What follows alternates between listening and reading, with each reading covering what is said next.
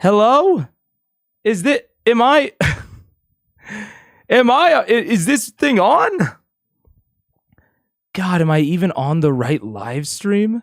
This is so, no visuals? No visuals, only audio. Okay, amazing. You know what? We're making progress. Of course, it's today. It's always on announcement days that I have big technical issues. Okay, wait. We see your little glass. A voice from a void. Okay. Okay.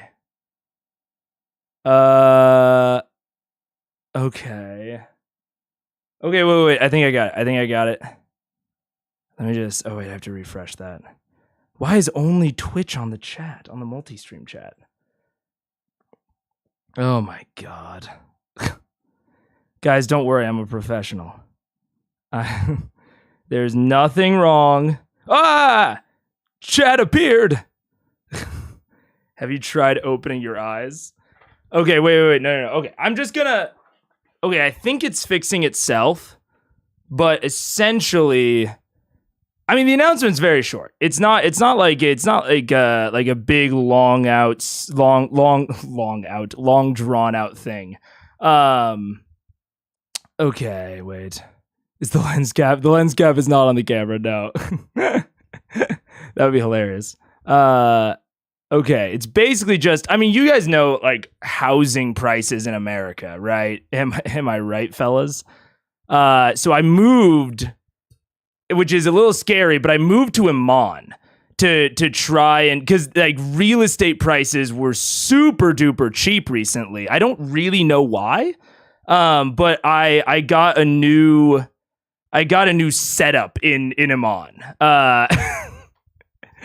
Now, that is the you can see beautiful landscape. I would say rolling hills in Amman.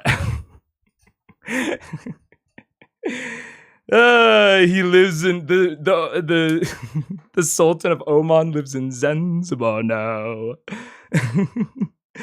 Oh, absolutely doxed. You're right. A little bit dodgy? I don't know. I mean, the housing prices dropped staggeringly. Staggering quick. Lots of light. That's true. That's so true. I will say, I don't know what happened with the actual stream. The camera shit was a bit, but I have no idea what was going on with the actual stream. Or maybe I do. Never mind. It's all part of the bit. I don't know. We've been debating whether I should watch Sam's coming ads. I think clearly indicates no, I don't need inspiration. I only want inspiration. I need it all. Also, throwback to anyone who was around at the beginning, made a potion for the first time in a while. One of my potions. Mega is Sam confirmed. It's the dark reflection. It's the mirror. It's the mirror dimension. Man, I had to figure out how to use studio mode for that joke. I've never used studio mode in my goddamn life. Schedule. Okay, no. So legitimately, it has always been 12:30. I don't know what was wrong with it. I think it was something to do with the fact that I had like a privated live stream that was set to yesterday before this. Slobs got very confused. But we're back. We're in it. Now he's a big cup to drink out of. Look, I mean, I've got a bit of a, it's not that big, but it's, it's something. It is a off-brand Yeti. It's a Dynamic SE. And it's just as good at its job. I will tell you that much. So was the green screen the announcement? Yeah, no, the announcement was a joke. No, the fact that I moved to Amman was the announcement. Ty, come on. Yeah, no. I was playing a bit. Dude, I spent so long on this, and I was trying so hard to get rid of this stupid green line. And I now am like generally aware of why the green line is there, but I've not figured out how to get. I sort of know how to get rid of it. It's basically that I'm lighting up the green screen more than me, essentially. So, or just like too much, so it's like bouncing off and like reflecting off of other surfaces. It's so much fire. You'd think Amman was California. Pretty sure this is just a California wildfire.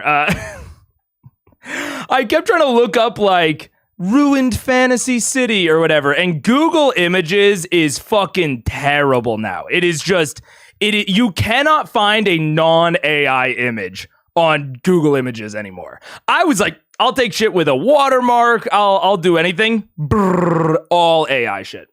So I found a website called Pexels that is like royalty-free images.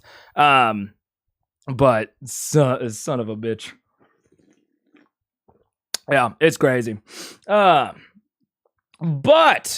anyways, let's get into comment highlighting. So the highlight today is from Albie Draper. And they commented, I think one of the reasons that Matt is so good at targeting players is because players are willing to take a back seat as they know they'll get that later. Like they'll get like the focus and the treatment later, which like we hit on like briefly during the actual video. But like, I think that level of trust is absolutely excellent and is very illustrative of the exact issues that Tibbs was running into at the end, where like, and it's, I think it's especially illustrative of why a lot of Tibbs's actions, even though like, I think on their face, they actually weren't that bad. Like a lot of his stuff was like kind of low key. There was a couple of really bad moments, but a couple of them were just like, oh, he's like, hogging up, he's like being a bit of a spotlight hog, but it's hard to define what a spotlight hog is or looks like what's the difference between what he was doing and what some of the other players were doing. And I think that this is a really good kind of thing to hit on around like why all of that stood out so much in comparison to the other players. Because I think at a lot of tables, those actions wouldn't have stood out as much, at least. Like they still would have been bad and they still shouldn't happen at any table. But I think one of the reasons that they stood out even more at the Critical Role table is because when everyone else, when all 7/6 other players are displaying this extreme level of patience and trust, it is so jarring and it sticks out so much when people don't have that level of patience and when they aren't showing like that level of trust or they aren't giving that level of trust.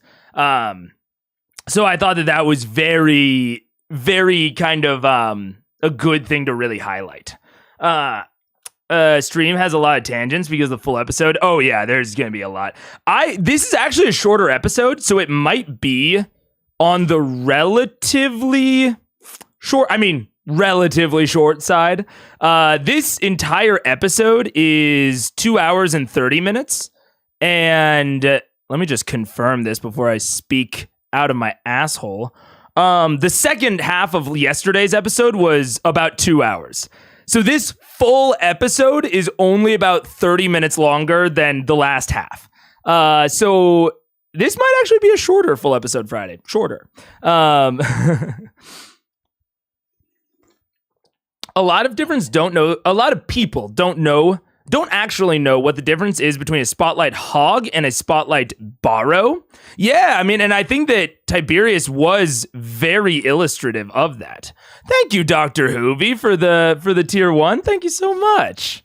Yeah, I think he was really illustrative of kind of what the difference is. Like looking at him compared to, say, a Liam or a Sam or a Percy. Like, I think that that Travis, Laura, and Marisha are generally pretty low key, but very frequently Sam or Liam or Taliesin will take a decent amount of the spotlight, like at a time. But then you barely hear from Percy for an episode. Or like they take it and then they are like, I don't want to say silent, but they're like nearly silent the rest of the episode. Like they are very good at trading those things off in a way that Tiberius / Orion like never was. And it was just very jarring at a table where everyone else was really good at it and with so many people. Like we talked about like him taking up like all the air in the room a lot of the times. I don't feel like there was ever an episode where I didn't get solo Tiberius stuff, solo Orion stuff. Or if it was like group related where Tiberius or Orion was like very prominent within that. Whereas the other ones I think trade off a lot better. So possibly done in 10 hours per player. Yeah. You say, I watched a beautiful 7.5 hour long half stream. I mean, that's what I'm saying, Tai. It'll probably be similar. Yeah. This is a downtime episode, right? I don't know. I honestly don't know, Rebecca. I was making a joke based on how different terms for pigs, hog, stag, barrow. Oh boy, I do not know terms for hogs. I do not know those terms. The only family I have that have ever owned any cattle, it was not even family, a godfather owned a cow's ranch. I don't know shit about pigs, honestly.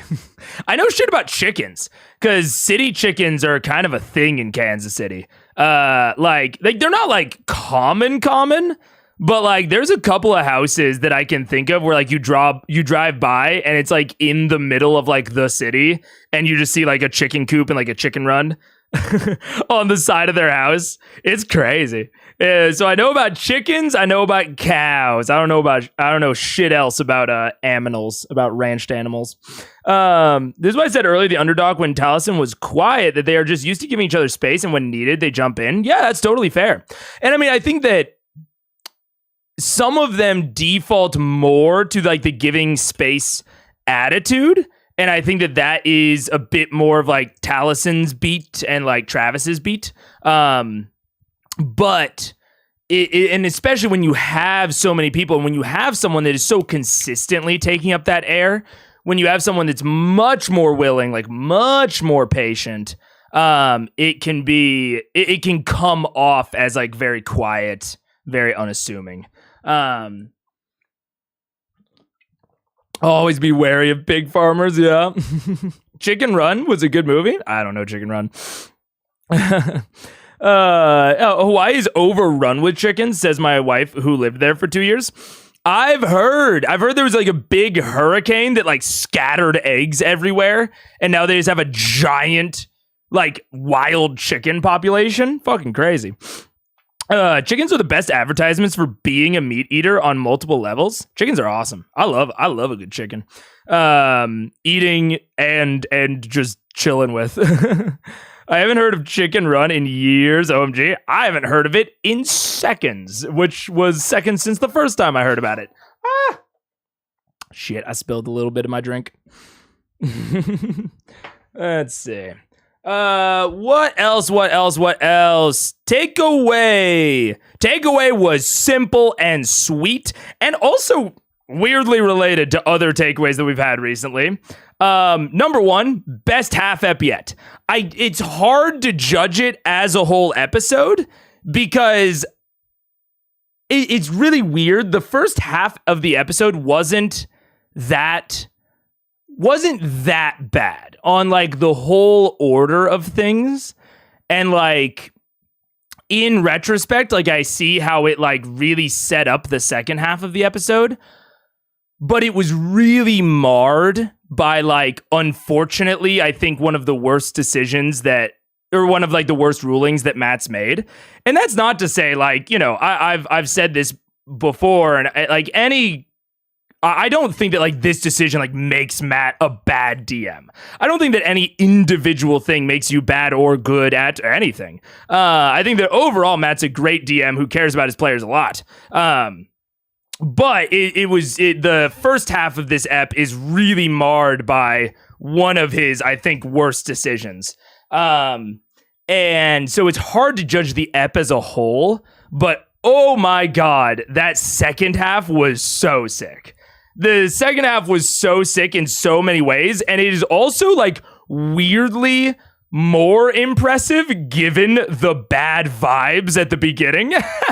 Like the fact that they were able to bring it back as players and as a DM is kind of like impressive, like almost like weirdly so. But yeah, Hawaii is just generally terrifying for bugs. Do not recommend. Is it like Australia? It's like Australia where everything's out to kill you all the time. What up, Brittany? How you doing? He hates Matt. I hate Matt. That's the next title of the next stream. I just fucking hate Matt. I think bad luck and an iffy ruling made the first half subpar. Second half carries easy though. I know, that's why it's tough to say like, is it my favorite episode like flat? I don't know. But it's my favorite half of an episode. Easy. No, absolutely no question. It's my favorite half. So it's tough. It's tough. Chickens stink. I live near a chicken farm, and when it gets hot outside, the whole town smells like chicken poop. I mean, maybe I'm just like nose blind to that sort of shit. Like I went to Kansas State University, which is in Manhattan, Kansas, the Little Apple, and you could tell which way the wind was blowing based on whether or not you could smell cow shit. Like you didn't have to do one of those. If it was blowing from the north, you smelled cow shit guaranteed. And that was just that's just every other day. So I don't know. I'm not maybe I'm a little nose blind to it at this point, but animal smells don't really get to me. Although maybe they fucking would now. I don't know, because I also lived on the outside of, like, I'm from Kansas City, but I lived on the way outskirts of it. It became more of the, what's the opposite of outskirts? The inskirts? It became more of the inskirts, but when I was like, young, like 0 to 10, it was more of the outskirts. Since birds are dinosaur, eating chicken makes me feel like I'm allied with space rocks. Fuck yeah. Dude, I would 1,000% ally with a space rock than a fucking prehistoric bird. Fucking losers. I'm on the side of the fucking winners. I'm definitely allying with the space rocks. I think a lot of people forget about the first half because of how good the second half is. That's fair. I probably will. I will probably mainly remember this as like an individual half, especially with how I watched it. I watched it in like kind of two distinct halves. What's Mega's favorite episode and why is it Critical Trolls? Oh my God. I will say Critical Trolls gave me an idea, like a content idea that I'm very excited about, but oh my God, I would never rewatch it. What's up, Tor? How you doing? Twitch chat is a little less chaotic. Might hang out over here. Hey man, I like the multi-streaming for just that reason. I live in Missouri. Missouri, Ozarkia or Great Plains, like north or south. Because Missouri's a very different vibe depending on the part of the state. I feel like Kansas is pretty consistent, like, Flint Hills bullshit. It's like, Kansas is like Flint Hills and Kansas City. Whereas like Missouri is very much like north is very Great Plains, very similar to like Nebraska, Kansas. And then south is like dead Ozarkia, like Arkansas type vibe. Very, very different. The petticoats. I would say with the space rocks, they won't eat me. Exactly. My next cock is My next COD game is gonna be set in Inskirt. I don't know that. Ozark. Very nice. A water person. A marshman. All right, very nice. I like Ozarkia. A lot. I would always, Missouri and Kansas got big beef going back a long time, but I mainly have beef with the Great Plains region of Missouri because Kansas is just better. Was it bad? I haven't watched the reaction VOD yet. Forgot about it. Oh my God. I Critical Trolls was painful. Critical Trolls was very painful. I was not into it. I felt bad for Matt the whole time. I felt bad for the players. Orion was in rare form. I was not a fan of Critical Trolls at all. It was basically like, whose line is it anyway? But you don't have 4 trained professionals doing it. You have Twitch chat doing whose line is it anyways, and I don't think it goes well. It needs to be rewatched every 1 to 2 years, lest we forget. I have a friend who lives in Missouri. What are the different vibes? Not referring to other places. What are the different vibes? It's just like north is, again, it's very like, like sparse forests, fields, plains, farmland. And then south is like a big like lake country. So there's like a lot of water, a lot of rivers, like marshes, but it's not even really, I don't think Ozarkia is really comparable to anywhere else in the US. It's like a very unique biome that I think is very cool.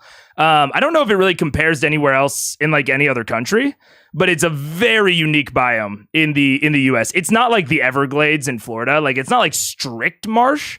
It's like lake and river country. That's why I just call it Ozarkia, because there's no real comparison, I don't think. It's very cool country, very expensive. Well, the country isn't expensive. Living next to like the lakes is expensive. It's like where like rich people from like Kansas City, St. Louis have like lake houses on the Ozark Lakes. And then surrounding it is like very normal Missouri. From what I understand, I don't live there. I'm from Kansas City. It's about, I don't know how long, like 4-hour drive ish.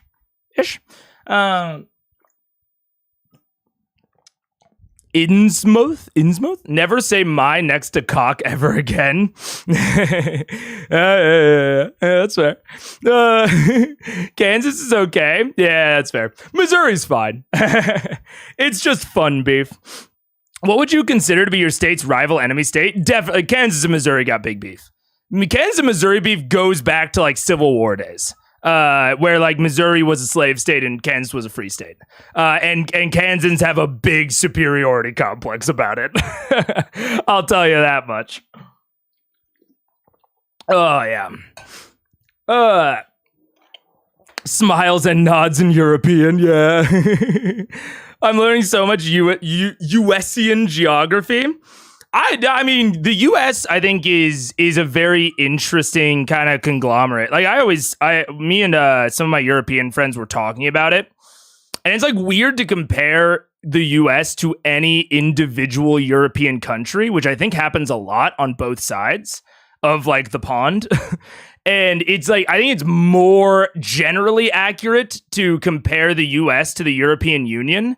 But if the European Union had a lot more control over the member states, that's sort of more the vibe, and like the geographical size. So there's a lot of variance.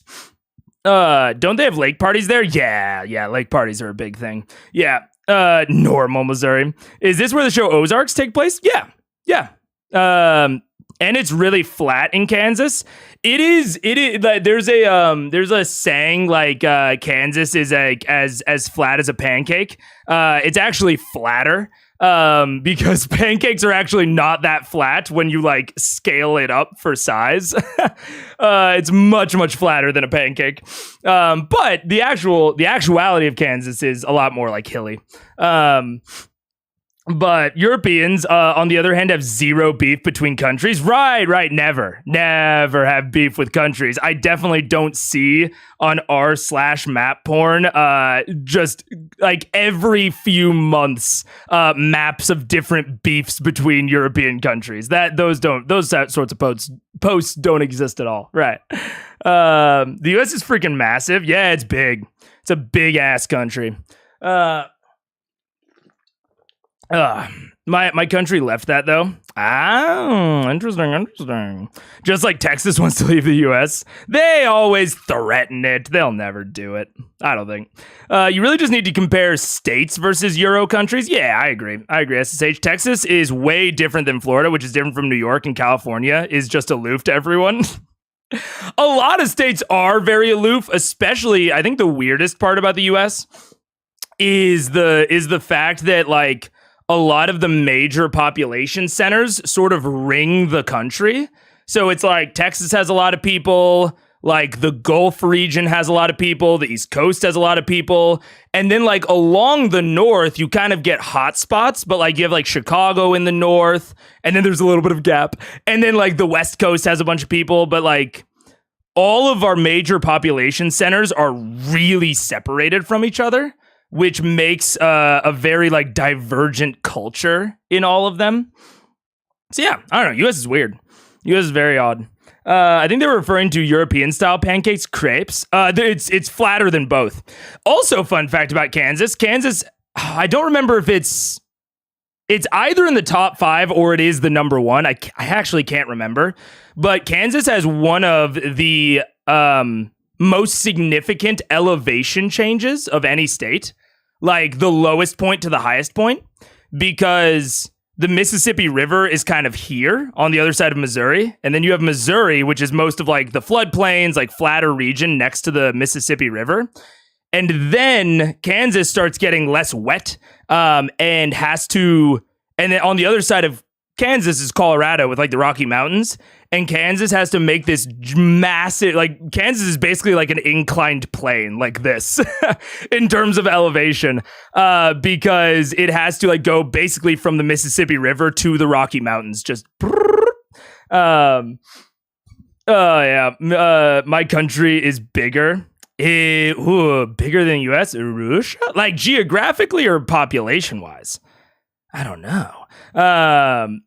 British and French, sure. So more accurately, Kansas is as flat as a crepe. I still, from what I understand, I still think it's flatter from what I know of. But I could be wrong. I'm chilling in Australia, smiling and waving during this conversation. What are your thoughts on St. Louis? Armpit of the US. I got big beef with St. Louis. I hate it. I'm a big St. Louis hater. I have a lot of people that I love that are from St. Louis or live in St. Louis. But big St. Louis hater on my side. I love Omaha. Omaha, Nebraska is nice. Flat as a crepe doesn't have the same ring. Yeah, true. Norway has a massive inferiority complex relative to both Sweden and Denmark. Really? Oh, interesting, AKL. I don't know anything about like European, like that level of European beefs. I know like the big ones, but not that one. That's crazy. Not a fan of the St. Louis Chess Club. Okay, they just happen, they're cool, but they happen to be from a trash city. That's all that, I mean, they don't have anything else to do there, so they have to play chess. I'm mostly wondering whether Kansas is flatter than the Netherlands. I don't see how it could be. It's probably not. I don't know how, oh wait, no.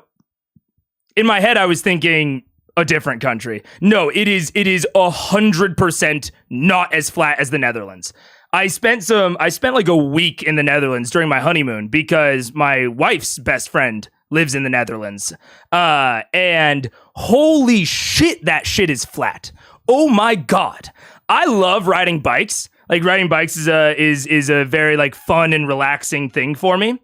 And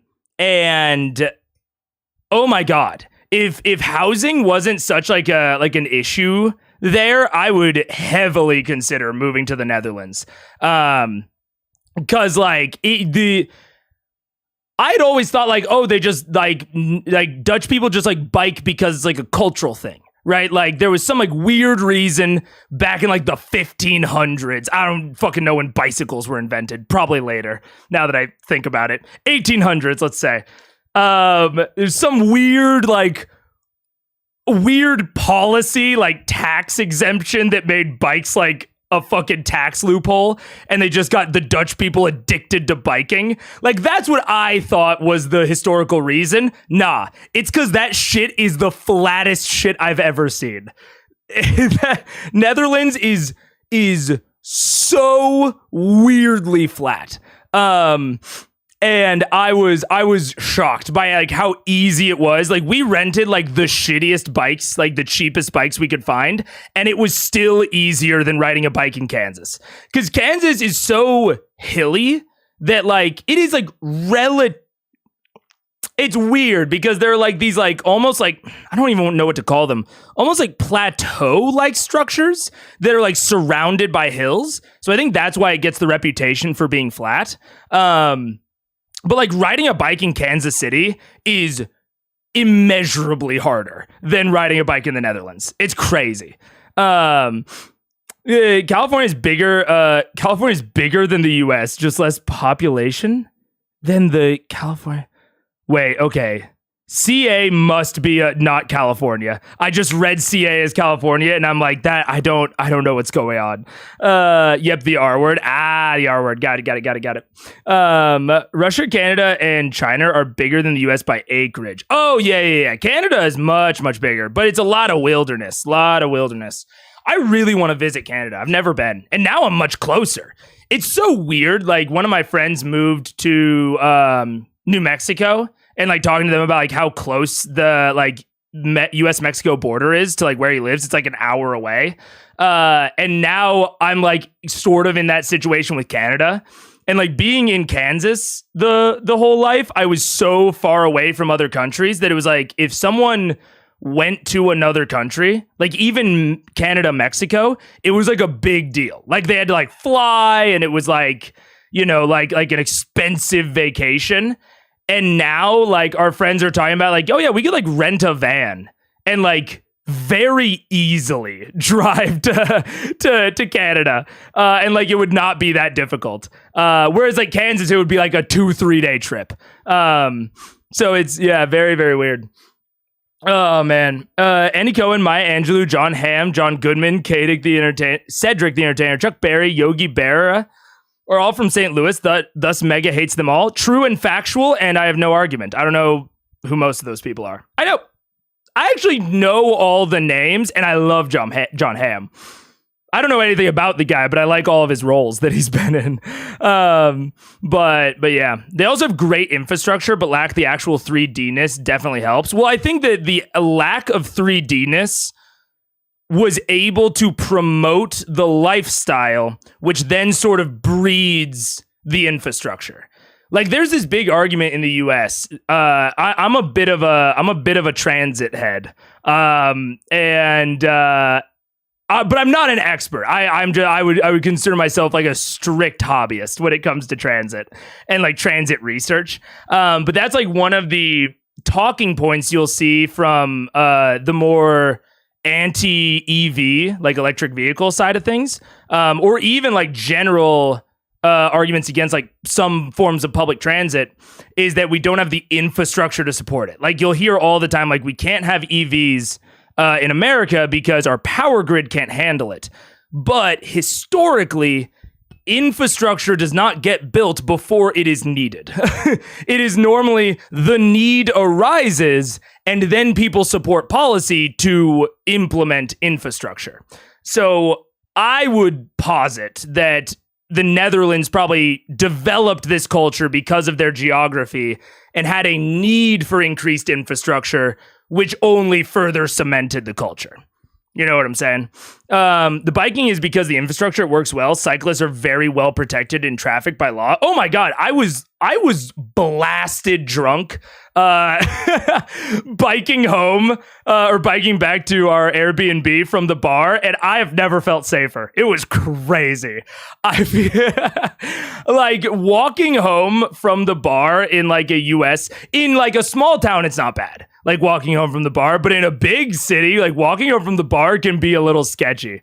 There's like a weird level. Like small towns, it's cool. And in like big cities, people are used to it, so it's cool. But there's like a medium-sized city like Kansas City, Omaha, St. Louis, where people aren't used enough to pedestrians. And I think it feels very dangerous, like walking home while you're like blasted drunk from the bar or whatever. Yeah. It gets less hilly as you go west in Kansas. That's also true. Yeah, it's much hillier closer to Manhattan or to Missouri. Yeah, once you go like kind of past the halfway point in Kansas, it does get much flatter. Rent a van, that is Breaking Bad. Yeah. South Carolina has no public transit outside of larger cities. I live rural and there's nothing here. One of the reasons I wanted to move to Chicago was not only because of the L system, which is like relatively, like I don't want to say it's like famous, but it's relatively on the famous side in terms of transit systems in the US. But the lesser known aspect of Chicago transit is the commuter rail. I think it's Metra. So there are a lot, and it's still, I still have critiques of it because it is very much focused on commuters. So it is focused on bringing people in from the outer cities into work in Chicago. But like, that's still cool. That puts a lot of opportunities for like social mobility where you can go and live somewhere cheaper and then commute into higher paying jobs in the city. And like, you don't have to like waste all your money on inner city rent. So I think the commuter rail is very, very cool, and is very rare. I actually don't know if New York has any sort of equivalent, because I know that New York's transit system is considered generally the best in the US, but I don't know if they have that sort of commuter rail system. I got to assume they do. But that was something that was a non-negligible decision in us moving to Chicago of like, okay, if we ever want to buy a house, it will have to be in like an outer city suburb. But if we're in Chicago and like we lay down like roots here and make friends and whatever, we can still commute into the city on the commuter rail. And they recently made changes to where the commuter rail runs more consistently. It doesn't just like run it like 9 to 5 times, which is cool.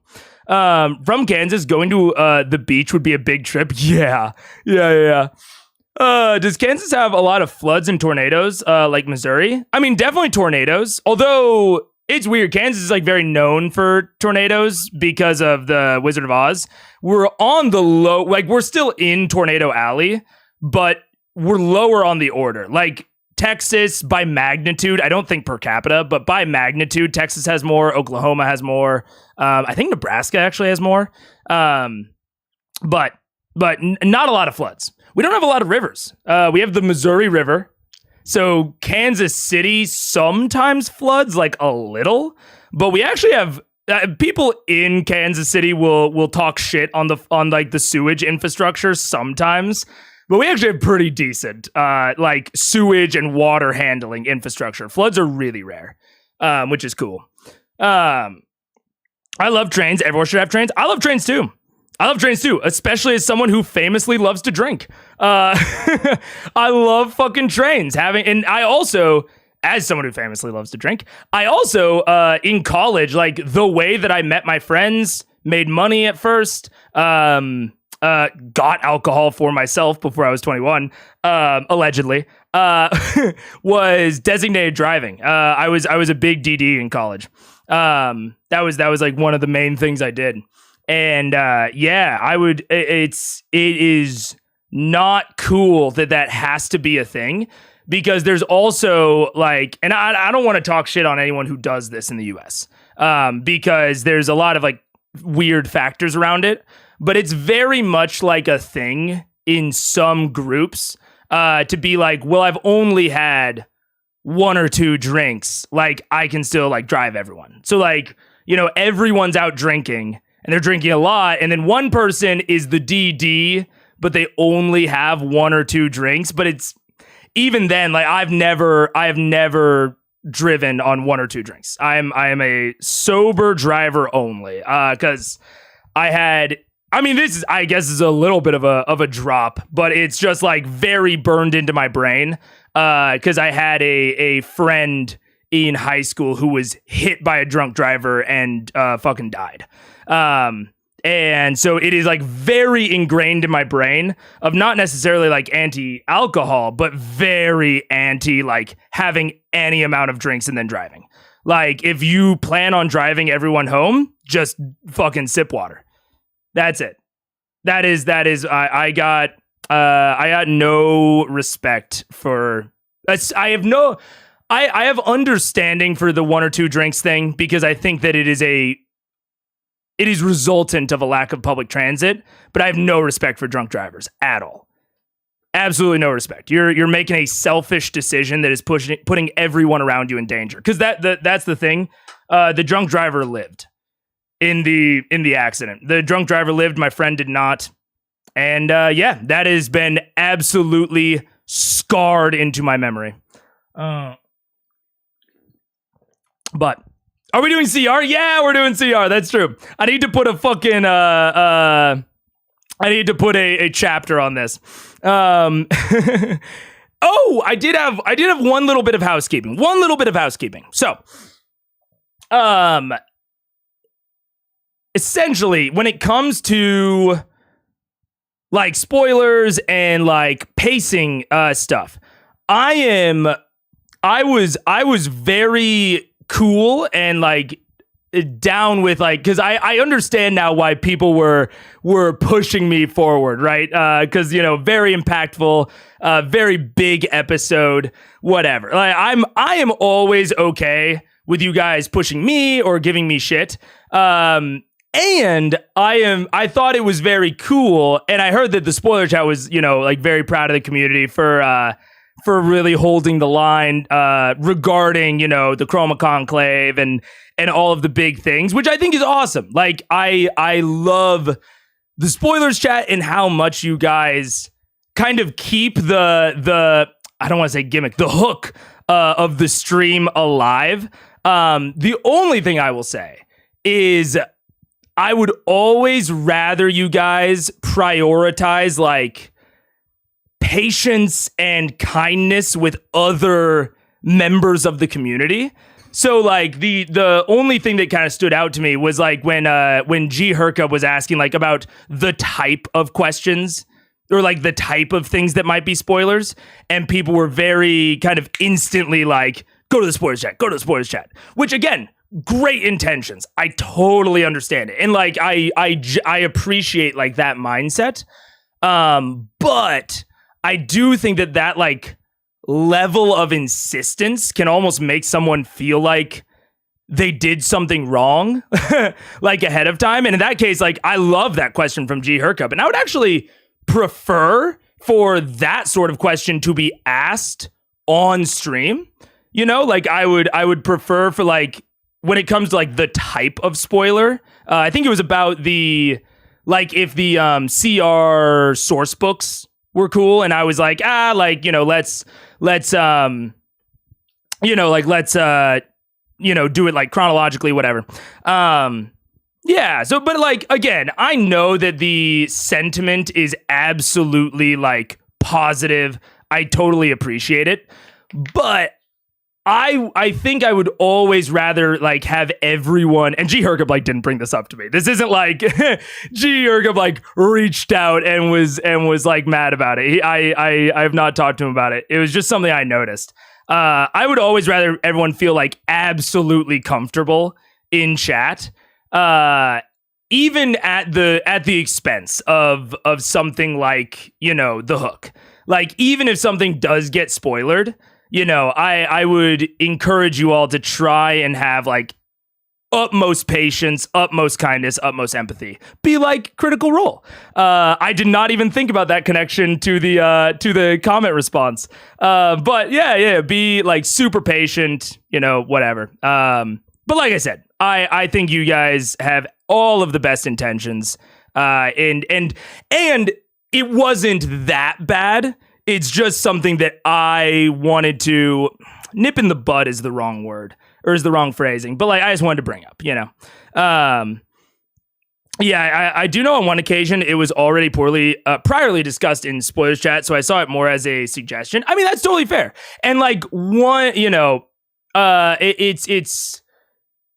I think with the G Hercub, it was specifically the or not the insistence, like the number of iterations on like when you know, someone was like, oh, like that's a good question for spoilers chat, and then I kind of reclarified and G Hercub was like talking back, and then people were still saying to get in spoilers chat.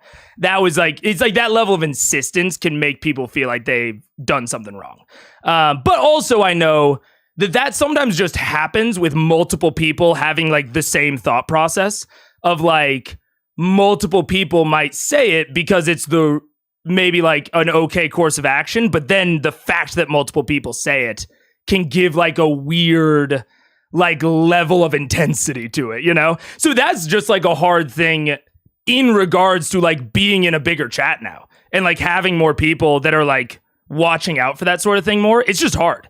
I don't know, you know, we are striving to be the best that we can be, and we're not gonna get there all the time. But I will say, in terms of, but that even what I just said sounds like I think more intense than I even mean it. I think you guys are doing great. I just wanted to, you know, bring it up. The only thing, wait. Oh my gosh, I got totally out. Oh yeah. In regards to that actual situation, I did want to bring up a little bit of a clarifier. Yeah, when it comes to the type of thing that even is a spoiler, like if you're talking about like a specific instance of like, oh, did you see the Orion thing yet? Or did you see, you know, the dragon thing yet? Like, even if you're being vague, I think that those types of questions are great for the spoilers chat. Very, very great. Because even a vague question like that could lead to like some level of spoilerage. But when it comes to like, oh, like G Hercub of like, you know, talking about the books and like whether or not you can talk about things in there, those are things I would actually prefer to answer on stream, because then they set a future precedence for those sorts of things.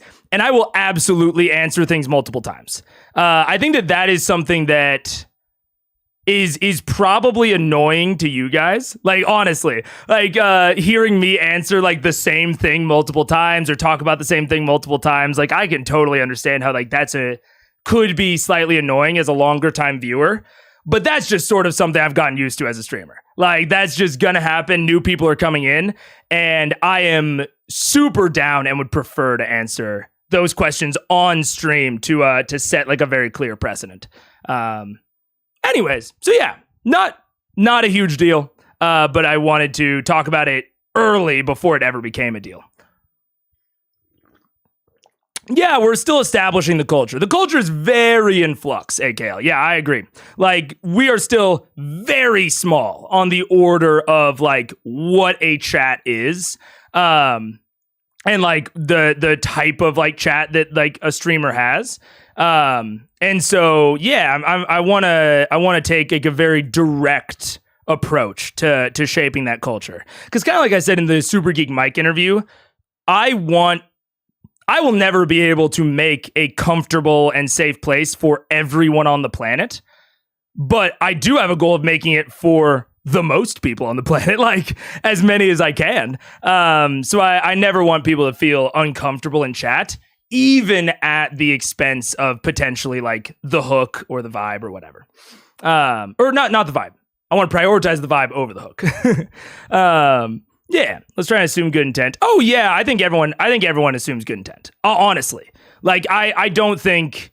Again, I haven't talked to G Hercub about it, but I don't think that G Hercub assumed any sort of bad intent. I know that everyone has the best of intent here, or at least I think they do. Let the mods handling suggestions to something like that. Wait, I gotta go. Thank goodness Discord has a Critical Role spoiler channel to help you hold the line. New link. Yeah, I could. I need to work on more Nightbot commands to make Nightbot commanding very easy and very simple. I have a lot of different things. I will say, so I've talked about a lot of things that I want to do, and like different plans that I have, and different things that I might be prioritizing at any given point. And what I am prioritizing for this upcoming week, just so you guys are aware, is unseen campaign stuff. Because I really want to make sure that I can run unseen campaign sessions. Unseen campaign sessions at the end of March. So that is going to be my priority next week. My priority this week was getting this at least workable. Like this whole room and setup business, which it is now, which is awesome. And getting my setup workable, so I've accomplished that. Next week is going to be a lot of unseen campaign stuff. And then I think the week after that will be a lot of meta channel stuff. So like getting Twitch more set, getting alternate revenue streams like PayPal set up. I have a PayPal already set up, but I need to make sure that it's like anonymized and everything. And I have some tentative merch, because the merch that I got that you guys have seen me wear, I didn't really love. Like, I didn't love like the quality for what you were going to pay for it. So I was like, I don't know. But I found one that I think has much better quality for the price. So that'll be like 2 weeks from now. So that's just like the general schedule of like what I'm working on. Also, sometimes things sound funny or nice in your head, but don't translate well in chat. I am famously bad at communicating jokes and in tone and intent over text. I had a reputation at work for being very blunt to the point of like making like sounding upset and sounding angry. But whenever I got in a voice call with someone, or whenever I could like talk to them, things cleared up instantly.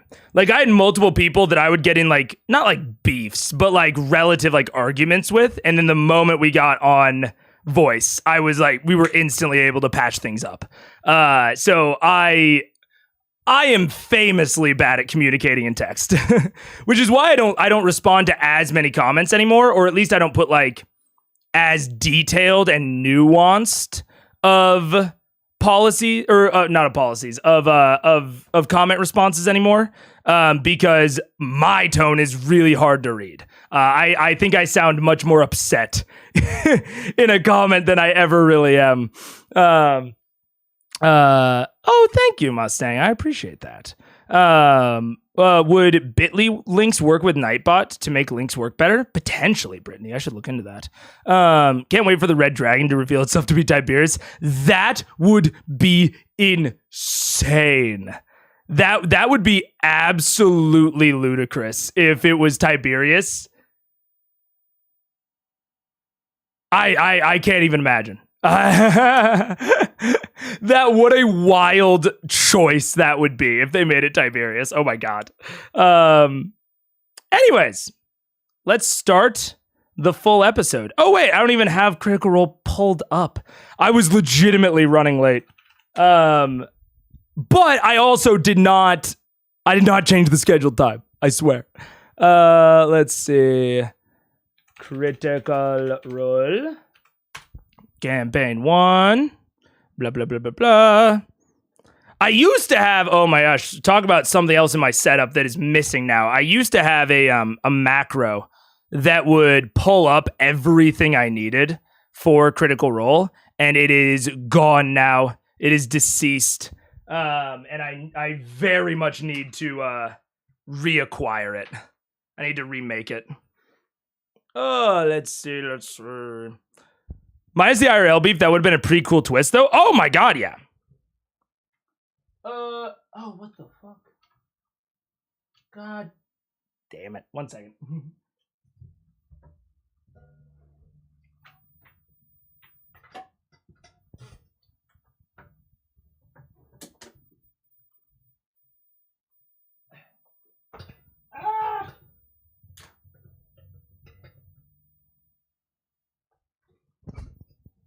Okay. Things are undone now.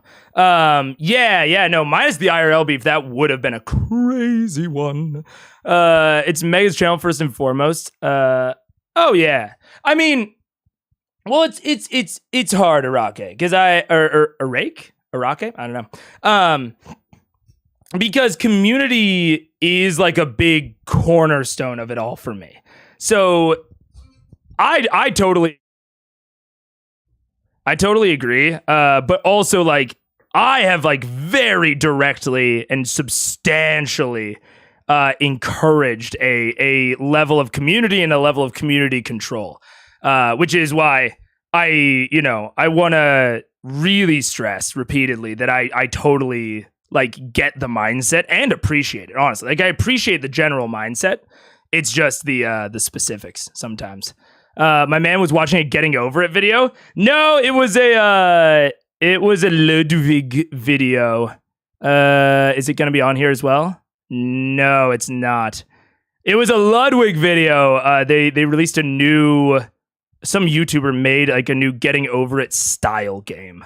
Dude, I would love to play Faudian games like on stream, but I think that we're kind of in a I don't want to say a dead zone necessarily, but I think that they're kind of, I don't know, I think they're kind of dead. I don't know the last time that someone like put out a good new Faudian game. I mean, it could be me just not knowing about them, but it was like Getting Over It, Jump King, and then there was kind of a lull. There was like Pogo Stuck, I guess, but I don't think that was as popular as either of the other two. And then, God, what was the really big one? It was like Getting Up or something. It wasn't Getting Over It, but it was like Only Up. It was Only Up. And then after Only Up, I feel like we have not seen anything like unique or new in the Faudian space. As long as they aren't dead RTS games, I fucking hate RTS games. I hate RTS games, dude. I'm not a real-time strategy man. Everyone remember to switch off Top Chat? Oh no! I was on Top Chat. Fuck! Shit, you're so right, Valkyrie. You're so right. We were only a few decades into communicating this way in mostly text over the internet. Culture is not adapted. Oh, yeah, I totally agree. Can you change Top Chat in the phone app? I don't know. I actually don't know. Okay. Only Up wasn't that long ago, to be fair. Yeah, that's true. It wasn't. That's true. Celeste is sort of adjacent. Yeah, like Celeste is sort of adjacent, but I think like the real thing that defines a Faudian game is no checkpoints. And Celeste, I would call it more of like just a very difficult 2D platformer because each stage has a checkpoint. Whereas like something kind of equivalent in Jump King, you can fall down the whole stage. But anyways, playing Celeste, please the almighty. I do love Celeste. I love me Celeste. I haven't beaten any like the B-sides or anything, but I really like Celeste. Those games always felt more like streamer content. Oh, I agree, Ed. I've never played any of those games. I just love watching them. I love watching people play those sorts of games, especially like highlight reels. I hate RTS games. Brainlet take SMH my head. Look, dude, I do.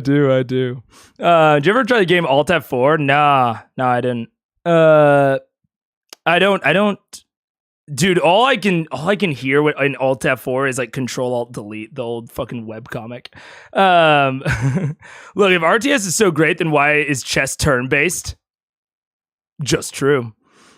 Although to be fair, competitive chess is timed. So I don't know. Okay. Critical Role. We're not a just chatting stream. I swear. This is a Critical Role show. and I will not hear any disagreement.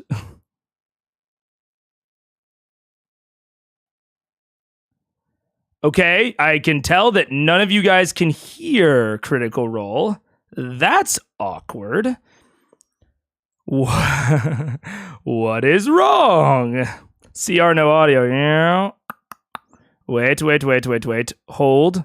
Pause. Browser. Let's see about that. It looks like we're going to be down one Scanlan short haul tonight. Unfortunately, Sam Riegel had scheduling stuff he couldn't get around. No Sam. God, after such a big stream, no Sam? That's crazy. But I mean, gotta fucking do your shit, you know? Gotta do your job. Gross. This is another one where, like, I feel sort of bad for Critical Role. Is like, I feel like at my home table, even if it's normally a game where we can play without certain people, or we can, like, play without, like, that's like a standard thing.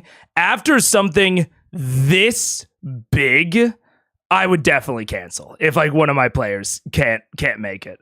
But they have the pressure of, like, it being a stream. So that's just a little tough. Yeah, that's an F for Critical Role. That sucks. I don't think there's much else to be said about it. Like, I understand why they're pushing forward. It's just tough. But we do have our other fantastic gnome, Ashley Johnson, joining us from New York. Yo. What a good guest player.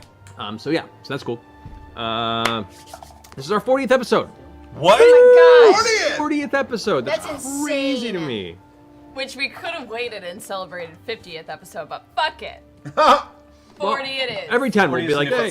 We'll celebrate 50 like We a told month. ourselves totally. 40 and done. Yep. So this is the last episode. That's how they announced the last episode. I mean, it was the end of of Legend of Vox Machina, the first season. So, I guess that You is. guys, That's hope not you've had true. fun. Enjoy. Hopefully not. I certainly hope not. We'll see how that goes. So yeah, that'll be cool. And we're gonna have our anniversary coming up in March too, which should be fun. Oh, man. So excited for that. Yeah. Oh So my gosh, will our 50th time up with our year? We got to figure this math out. Four episodes in February, 4 episodes. It'll get close. Very close. it'll get close. We'll see. Whoa. That would be crazy. Whoa. No, close. I don't think so. But anyway, so a couple quick announcements. Just a reminder, we're going to be at Wizard World Portland, February 20th and 21st. So guys, if you're in the area, want to come say hello, we'll be there for those 2 days. Yes, do it. We'll be doing signings. We'll have panels Saturday and Sunday, so it should be a fun time, and hopefully we'll see you there. Yes. Hooray! Please. Also, do you guys hear a slight buzz on it? Is it CR's audio, or is it? I just want to make sure it's on my headphones. But I also can't tell. CR's captions are out of sync. I know. So I'm hoping that it's Critical Role and or the YouTube video, because I guess it could be either. I don't know. Oh wait, we're past the time code though. 7:43 is where recap starts. Let's see. We're gonna jump on into it. All right, guys. So welcome I to lost my pencil. tonight's episode of Critical Role. So Oh, okay. The captions are back in sync now, so I don't know. What was that?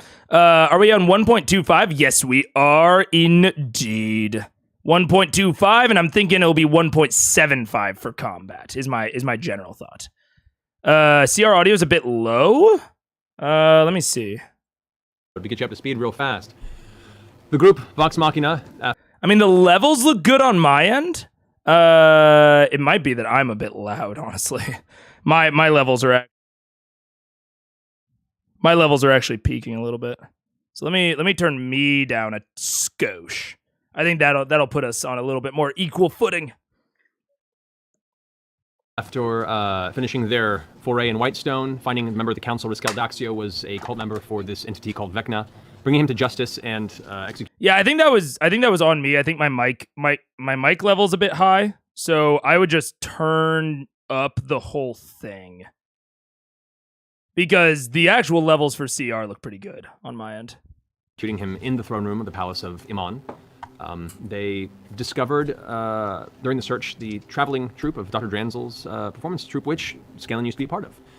During this time, they kind of hatched a plan to have Vox Machina seek this house that apparently had fallen into disarray and the owner disappeared for a while that may contain some goods. The party went and investigated as they had previously been to the house and were curious as to kind of where it stands at this point in time, especially if more people are disappearing into it. Upon going into what was once General Krieg's house, where they once fought a blue dragon, they discovered the corpse of Krieg, long buried from the collapse of the cavern and picked apart by some sort of other large clawed creature, and immediately got into some sort of a fight with a purple worm and a frost worm that were essentially battling over whatever it was that was moving in that tunnel that seemed to be nice and tasty. Both of these adolescent... They have a buzz. Okay, good. I mean, whatever. It's not that noticeable, but good that it is not on my end. Worm creatures, not even fully grown, proved a nice little challenge, but the party managed to succeed in escaping after killing them before the mother showed up. They returned to Iman, managed to help Scanlan's now discovered daughter Kaylee out of a little pension getting imprisoned after she got in a major bar brawl, and the party returned to their keep, where they were notified that Uriel, the sovereign of Taldore and the city-state of Iman, had an announcement to make in the Cloudtop district. So gathered Gilmore, gathered the rest of the party, and everyone went to the Cloudtop district around noon at the presentational stage. Sorry, noon, at dusk, sorry, the other one. So, at which point Uriel announced that he felt he was no longer a worthy leader or ruler of this entire realm that he has under his fair enough. Watch, and is deciding to step down. During this announcement, however, a number of strange entities came through the clouds in the sky as a series of chromatic ancient dragons swooped in and began to just destroy the city of Amon. Many of the townsfolk gathered at that square were immediately killed. The party, as well as a few other struggling survivors. Look, I didn't know SSH. I didn't know. Oh! Also, I was thinking about what I think is going to happen now with the fucking Chroma Conclave ass-looking ass. What up, Samuel? So, I don't know exactly what's going to happen. They could still get pushed out to Wildmount, but I'm really not feeling it anymore. Like, the Chroma Conclave it looks like essentially taking over Thaldore, which is a good threat level for their level, like this sort of regional threat. Because I think they're level 12-ish? So this sort of regional threat is very, very nice. Borderline world threat. So I like that a lot. My theory... I'm still constructing it. I'm still going to need to hear more. But I think that part of the reason that they triggered it now is partially in like retribution for Brimscythe, just in general. Maybe they've been looking for Vox Machina for a while to enact this retribution. But they're not just level 13. Okay, I think this is a great threat level. Something that could evolve into a world threat. It starts as regional, could evolve into a world threat. And potentially, like, as it goes, could even be multiversal. Or multiplanar. So I think really nice threat level. But I don't think that the reason they are enacting it... I think the reason they are enacting it... Because, okay, let me back up. When you introduce something like this, right... There is a question. It's a very similar question, I think, for why your characters are adventuring, right? There's this sort of common advice around why are you an adventurer and why now? That I think you sort of have to answer for any given character. And that's not like something I came up with. That is other people's advice as well. And I think that there is a corollary to that for DMs when it comes to threats that like happen, like big events like this with like the Chroma Conclave apparently like destroying or invading Iman, right? You have to ask the question of why and why now. Like, both of those things need to be answered by you as the DM. Not immediately. Like, that can be part of the plot line, is the party finding the answers to those questions. So, when I'm thinking about why and why now, I think that the why now is because, here's where Vox Machina is. Let's go fuck it up. But I think that in general, the why is not necessarily that, because the big red dragon that seemed to be somewhat in charge talks about how he was claiming the territory, right? When he was talking to Raishan and Umbrasil, he mentioned claiming the territory. So it seems that they have been trying to get control of Iman, right? And maybe not necessarily of Iman specifically, maybe Taldore in general. And answer because and why not? Yeah, Groydhead. Look, I mean, sometimes that's the answer. I think that's a bad answer. But if you want that to be an answer, more power to you. But I think that they've slowly been trying to do this already. So like Krieg as Brimscythe has been trying, or not, Brimscythe as Krieg was trying to essentially take over Iman already, right? Like Brimscythe has already been trying to do this with the Infernal plot. And my theory is that maybe I still think that the Black Dragon is Jaman, who has maybe been heading up this sort of Vecna plot. Perhaps he's even the one, this is a bit of a reach, because my theories normally aren't, right? A bit of a reach. Maybe we're going to find out that Delilah, right, she used to be, assumingly, a normal wizard from Wildmount. Like that's what we partially assume. Is that she used to be, a relatively normal person. Silas died, and then she went and searched out the forbidden knowledge of how to bring him back. And then she did, and she, gave everything up for that. And there's another, as normal as any wizard can be, well, true. There's something else that sort of came to mind when I was thinking about this, and thinking about it in relation to Delilah. Her talking about we broke the world, or I broke the world for us or for you or whatever when Silas died. And that has still been a sort of thing that's hanging around in my noggin. And at first I was thinking, okay, is Matt just abandoning, or not abandoning, but is the Vecna plotline just closed? And I feel like it can't be. I don't think that the Vecna plotline is closed. The Briarwoods, obviously, but I don't think that Vecna is fully closed. Daxio was going to Marquette, right? Where this Jaman fellow is. And there just so happened to be a bust of Jaman in Krieg's old house. Now, someone did make a comment that, someone else moved in. Maybe they redecorated a bit. Possible. But I think the connection is still very explicitly there.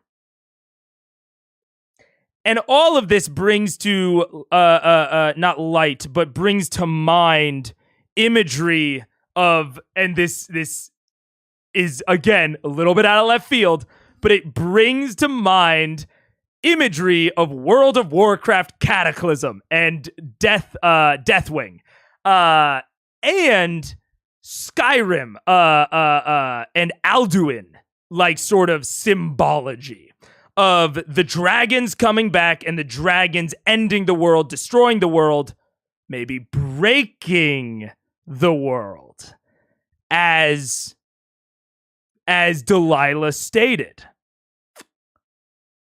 So when I'm thinking, yeah, WoW Cataclysm, exactly. A WoW nerd. Oh no, shut up. Shut up. So we have like oftentimes dragons have this sort of world-ending, world-breaking, world-eating symbology and theming around them. Thordak has very similar design to Deathwing in LVM. I don't know who Thordak is, so be careful, Yon Verb. I'm not. Be careful. But no, it's all good. I mean, I don't know who it is. I can assume it's one of the dragons, but I don't even know which one. So fair enough. So I'm looking at Deathwing, Alduin, this world breaking with Delilah's words, right? Of like, I broke the world for you. That leads me to this sort of mental picture of Umbrasyl / Jamon maybe being sort of the Eldritch Knowledge Keeper, right? Because these are all ancient dragons. Potentially ancient enough within, this timeline to have been around when maybe even Vecna was around. Like, we don't know in the context of Critical Role timeline, we don't know how old Vecna is compared to how old these dragons are. So I'm wondering if Jamon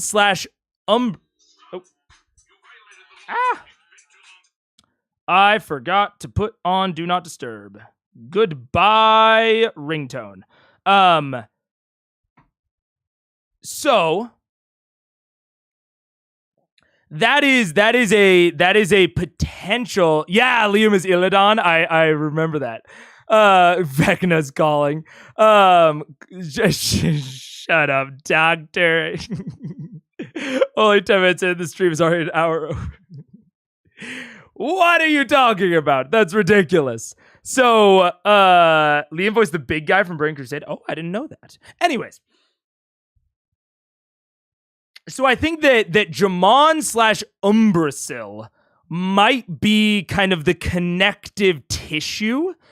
And I think that when Silas died, Delilah went on the quest, right? She went on her own kind of warlock eldritch knowledge quest to get the knowledge of how to bring him back. Ancient dragons, very reasonable way to go, especially if, you've exhausted all of the libraries in Wildmount, all the libraries in Amon. Go back to someone who was there in the ancient days, right? Especially if you find knowledge that maybe Vecna can do this thing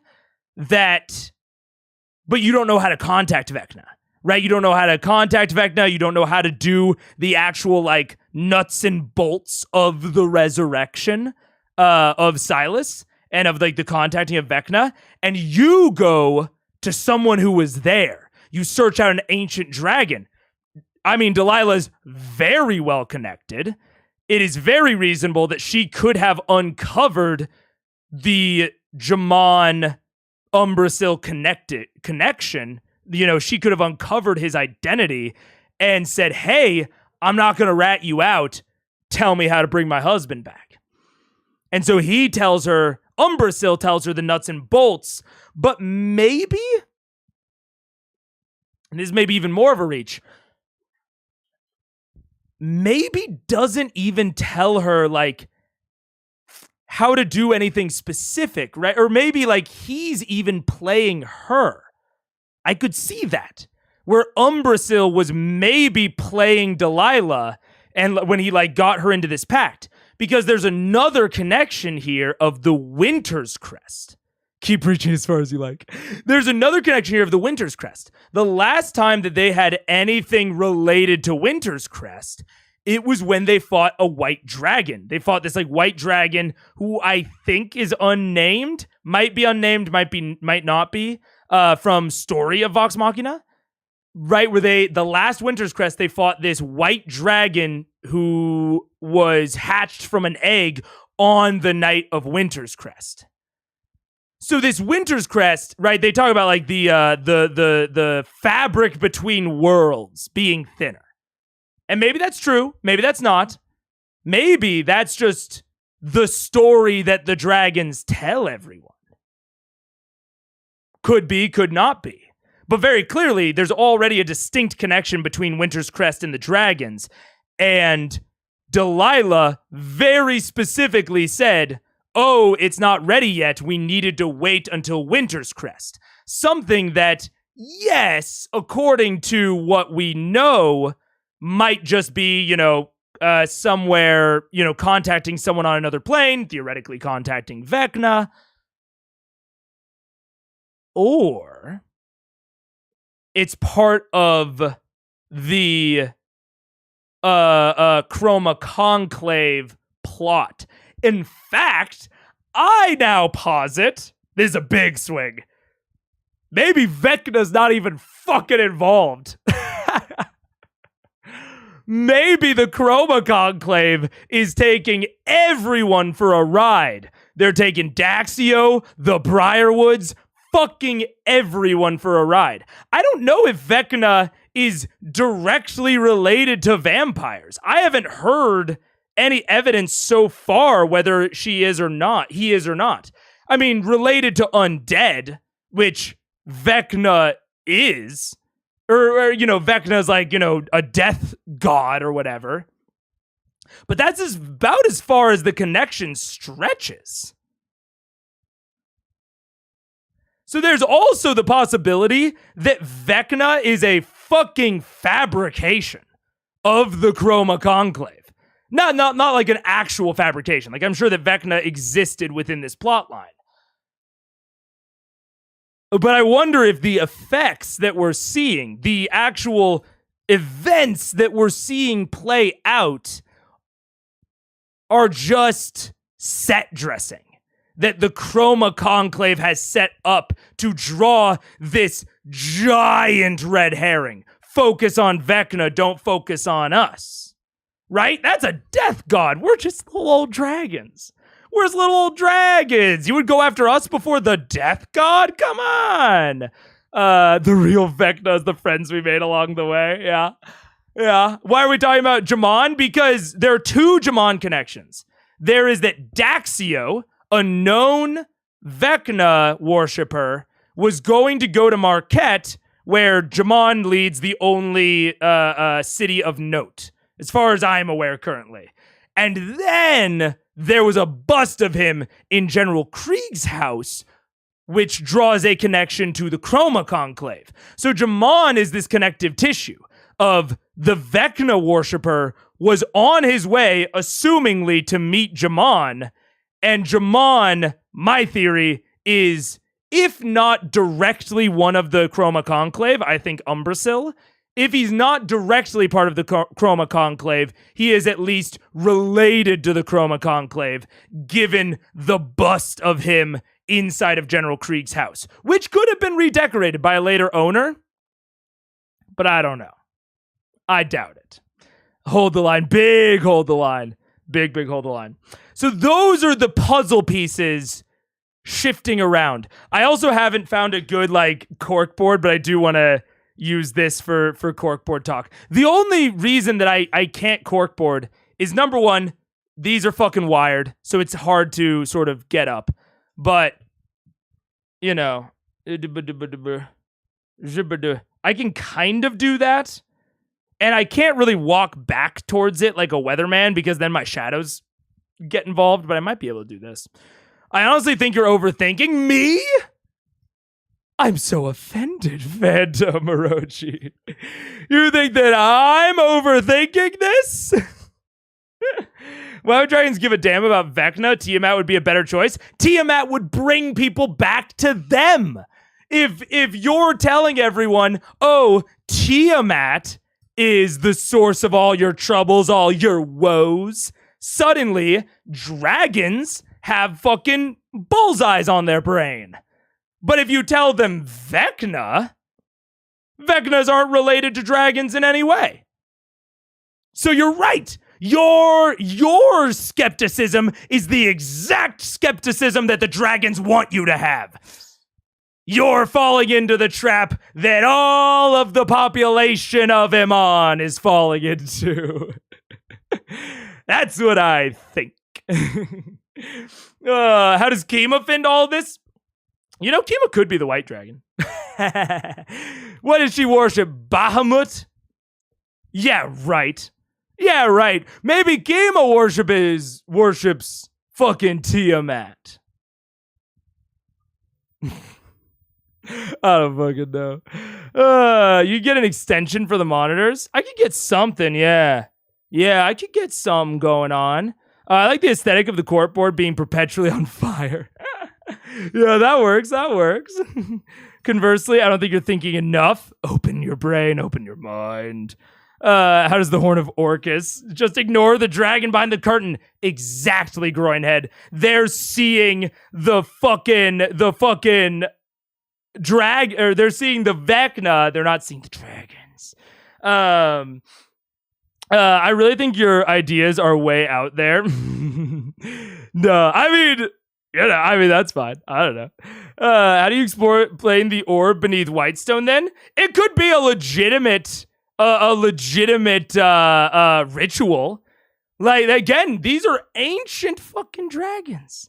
And by the way, never confirm or deny. Never confirm or deny, folks. Because obviously y'all know the real shit, right? But the orb, I mean, it could be. Obviously, in this theory, Umbrasyl gave Delilah something real, right? Gave Delilah real power to bring Silas back. Like, absolutely could have given them some fucking ritual that summons a fucking orb. We don't know what the fuck that orb does. And we already know that the dragons can open interplanar portals. In the story of Vox Machina, during the Winter's Crest, they did not fight the white dragon in the material plane. They went through some sort of portal to some other place where the dragon then transformed and they fought it. So we already know that the dragons, even a young, sick dragon, have portal fuckery, especially on Winter's Crest. So that's what I'm thinking. Isn't platinum white gold, white dragon? Maybe we don't know. It's not even addressed by now in C3. Maybe. I mean, it's very true. Yeah, so I'm just saying, feel free to ask questions as long as you never confirm or deny. Feel free to press me on any given point. I'll work it into the theory. Totally fine questions to ask me to explain things within my multiversal theory. Totally fine. Just don't confirm or deny. I mean, it can't be a plot without some kind of evil manipulation of your perception of reality. Precisely. It'll be too busy with the Krova Conclave to notice Vecna being summoned, so when they finally get home, he will already have pooped in their beds. It's the opposite. The Chroma Conclave is actually a Vecna plot. This means I'm not high enough to follow this trail. I do need the fucking corkboard. I need the corkboard so that you guys can follow my trail. Anyways, that's my current reworked theory of what the fuck is going on. I actually think that the Chroma Conclave potentially gives more thematic meaning to Delilah's quasi last words than anything else has. But I don't know the exact relation. Ran away as both the large or gargantuan black and green dragon began to chase you down. Right before they honed in to pick you off, an even larger ancient red dragon shoved them off to head east to continue their plot. After slamming down into the center of Iman. Which Iman's on the western side of the continent. So they must have had this plan to kind of take over Taldore. I bet that the other two are going to like Westrun or something like that, if I had to guess. I will say, voice is definitely not gone, but I'm feeling the strain a little bit. So we'll see what's up. We'll see what's going on. I would sell my soul for a fully worked out red thread corkboard version of this theory. I want to. I haven't. The unfortunate thing is a lot of the really good looking like corkboard type stuff would require a lot of upfront work, and I form a lot of my theories in the moment. A lot of them aren't like easy to work with in the moment. So we'll have to see. I don't know yet. To me, CR still sounds a touch lower than your mic. Can work on that. The dragons were going to take over Taldore with or without Vox Machina. I mean, that's what I'm kind of saying. That's my answer to why versus why not. of like, or why now? The why now is because they found out about because they found out about where Vox Machina is. And Vox Machina was kind of their wild card. They wanted to take out Vox Machina in the initial push. And the why in general is, they're just wanting to they just have ambition to take over all of Tal'Dorei.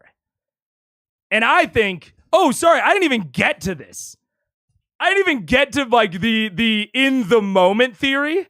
My in the moment theory is that instead of going to what do you call it? Wildmount. Because to get to Wildmount or to get to Marquette, they would need a ship, they would need an airship, they would need some sort of transport that they don't have, or they would need to use a spell and be very vulnerable that whole time, like Windwalk or something. And so I don't think they will be able to. I think that the dragons are going to burn down all the fleets, and they won't be able to get off continent. And I think that the first thing they're going to go and do is seek out Krieg's lair, separate from everything else. Like I think that they are going to go into the mountains and potentially seek out Krieg's lair. In fact, okay, wait, follow me. So originally I said they go to Wildmount, they find some sort of artifact, Allura pushes them to Grog and Pike's village in the mountains to and someone in Grog's village would be able to decipher the runes because they're giant related. New theory. Because we're not going to get a Taliesin plotline. We're definitely, at this point, not good. Well, actually, okay, wait. We could get a twins plotline. We could get a twins, we have to save our dad in Westruun plotline. That is very possible. I'm debating. Because I think we're only going to get one or the other. I don't think... It's going to be either, I think, the twins... or Grog / Pike in terms of character interties. Yes, she does have travel via plants, but I believe she has to know the plant that she's heading to. So they couldn't go to Marquette. They could go to Vasselheim. They could certainly go to Vasselheim. But they couldn't go to Westruun or Marquette because they've never seen it. So my theory, right? Okay, so it's either the twins or Grog. But I'm going to make a call and say that it's Grog / Pike. Because I think one of the first things that they're going to realize, they're going to push Grog on the skull business more. And Grog, they're going to realize that the skull is connected to I almost said Rhyme Fang. That the skull is connected to Raishan, and that Raishan wanted them to burn down Krieg's house, which would have closed the portal, which means that there is something going on in Brimscythe's old lair. They know generally where Brimscythe's old lair is, but they don't know exactly. They know it is somewhere up in the north. They said the mountain range. Now, what else is in that mountain range? I believe, if I remember correctly, Pike and Grog's village. Like Grog's Goliath village. So I think they are going to go to Grog's old village, way out of the way of civilization. They are going to say, fuck it, we cannot, do shit against these dragons. We need to go and we need to find out where Brimscythe's lair is. Grog's family might know where the village is. They might know, and that's knowledge that anyone can know, especially hunter-gatherer or, almost hunter-gatherer style tribes people. They would especially know where the alpha predator is in the region. If Brimscythe is known to hunt these things, or these regions. They would especially know, or at least know the general area of Brimscythe's lair. So they're going to want to go to Brimscythe's lair to find out more information about the Chroma Conclave. And to do that, they're going to go to Grog's village to find out where Brimscythe's lair is. And I have no idea what the fuck they're going to do after Brimscythe's lair. Probably depends on what they find there. So that's my in-the-moment theory. It is also possible that there's a Vex Vax tie-in with their dad in Westrun, which the dragons are totally going to burn down right now. But I'm making a call that is not the case. I don't think they care about their dad enough, honestly. Drink hot tea with honey. That is what was in the potion. The potion is 2 parts protein shake, 1 part black tea, and 1 part honey. Well, actually, not 1 part honey. That's a lot of fucking honey. But a good amount of honey in there. I need to brew another potion. I have all of those ingredients in the other room. So during the first bio break, I will brew more potion. Get some tea. Yeah. Also put the mic right up to your mouth and talk quietly. Oh, man. You know, I should do that. That is probably the right way to go with this.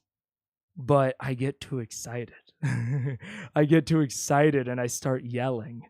And then that's like probably the problem. But you're right. I should talk down. I should talk lower. We'll have an ASMR stream this time. Just got to turn up the mic a little bit, probably. There we go. Look at this guy geographicing. Good prediction. What about the next episode? I have no idea. I'm going 1 episode at a time. I was so surprised by all this. You could say in the air tonight, protein shake and tea. It's a plant-based. It's not actually a protein shake. It's something called Soylent. It's like a meal replacement shake. It tastes kind of like milk. So it's kind of like putting milk in your tea. But it's like a good, like, filling, very quick, easy meal that also has like caffeine in it. It's very nice. The taste of honey tasting much sweeter than wine. My only problem I would just drink tea and honey all day long, but I only like black tea, which has a bunch of caffeine in it. I want more soup. Anyways, yeah. Is there no timer anymore? No timer anymore. Don't need it. Now I'm full time. Don't need it. Soylent Green is people. Yeah. It's Soylent Green. It's Soylent. The fucking movie is Soylent Green, not Soylent. You fucking nerds. For the first time, I know a media reference before you fuckers. And claiming it as his own domain. The party escaped via the druid's transport via plant spell and just stepped through the tree to land in the center of their keep of Grayskull. So now we pick up where that left off. So as you all come rushing through the other side of the transport spell, each one of you come stumbling out into the center of the Temple to Sarenrae that's constructed on the base floor of your keep. The sheer intensity and the force that pushes you all through one after another. Some of you end up kind of tripping and catching yourself, but nevertheless, you all make it through safe and sound before the large tree trunk behind you. The portal snaps shut, the magic exhausted. The adrenaline's still pumping in your head, and you're all still thinking over and processing what exactly had just happened and what it means. Are we all here? All those people. Yes. Is anyone hurt? That's a good question. Can we see anything from here? Looking around right now, you have the stained glass of the complex. The keep seems to be in order. From this perspective, If I straight up said something that's wrong, Samuel, that was established, yeah, that's fine. That's totally fine. Like if it's if as an example, I don't know if this is what you're gonna say, but if it's like where Vax's dad is, like Vex and Vax's, if it's like where the twins' dad is actually locating, because I said he was located in Westrun. Yeah, totally. Feel free to remind me or correct me on that. Yeah, that's totally fine. But because I am pulling individual facts that I think were referenced like once. So I might be misremembering some of them. perspective, you don't see anything, so the city's on the opposite side of the keep. This portion of the temple actually faces south. I suppose I would like to get a vantage point to see what we can see. Is there any way to we're also, I think we all took them. The twins are not from Byroden? I have no idea what Byroden is. The dad's not in Westrun? I thought he was either in Westrun or Amon, no? He was like an ambassador type fella. I might have totally misremembered where the twins' dad is, but he was in one of like the main Amon cities, right? I have no idea what Byroden is. He is an ambassador. Right. But where is he like physically located? I thought he was like physically currently located in Westrun. I thought they said that because they ran into him at one point during the story of Vox Machina. They met him in Westrun, but he was there temporarily. Oh, no, he had like a whole family, right? They like met his family. Maybe his family was there. Don't know if I can say that. Okay, maybe this specific thing, maybe check with spoilers chat about like what has or hasn't been revealed. Because all I know is from the story of Vox Machina, which is that I believe that they met him in Westrun. Yeah, this is definitely something that is probably... They say that in the opening backstory? Okay. I don't know where the fuck that shit is. Yeah, okay. I mean, this is a fine level of like question and answer, but on specific stuff. And that's maybe a good thing in the future of like, I am definitely down and would definitely want to be reminded of previous information. But that's a very good use for the spoilers chat, is to confirm the level of prior information that has been revealed. That's definitely a good use of the spoilers chat. Because I definitely could be misremembering something regarding the Vax and Vex stuff, because I'm purely pulling from story of Vox Machina, and I haven't watched their intros in a long ass time. You will get more clarification, I'm sure. Anyways. I think we're all hurt. We're all hurt a little bit. Pike. Yeah, let me do some healing here, guys. All right. Pike, be aware, as part of... I don't know where I'm at. Yeah, letting you know where you're at, you cast... Let's see. You cast Heal once, which I believe was your 6th level spell. And then you cast Mass Cure Wounds, so a 5th level spell. So you've cast a 6th and a 5th. 1/6 and 1/5? Correct. Okay. All right. And then health-wise, where am I at? I was down 66? Health-wise, you were down 66, and then you healed up. I don't remember the exact 20? number. It was like 24. We'll go with 24. It's fine. Okay. We'll go with 24, yeah. Fair enough. Okay, guys. Let's do a mass cure wounds then at... Let's see. Let's do 4th level. Okay. That's okay. Wait, which one is this? Just a moment. Are you casting Cure Wounds? Yeah. On who? Oh, wait, a mass cure wound, sorry. Mass Cure Wounds is a 5th level spell. How low is everybody? I'm alright. I'm all right. 43, but if we can take a short rest, we can roll some dice. I'm at 32, so same thing. 57. Short rest. Short rest. We should Short get rest. inside anyway. Let's get inside. I want to see if I can get a vantage from the top. I think in the short term we need to take care of 2 things. One, get a vantage point and see how the keep is and what we can see from above. We also need to get the staff out of here. We need to send them away immediately. Do we send them away or do we send them down Down below? How Like safe shelter? do we think We don't need them running out. Safer than running around outside. That's where I want to end up. Send them below. out of the city though, into the If we wild? need to, Lazy, we can bring them through the All right. port into Whitestone. But We Yes. don't know what all is safe right now. I'm all right. So I'm gonna go find the staff and herd them down below and tell them what is happening. You can put them in my workshop. And actually, Well, why don't we all just head in there? I'm gonna run. Yes, let's head down to my workshop because I have to unlock it anyway. Sorry, are you, Pike, are you not casting Cure Mass Wounds? You have one more 5th level spell, so you could do it if you wanted. This is an interesting debate of like shelter or run. I have no idea if I don't know. I mean, it's all right, John. We had a conversation about this at the start of stream, which is good to re-hit on here. And this is maybe a good thing to clarify, given the clarifications that we made earlier, of like asking about a type versus asking about specific pieces. Right, like specific pieces, even if it's a reminder that you think I might know, that's probably worth clarifying in the spoilers chat just in case I don't know it.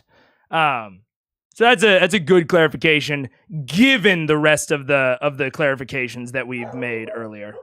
Oh my god. What is Bug yelling about? But yeah, if you and if you can't, like, I know that some people like can't watch the stream and be in spoilers chat at the same time, like, if they're watching on their phone or whatever. Then in that case, just let me live in my ignorance. just let me live in ignorance. If you can't fact check. I might have to go and check on the dogs at some point. We'll probably do a bio break around the 2-hour point of the stream. Is Bug out there in the forest fire? No, they're in the rest of the house. Oh, hi. Oh, hi. What are you saying hello? Hello. What's up? Hi. Okay. But anyways. Yeah, let me just go ahead and do it. Okay. Okay. So I believe that is 3d8 plus 5, unless I'm mistaken. This one's on everyone? This would be on up to 6 creatures. So Everybody. 3d8 plus 5. Well, everybody but one. Everybody but Scanlan. Who's Sure. Yeah, everybody but Scanlan. Put it there. so you got 18. it. 18. Plus 5? That's plus 5. Okay, so everyone heals 18 hit points. Rocket, I don't know if that. I'll have to think about that. I'm not sure if that would be useful, because I guess I could then check that. I could then check that, but then I have to take a lot of note. I have to do a lot of note taking, because that's kind of one of the purposes that spoilers chat serves. But I can't. I don't know. Either way, kind of an external tool. It's easy for Mega. It would be easier for me to reference. That is true. It would maybe that's worthwhile, having a revealed chat. Although then it gets a little complicated with like what has been revealed as a lie versus what has been revealed. I don't know. I'll think on that. There's something there, maybe, Arake. There's maybe something there. I'll have to think about that. Rolled a little low. That's all right. Build a world anvil. build a world anvil for Matt's world. Yeah, I'm honest, because I'm wondering if it would just be too much work, honestly. I'm wondering if it would just be too much work.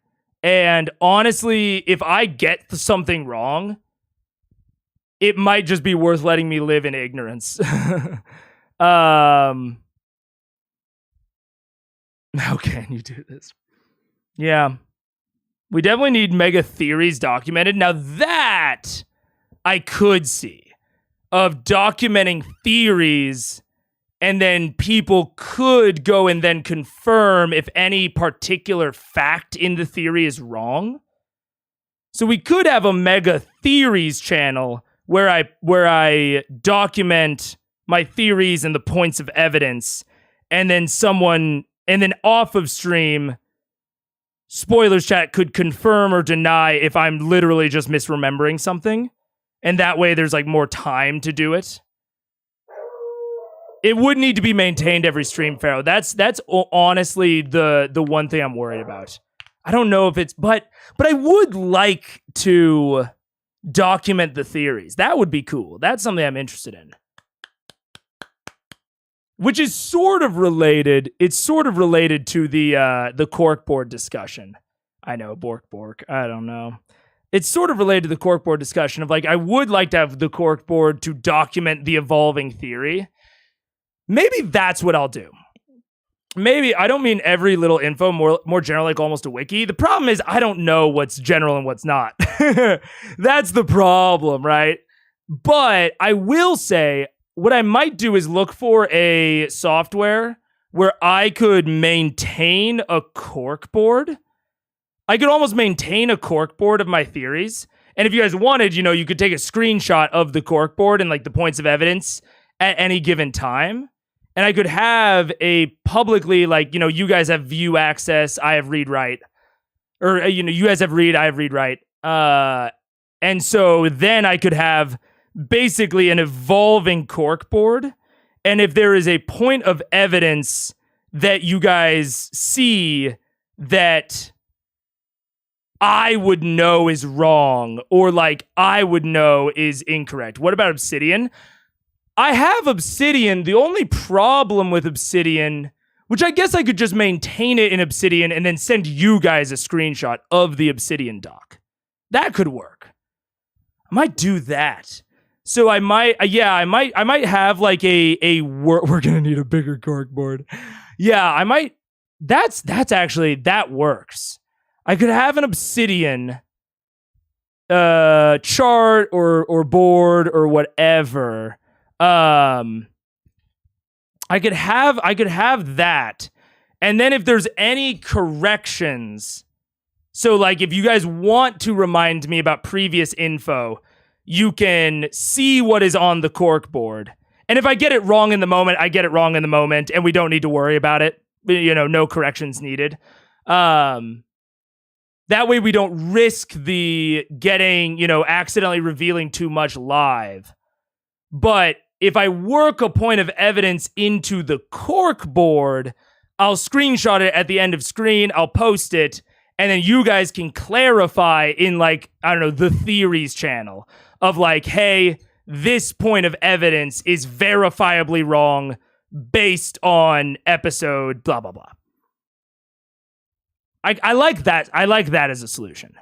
Because then it's a much easier line of I can just say, hey, don't clarify anything midstream, just period.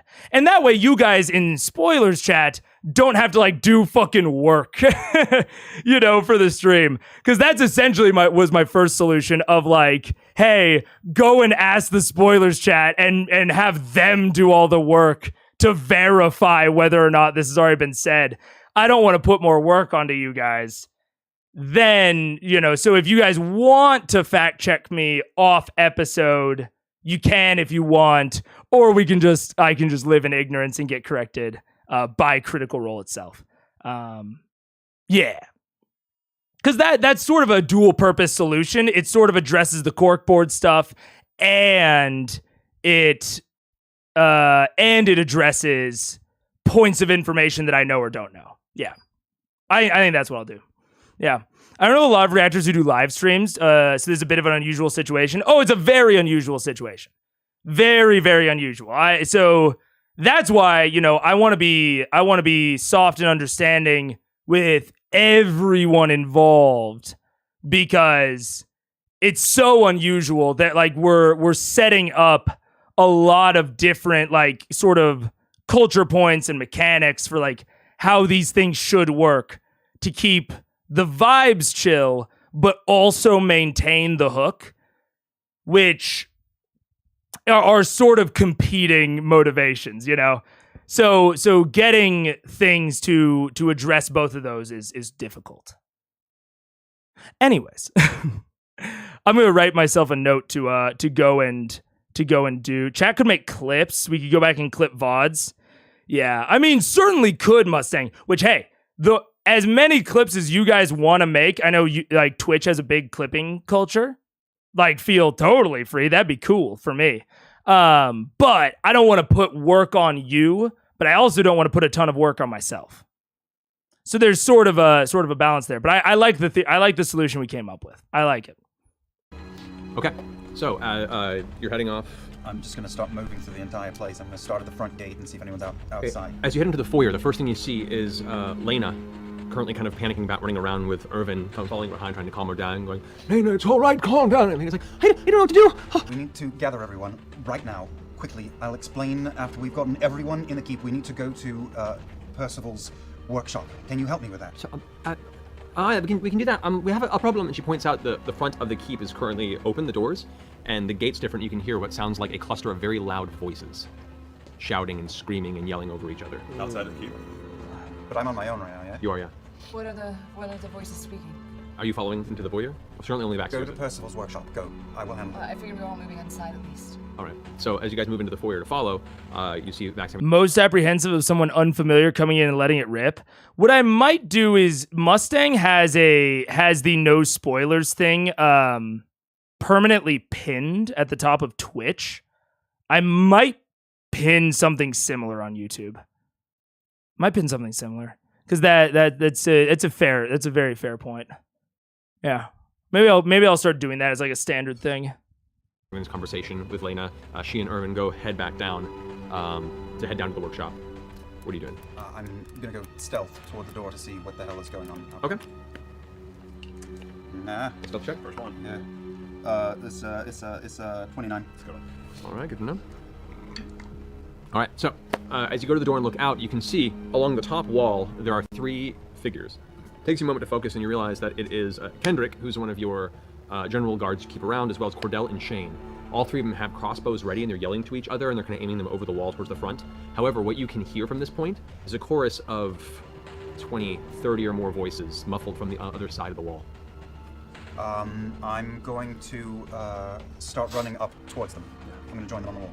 Okay, so there is a ladder that heads over to the side, so you climb up the ladder, and as you get closer, you can hear people shouting, different voices going, let us in, or we'll die! Voices going, what are you doing? You're gonna leave us out here! And other people just screaming, you hear crying children, you hear people just shrieking. How many people am I seeing down there? Well, as you get up to the top and crest over, you can see the 3 guards are all kind of yelling to each other and yelling over, we can't do anything right now, we're waiting for the...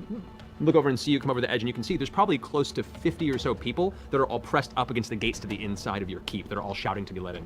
If I look past, do I see anyone else coming towards the keep? Is it just a cluster and that's it? Or you can see people that are fleeing from the town in little bits, like 2 or 3 at a time, kind of trails of individuals that are just now managing to make it outside of the city of Amon. Okay, before this resolves, I just heard something happen out there, and we're close enough to 2 hours. So let's just take a bio break, especially because this is probably not going to be a short conversation, if I had to guess. So let's do a quick bio break. I'm going to check on the dogs, make myself another tea, and we will be right back. Oh, I forgot to get music set up. Well, sit in silence.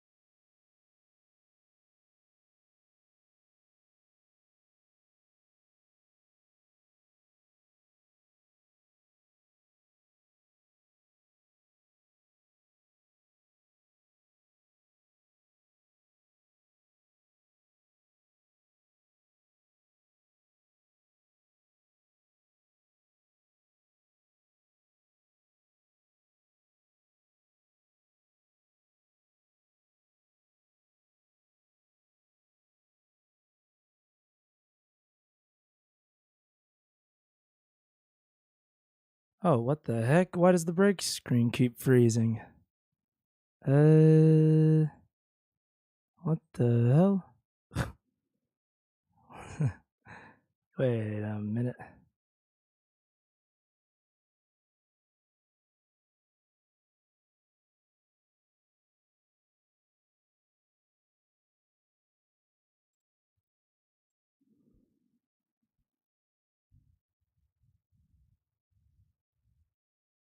I figured it out, I think. It was when playback ends, show nothing, which I guess is what it was doing. I don't know. Okay, we're back. Hello, hello. Break screen needed a break, yeah. Okay. Dogs were fine. They're just they don't like that I am in here. They are not used to me being in a room that is not the living room, especially the younger one, especially Bird. Because I've never like had my setup in a separate room from like the main room the entire time that she's been alive. What's up? Okay. Oh wait, incoming ad break starts in 7 seconds. Let's just chill for a second. We're gonna chill while Twitch has an ad break. See you in a sec. Gotta go to sleep. Yeah, you have a nice one, Keiru. They're thinking about our human abandoned us. Oh, clearly our human abandoned us, even though they can absolutely get to me. The door is wide open. They just don't know how. They don't know what to do. Oh my gosh. Oh. Okay, I'm debating. They did just ring the doorbells, which typically means that they need to go outside, and they haven't gone outside in like 3 hours. Okay, we're actually going to take a slightly longer break. I will actually put on music before I leave this time, because I probably should take them out. So. Another break? Oh yeah, another break, yes. No, me. I was like, what do you mean? There was another one? But yes.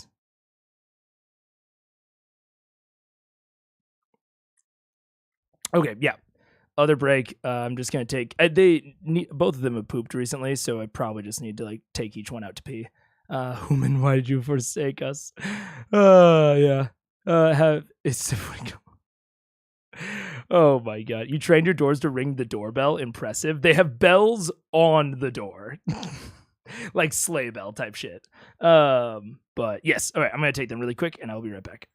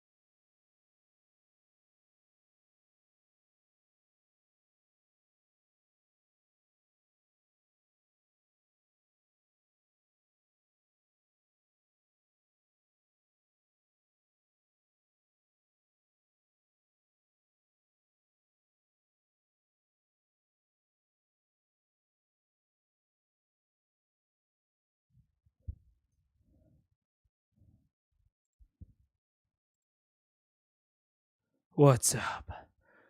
Oh, to the sound of silence. Wait, you guys couldn't hear the music? Could you hear it at all? What's up, Albie? Was there actually no music?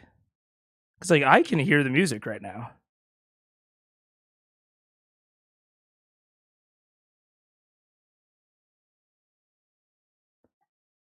What the fuck? It is like it is. I see the levels. I know that it's playing, and I can hear it in mine. Is it on the wrong fucking channel? Like the wrong audio channel? Shit. All right, I'll look into that later. Fix music source. That's super weird. It was just Simon Garfunkel here. Oh, I think I know what happened. Shit. Okay. Yeah, I think I know exactly what happened. Fuck. All right.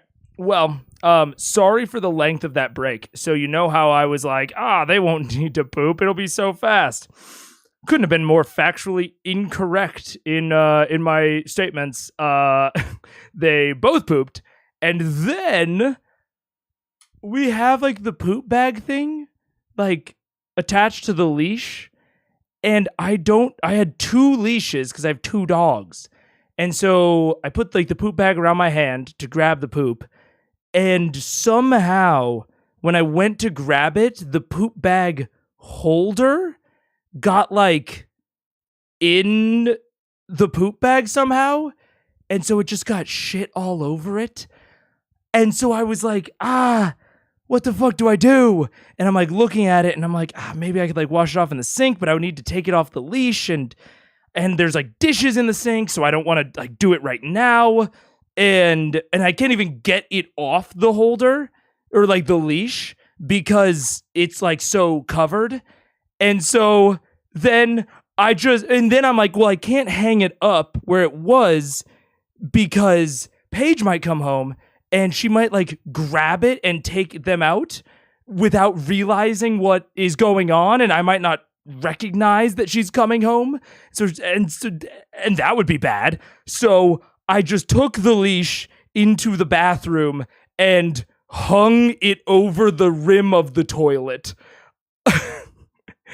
Because I was like, I need a very clear, non-verbal signal to Paige if she comes home not to use this leash. Because we have another one that she can use. But I needed it to be very obvious, like there is something wrong with this one.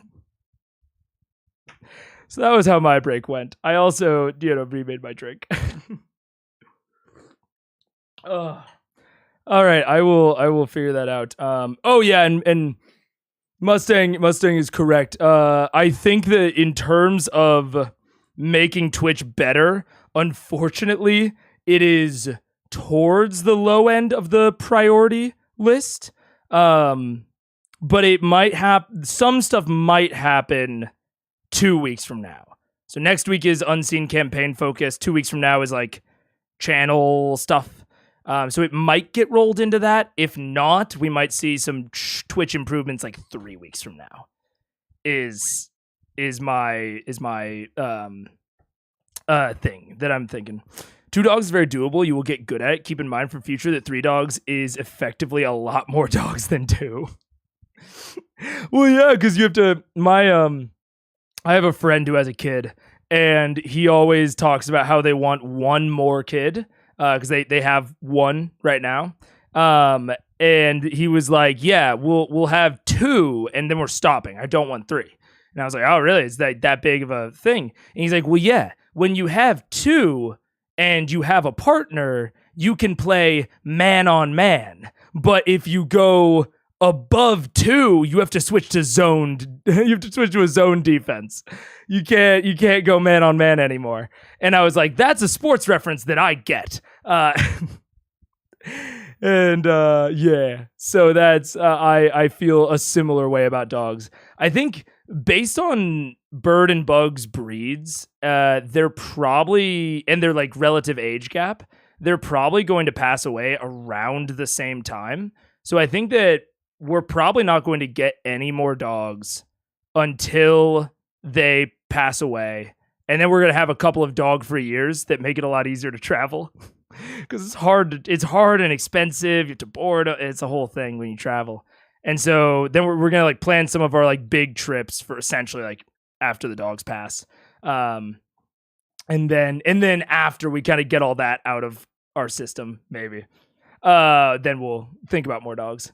I'm from a 3-sibling family. They were correct. Lol. 1 kid is like none, 2 is like 10. That's always, yeah. Anyways. Back to CR. We are 18 minutes. Itself.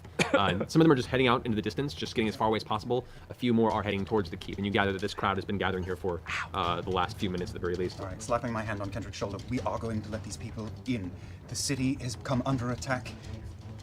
Everything is fucked beyond belief. There are at least 4 large, old dragons attacking the city, and these people need to come inside. I don't know what we're going to do with them, but we're going to bring them in now.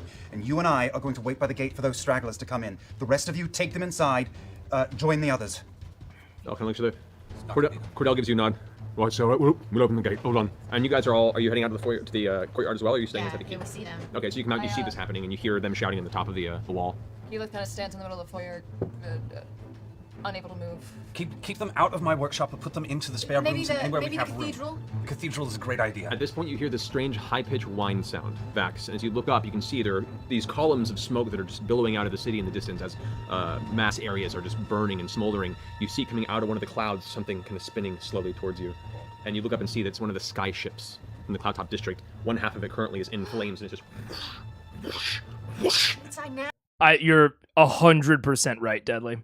Dude, when we were talking about Vax yesterday, I was feeling myself a little bit. I was in it. Yeah, no, I totally agree. You can see it instantly of him like being like purposeless before and him being so out of it and like not really wanting to, talk to the rest of the party, blah, blah, blah. But yeah, the moment they're in like an emergency situation, he has a purpose. Boom. He's gone. He's into it. You were talking about Vax yesterday to who? On stream, you silly Billy. I scream out, get the gates open now! At which point you can see now Shane and Cordell are pulling on the Ratchets, pulling the chains up as fast as they can while putting their eyes up and seeing this as it careens in your direction. I'm running up to the tower as quickly as I can. And I'm fireman pull down the ladder, down one side of the ladder to get to the gate. The gate... Cabium, I have seen some mechanics for that sort of thing. I don't remember if it was in Strongholds and Followers, but there are some homebrew kind of modules that break that aspect open a little bit more. And honestly, if they continue to go into, I don't remember what they called them in 1D&D, but the equivalent of Strongholds, I think it would be really interesting for them to make some really generalized mechanics, maybe even like just recommended skill checks for controlling large groups of people. So be like, if it's this, like just like recommendations to the DM, kind of like a framework of like, if it's this many people, you need like it's like a DC 10 performance to like control them and get them to follow orders. Groups of this many people are like, generally could be considered this modifier. So like if you have 2 people, like if you have 2 groups of people contesting each other and they're like the same type of group, be like, this many is this, modifier like +3 or whatever. And then you just like roll like a strict D20 roll to see, how the contest goes. And maybe there's something that the PCs could do, like give it a +1 depending on like their performance roll. Sort of almost similar to the downtime checks system in Xanathars. I think that could be really swiftly ported into a controlling massive amounts of people system. Like I think that they're actually like the general concepts of the downtime system in Xanathars could very easily translate to that. Of like you make like these 3 checks and like depending on how many you succeed, this is the sort of result. And then maybe also you have like a complications table, like downtime in Xanathars. I could see D&D really. I could see that being a big opportunity for one D&D. And I mean, the Xanthar's downtime system takes like a page per thing.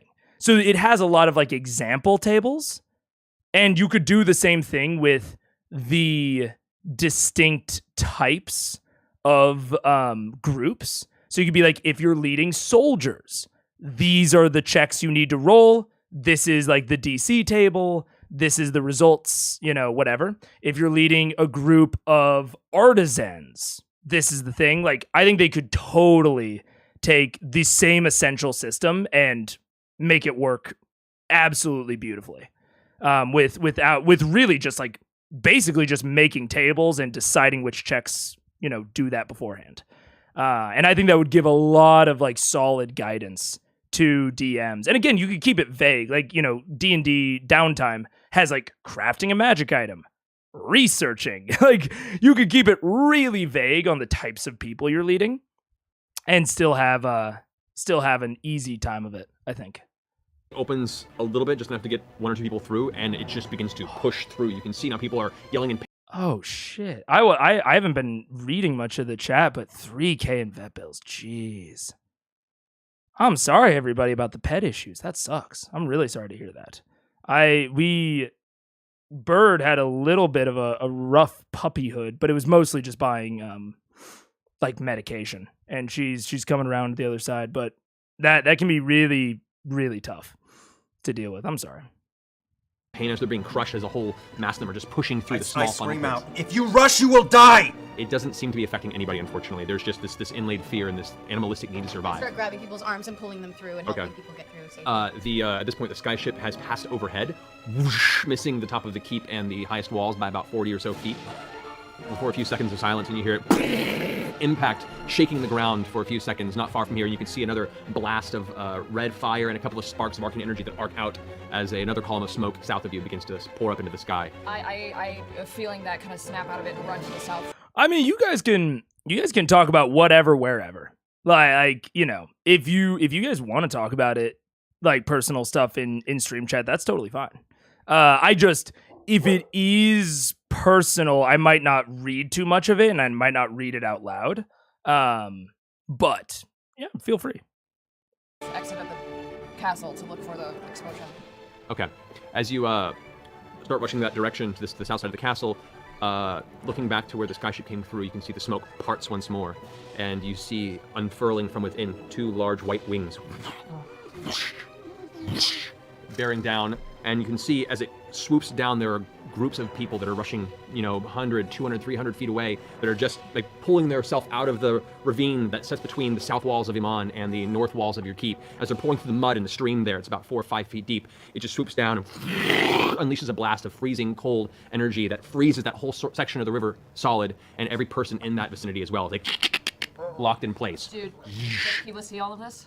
You don't see this because you're inside the walls. You just see it come down and kind of swoop by. You see it kind of circle. Now, there is one thing I'm nervous about here. I do not want to see. Yeah, I'd love to see the rash growing head. This is really, there's an interesting balance here that you have to strike. And I think it's about to, maybe too personal. I don't think you can post photos in chat going head. That you have to strike here, especially as the DM of a group that is getting higher and higher and higher leveled.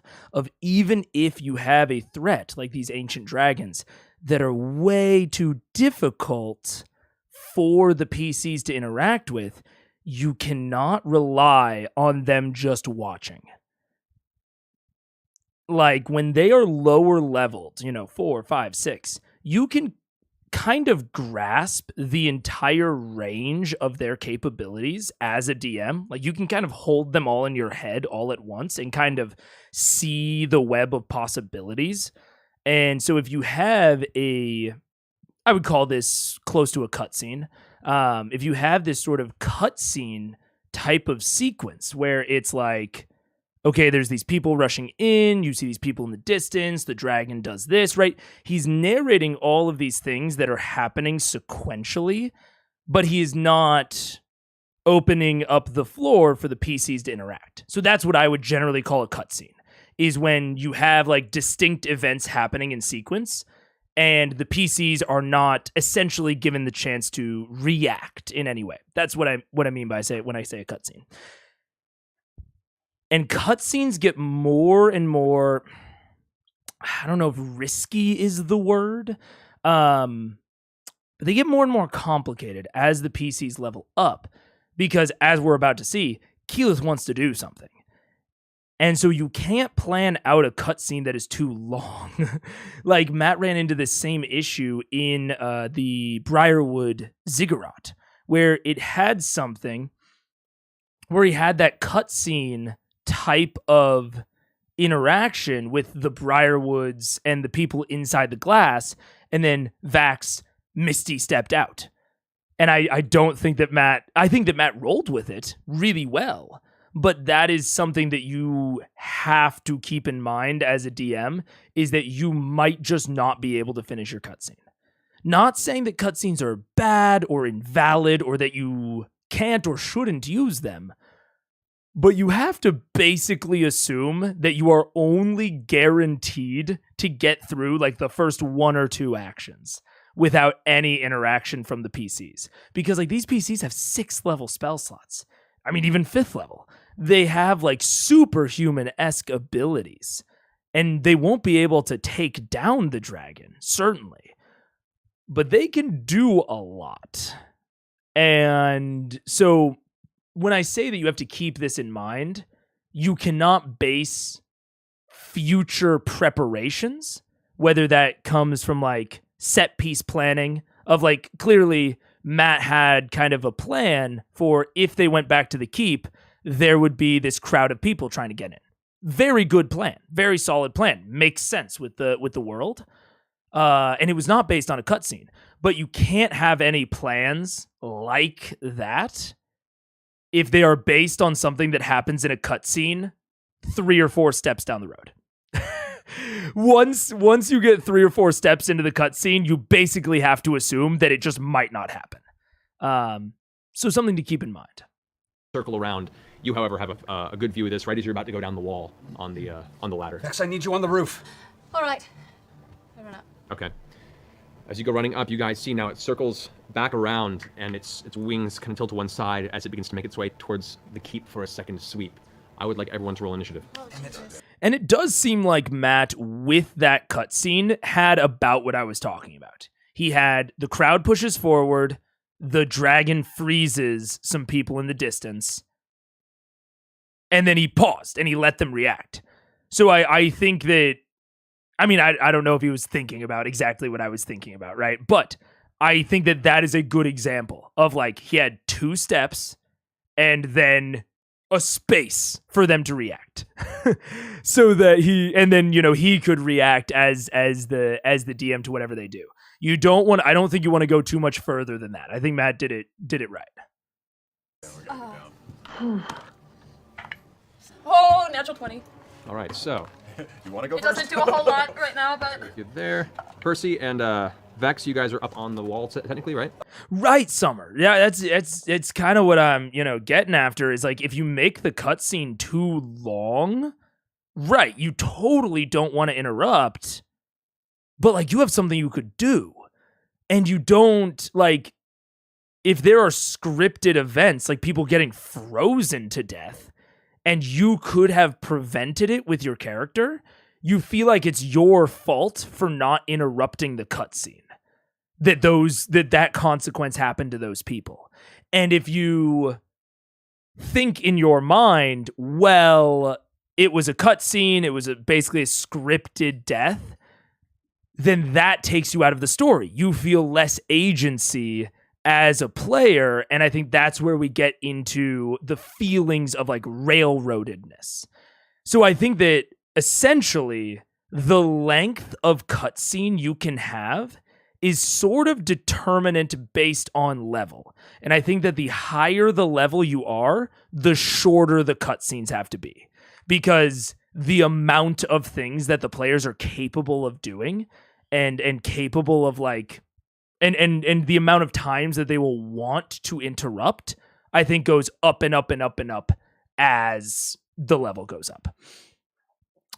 All games should let you punch your way out of a cutscene. Yeah, you just have to be, and again, I'm not saying that cutscenes are bad. You just have to be prepared for that as a DM, that you just might not get to finish because someone will want to punch out. The shut up button in Asura's Wrath, I don't know that one, but sure. He also placed the scene happening at a distance so they couldn't directly interact with it too much. Yes, which is a really good strategy if you want something to happen. Like, you have to start thinking about, okay, like if I don't want them to interact with this, I have to do things to limit its interactability. Although, with high-level PCs, distance starts to become a non-factor. Like, physical obstacles start to become a non-factor. Like, when he had the Briarwood, he was not just the glass in between them, but the combat on the outside of the ziggurat. I feel pretty confident that he meant for the main combat at the ziggurat to be inside of the ziggurat, not on the steps, because like Delilah very clearly tries to leave, and it very much seems as if they interrupted them in the first place. So I think that the combat happening outside was sort of a narrative reward to what was essentially an interruption, right? This was kind of a cutscene-esque thing, and Matt might have thought, well, it's so far away, it's such a big elevation change that it'll be harder for them to interrupt. And so as they get higher and higher level, it starts to become less about if they can interrupt and more about if they will want to interrupt. So you have to start acknowledging that more and more and more as a DM. Had lair actions written all over it? Yeah, exactly. Well, and it had like a lair mechanic of the healing not working. So you have to start thinking about that over and over in your mind of, if I go on too long as a DM, it is less about if they will interrupt me and more just about if they will want to. Like, they could have probably interposed themselves or something between that dragon interaction and those people. It is more about if they want to, if they view it as worth it. And that is a lever that you can control as a DM, you know, in your previous stuff of, you know, how you want to or how you want to portray this. How worth it does it seem to the players? But that's a much harder thing to control, high level versus low level. When your players get stuff like wish, oh, absolutely. When your players get stuff like those high level spells, there's the Baldur's Gate 3 devs are on record saying that like they probably won't go higher level than I think it's 13 or 12. It's one of the two. Because once you go higher level, the spells that PCs get access to are just like reality changing. Like, it becomes so hard to plan around as a video game. And so they just like couldn't do it, essentially. They originally didn't even want to include I think they have 6th level spells in there. Yeah, 6th level. They originally didn't even want to include 6th level spells because they were so difficult to balance around. But there were so many iconic ones that they still wanted to, that they ended up doing it. And that sort of mindset is a similar one that you have to be in as a DM. Thankfully, you have improv and you have full control in the moment of the reality of your players. But it's still a consideration you have to keep in mind. The Up here? up here, so we can get down real quick. Okay, yeah, because there's the ladder there. Shouldn't there be a door that leads to that anyway? On the top of the way this is designed is it's a ladder getting up and down. Okay. That'll do. Did you still go down the ladder, or are you staying up top here? No, I already said I went down. Okay, so as soon as you see it swim overhead, you come back down to the bottom there. Scanlan is currently inside, we'll say for the sake of this, and may come out here in a moment. He's kind of figuring out what's going on. Grog, where are you? I mean, I guess I was out in the courtyard trying to help the cattle come in. All right, so let's go ahead and play some cattle.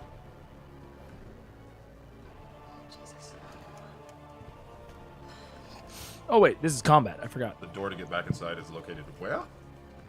Yeah, where's the cathedral at? Is that what the other entry is? This is the entrance to your actual keep there. Oh, okay. This is essentially these two sections here are the doors that lead through to the actual interior. And people are just pouring through at this point, trying to get through as fast as possible. Full cluster of them. Gotta get that thing finished. Oh. There's more on the outside there. Is that what you're pointing at? Right. Pike, you are where? Yeah, somewhere There, around there. in the center, just kind of keep there. All right. And Poor Ashley having to place herself on a 3D map from an iPad. Trinket's with you. Or Trinket can't make it up to the ladders. Trinket's kind of staying in the courtyard, probably keeping close to Pike right there. Alrighty. So, initiative 25 to 20. 24. 22. 27. All right. No. 26. 26. What'd you kill? 22. 22. All right. Who got 20 to 15? 15. 15. Pike, what'd you get? 3. 3. Oh, Rob? no. Nine. That's okay. It's okay. 3. I can do some cleanup.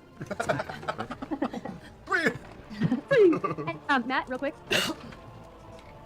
He said, yeah, you can go. Yeah, go ahead. Oh, I think I do have a 6th level because I think that 6th level was used for Liam with the worm, and then we came back to the keep to rest. That's right. That's I right. think So I you have a 6 level still. Yes. Thank you for the reminder. Good on you. Fucking Ashley knowing what's up. Holy shit, good on her. All right. And so here we have I mean, yeah, same, Matt. Good on you. That's Cordell, we have Shane, fucking- and we that's impressive. have Kendrick right there on the top. Finished as well. Okay, top. Not like impressive, in general, but like for her being a remote player and like remembering something that Matt said she did. Very nice. Currently, the dragon is about, I'd say, 120 feet off this direction. You're up first, Percy. Does it seem like the dragon has noticed us? The dragon at the moment is currently seeing the keep. It doesn't notice anyone in particular. It sees a swarm of people trying to get inside, and it seems to be circling around to try and do another dive attack. How dumb am I? That's up to you, buddy. Okay, that's cool. Be real dumb. Don't be real dumb because I'm standing next to you. All right. Do it. I'm going to pull out bad news, Okay. and I'm going to make a targeted shot at its wings. I'm going to try and put a hole in its wings. Okay, go for it. Go take the shot. What the fuck? I don't think so. Not the moment. Come on, golden snitch. Natural 20. Get the hell out of Oh, I here! love Right. you. I'm back, baby. Go ahead and roll some damage on that. You just mark that. Statistically, this is Little absurd. tiny ray of sunshine. Peeks in the clouds. So that's 4d12 for the hit on that. And then what's the save to see if it can maintain height? it's a Constitution saving throw. All right. It rolled a 4. Yeah. It is plus 14 to its Constitution saving throw, so it's 18. What's the DC on that? 8 plus my proficiency mod plus my dexterity mod. So I don't know what that's 6, 7, 8, 9, 10, 18. So it just makes the Wait, save. hold on, is that right? It's proficiency bonus? Proficiency bonus for you is plus 4. Plus Dex dexterity, which is plus 6. 6. It's 10, so it's 18. It just makes the save. Proficiency plus 5. No, because you don't know that. Stupid dragon. Just makes the save, but still does damage. Go ahead and roll that. All right. Stupid dragon. Dragon should be stupid. At least you hit it, you gotta lead it a bit. One sec, someone rang the door and it might be Paige.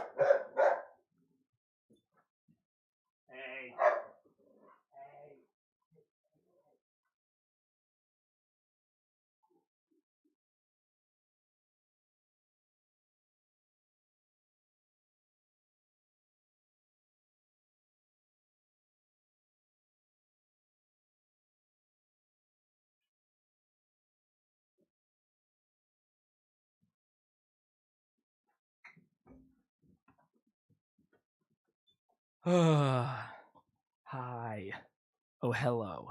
I also had to go and separate the dogs because Bird is like a pretty vocal dog and Bug is a generally very non-vocal dog.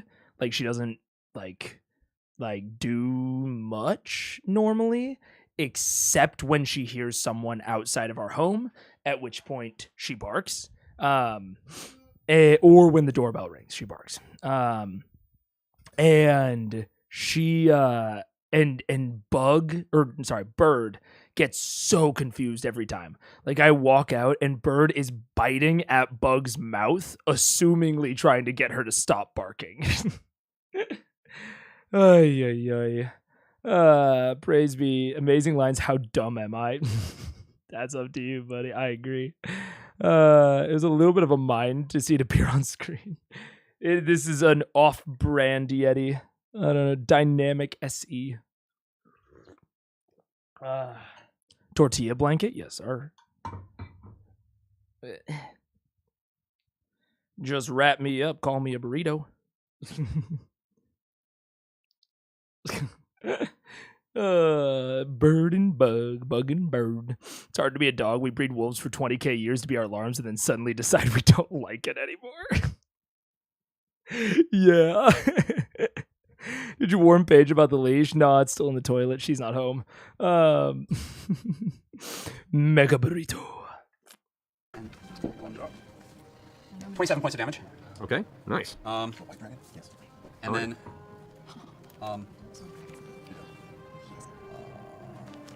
let's see, one more shot at the wings just to see if I can take it down. Make it. Okay, so second attack is reload. Third attack, another crit point to try and take it down. Go for it. Roll for the attack. 25? 25 hits. Oh, it's a good one. Roll the 3. That is 17. Drop butter. Terrible, Okay. terrible. Alright, so that'll effectively reduce its speed by, its height by what? Height by 20 feet, and I imagine it's a little like that would throw it a bit. It might. Now it's We'll see. No, it's not. Alright, so. And let's do some damage. Some damage to it. And damage is 20 points of damage. 20, nice. Alright, so 27 points of damage on the round. I'm gonna hold my movement until it's so close that I want it until I'm gonna hold my movement till. You can hold an action, you can't really Hold hold movement? Yeah. Okay, and then I'm gonna use my bonus action to turn to Vex and fight or flight. Alright. All right, you can answer next. Yeah. However, as the first bullet hits, you see it takes the hit in the wing, but it kind of just hits the muscle on the edge. As it goes into its glide to head down, you fire into the other wing, this time blowing a hole through the leather flapping on. You can see it kind of lose about 20 feet and is actually now skidding towards the roof of the keep. Oh, jeez. That was a good plan. So that ends your turn. That's my turn. Back to your I am going to dive by that tree Right here? and hide. I'm going to use my bonus action to hide. Alright. And I'm going to hold my attack until it is on the ground or low to the ground. Alright, got it. So hold your action to attack if you can. Got it. Alright, cool. Keyleth, Where am I in regards to everyone else right you were now? right here, so you're heading to the south wall when all this went down. Oh, okay. This is the north direction this way. It came this way, swooped past, circled around, now it's coming back from this direction. Okay. I want to kind of just move my movement and get under that tree. Under this tree? Or that tree? Yeah, let me, no, towards the entrance. Towards, heading for cover. You could hold a dash action. That's true. But he couldn't have dashed. So he'd already used his action. But I'm thinking about this. Dash doubles your movement. It does not actually move you. So let me think about this. If you prep an action for your reaction, can you also... I actually don't know if you can move. Unless he specified the type of movement he was going to take. I'm going to look that up on another screen because I'm actually curious. I'm sure that it just says on the rule whether or not you can move. But if it doesn't, I actually don't know if you can move when you're taking... when the reaction is triggered. Even if you, let's say he wouldn't have attacked. I'm not sure. Holding movement should be a thing. From what I understand, I found out recently you used to be able to just, delaying your turn in initiative is a Pathfinder / 3.5e rule. Let's see. Actions in combat. I actually found it way quicker than I thought I would. Let's see. Ready in action. When the trigger occurs, you can take your reaction. You can make the ready, which lets you use your reaction which lets you act using your reaction before the start of your turn. First, you decide what the triggers will be. Then you choose the action you will take in response to the trigger, or you choose to move up to your speed in response to it. There we go. So you have to have your action to do a ready. And you can't do an action and movement, but you could do an action or movement. There you go. Things I would not have known without looking it up. If I wouldn't have had access to a book, I don't know what I would have done. I don't know what I would have ruled. I would have to rule in the moment. Yeah. There. Yeah. Okay, so you're behind the tree. And now I'm going to cast Fog Cloud at 4th level, Okay. which makes it a radius of 80 feet. Twice. 80-foot radius? If you cast it higher levels, it goes up by 20 feet for each level higher you cast Ooh, it. look at So I'm that. casting it at 4th level. Fancy. Okay. So just Dude, look at that exact verbiage from Marisha. He's 80 feet, and she's yes, for each level, 20. Blah, blah, blah. She knows she did fucking research, I'm sure. Which is sad that she probably felt like she needed to, but also kind of funny now that she can just be yes, I know the exact way that this spell works. kind of go all storm for a second, get all misty-eyed, and I want to just create a nice low level of fog across the whole. Okay. Okay, so heavily Also, very good idea, I think, if you're trying to defend yourself against like a higher level threat, which is actually something I've really been wanting to work into my games more. Not necessarily pitting and like PCs against like super high level, like high CR enemies or something, but specifically pitting them against challenges that they either have to run far away from consistently, like this dragon, or that they have to take active defensive measures against. Because honestly, I feel like in my games, and I can't speak for every table, but I feel like at a lot of the tables I've run at, a lot of challenges that are presented to PCs are much more sort of aggressive in nature. Like there is an obstacle to overcome to get to the objective. The objective is very rarely, I think, survive or protect this thing until this, timer has run out.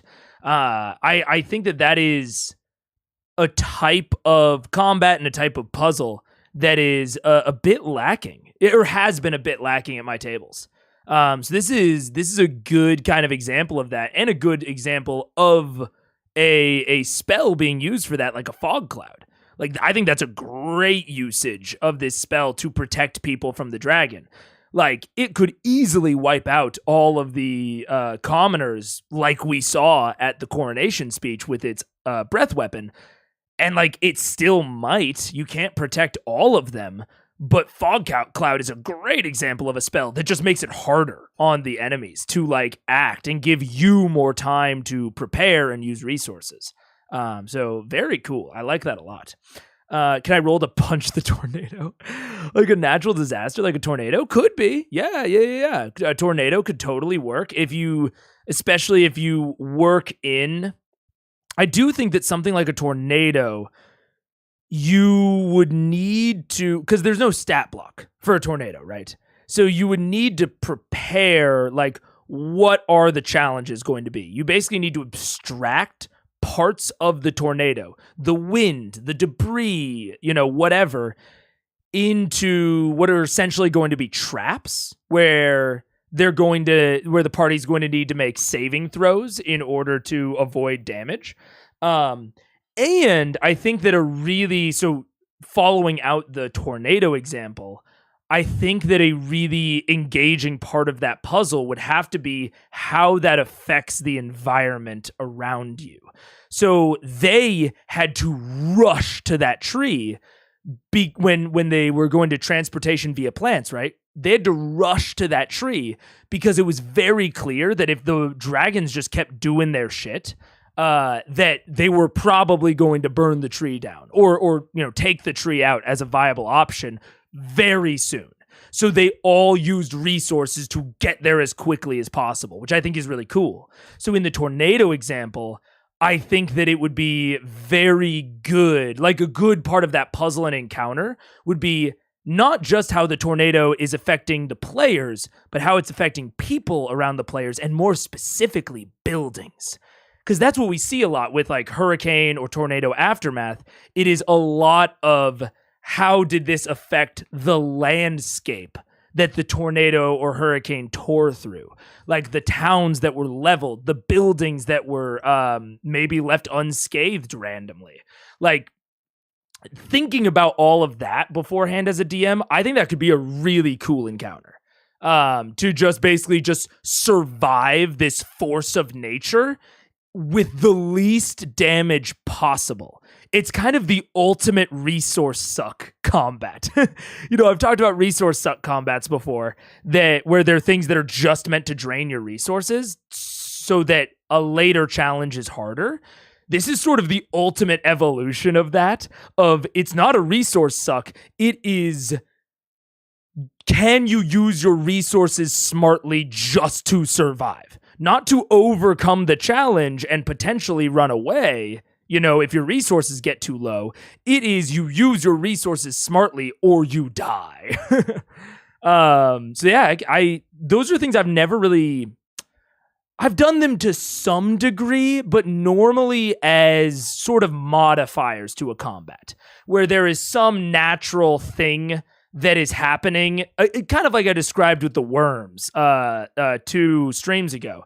I've used natural disasters or natural phenomena as sort of third parties within a combat to make a combat more difficult, but I've never used them as the encounter, which I think would be really interesting. And I think is sort of what Matt is approaching in this, right? Where like there's probably very little chance that they actually defeat this dragon. So it is all about how do they survive it? How do they minimize casualties? How do they minimize damage that this is causing? Very cool. I like the concept a lot. And again, it doesn't have to be an enemy. It can be an enemy. Like I think making it an enemy totally works. But I think it's a very cool thing. We're fighting dragons. I printed out my spells. Can I roll the... Oh, wait. But what if my hands are magic? Can I punch the tornado then? I don't know. Maybe you can. Very defensive spell if used right. And that's the challenge because it's a first level, so people misuse it a lot. Yeah, that's fair. And once you've misused a spell a couple of times, you get kind of jaded on it, which I think is interesting. It's like an interesting thing to think about as a player of like... Even though this is a first level spell, like I feel like as you level up, you want to use your lower level spells less and less. And some spells, I think like Fog Cloud, actually get more applicable as you level up while staying a relatively low resource cost, which is a very interesting thing. Because, right, you use it, you get maybe a little jaded on it, you don't want to use it anymore. So I think it's something to keep in mind as a player that lower leveled spells that may not have, had that much of an impact before could have more of an impact later, even though they're still lower level. Did a shipwreck run on a timer. I wrote out what happened every minute and told the players it was happening as they were figuring out what to do. That's very cool. Very, very cool. Yeah. Would True Sight see through the fog? Maybe. I would have to reorient myself with what True Sight does. I mentioned this either last stream or 2 streams ago. I always forget what the different senses do. Like the difference between blind sight, true sight, tremor sense. Like I always forget what the explicit difference between all of them is. So I would, if my player asked me in the moment, or if I was running a monster with true sight, I would definitely have to look it up in the moment. See you later, Valkyrie. As it progressed, of course, more people were drowning. Oh, certainly, yeah. So it's about how do they save themselves? How do they save as many other people? You put important NPCs or important artifacts on that shipwreck, and so now they're maybe that it's kind of like there are only so many lifeboats kind of scenario. Paired with there's only so much time. And so it's less of a will we survive this and more of how much will we lose in the process, which I think is the situation that Vox Machina is very much in. Upcasting lower spells is very underused. Yeah, I am very aware of it as a warlock. Upcasting is the bread and butter of the warlock, but especially a lot of non-pact magic casters, I think, are not as used to it. True Sight can't see through fog, but Blind Sight can, which dragons have. Oh, very interesting. I can proudly say they did not even try to save the others. Fuck yeah, dude. Then they didn't lose too many resources. Look, they made their decisions. That's a moral quandary. Then you meet their families later on and their families hit you with that. Ooh. That's great. That's a great moral decision. Obscured. So technically, heavily obscured would give everyone I'd say 3/4 cover bonus. Let me see what heavily obscured would actually do specifically. Just to be sure here real fast. Pardon me. No, what a 3/4 cover bonus is. So when you block by something, gives you a bonus too. That never happens to me. You get 183. I'm usually a 3/4 cover bonus. Alrighty. Not 3/4 cover. Rebecca snaps for you. We're on the same wavelength. Very cool. Blocks vision entirely. A creature in a area suffers from the blinded condition. So everyone in the entire keep is now blinded. Well, no, I'm gonna make it like a fog cloud over top, so we're blinded by. So it's above you guys. Yeah, so we're blocked from the dragon as we flee. Okay. I hope you guys weren't wanting to shoot at it, by the way. Well, we're above it. The cloud would be between. Right, so the cloud encompasses this whole area here, Actual cloud. which means only people that are affected by it are the people at the top of this tower right now. Yeah. Got it. So is that your turn? Yeah, for a second. Cool. Stay there. Well, I moved. Right, you moved there. Are you done? Is that your turn? Yeah. Okay. So now it is the white dragon's turn.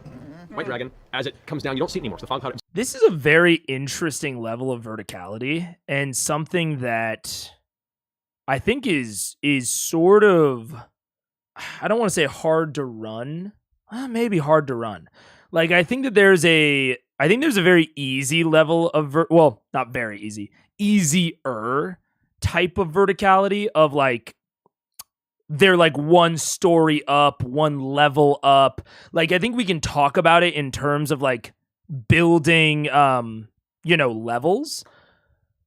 But I think that it becomes difficult to truly picture like different verticalities within a D&D setting or within a D&D context when it gets like beyond that.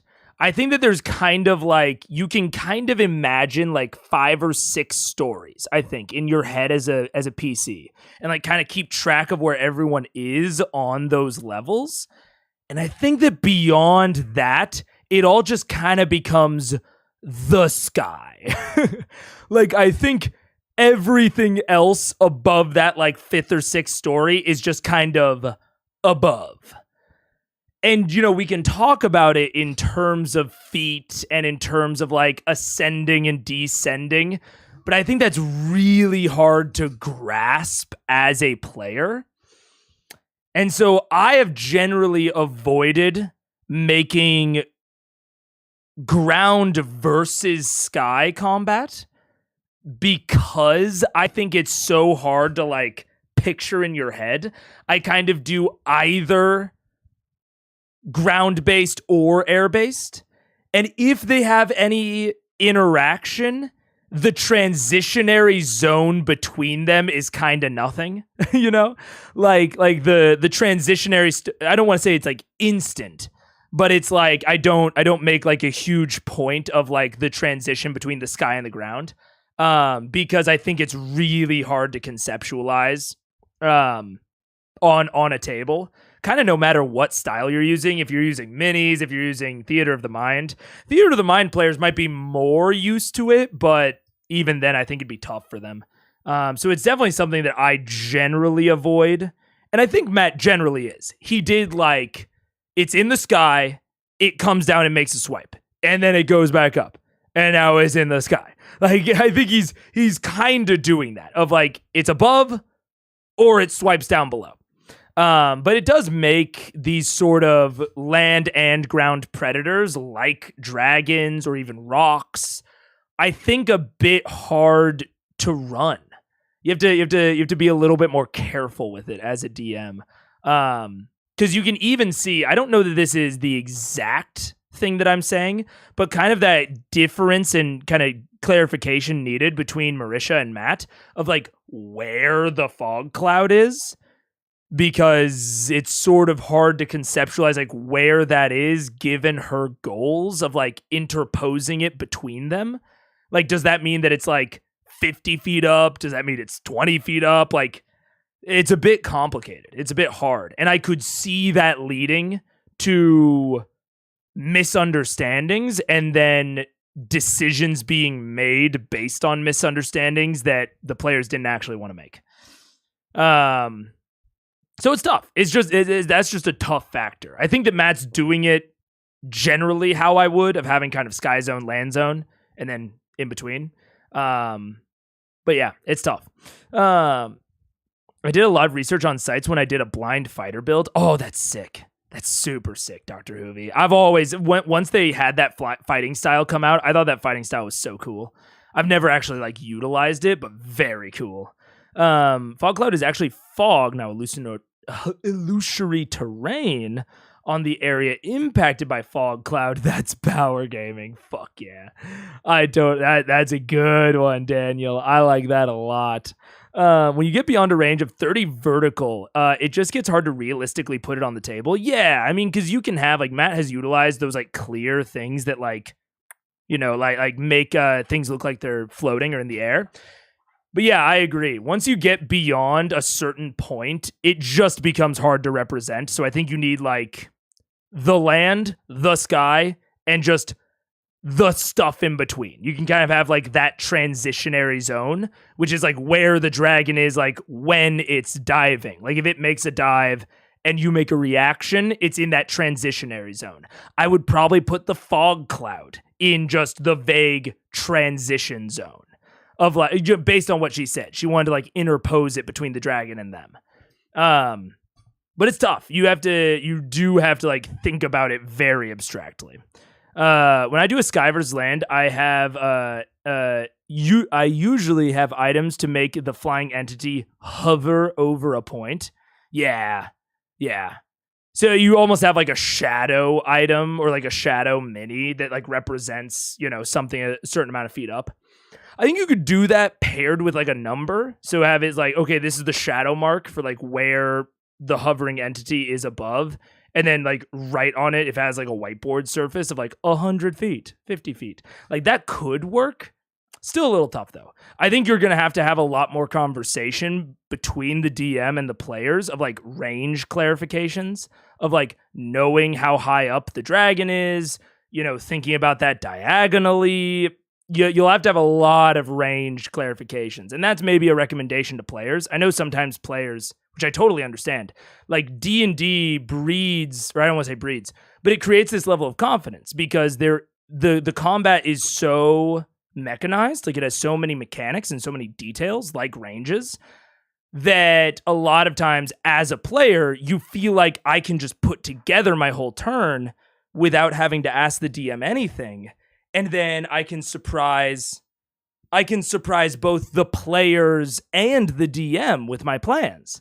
And you can only do that because there is so much detail and mechanics put into D&D's combat system. But I think that this is an area where that combat system, I don't want to say it falls apart, but it becomes harder to rationalize in your mind and harder to think about.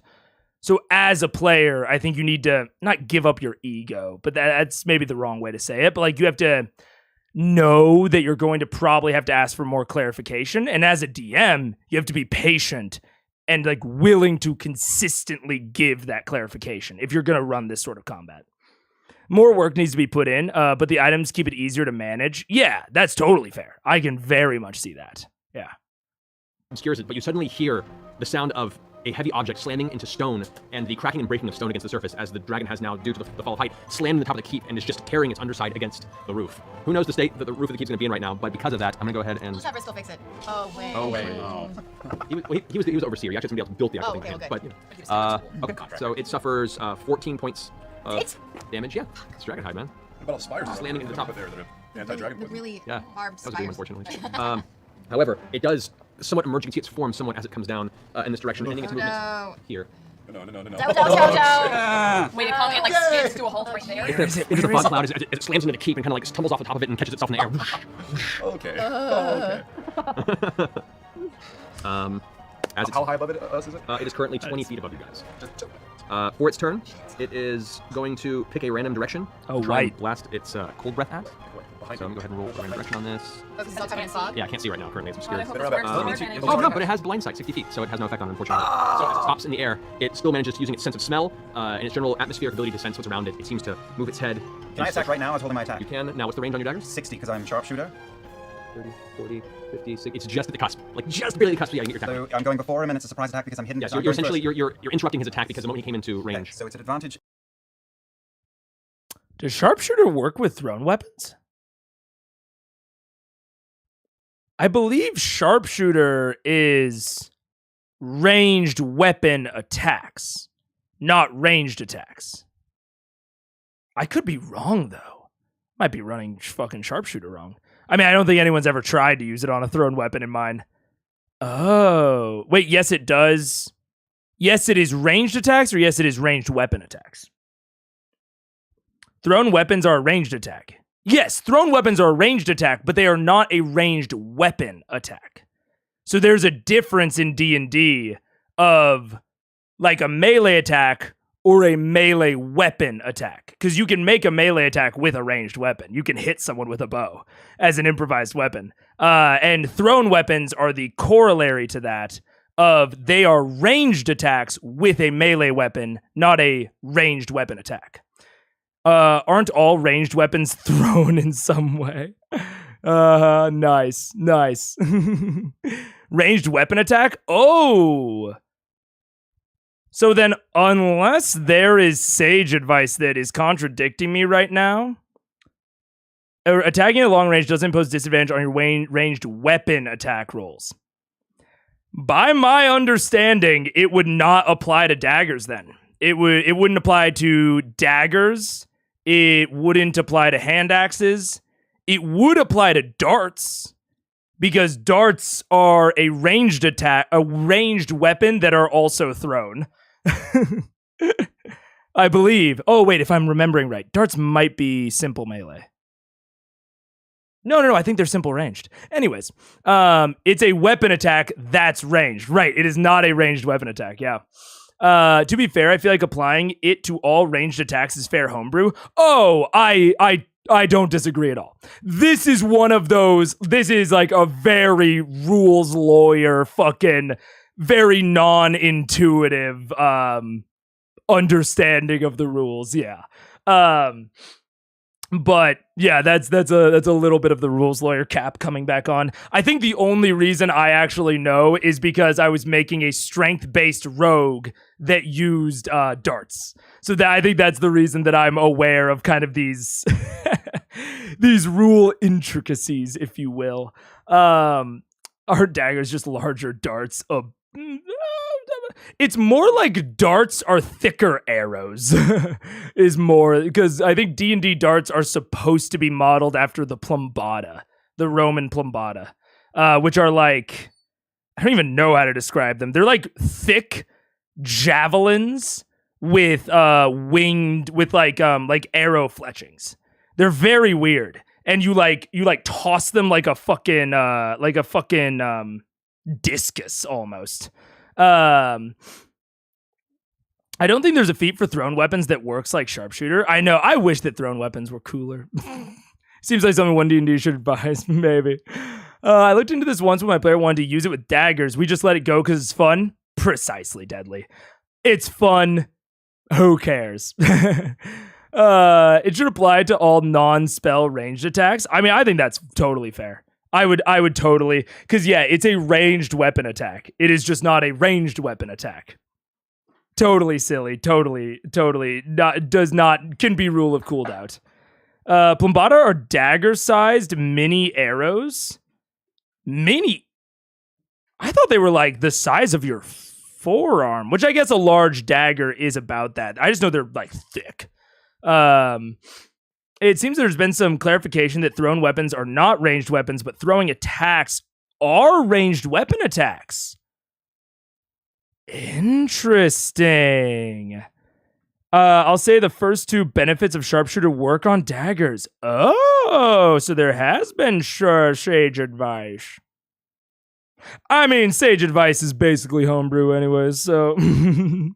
Plumbai, I guess we know where pop culture brain space went to for Mega. Yeah, a little bit. Mini in that they're short. Mini in that they're short. That makes sense. Yeah, I feel you. Yeah, interesting. Anyways. And it is an automatic crit. It's not an crit, it's not surprised. It's not surprised? No, it knows you guys are there. All right. Okay, surprise really means that it has absolutely no idea that you're there or there's any sort of 24 from you. 24 hits. All right. And then the second dagger I can only throw a second one, is also at 24. Both hit. So the first one is double dice, so 8 plus. Oh. Paige just got home. I'm going to tell her about the leash. 1 second. I'll be right back. I guess I'll set the BRB, but it's not going to be long. I swear.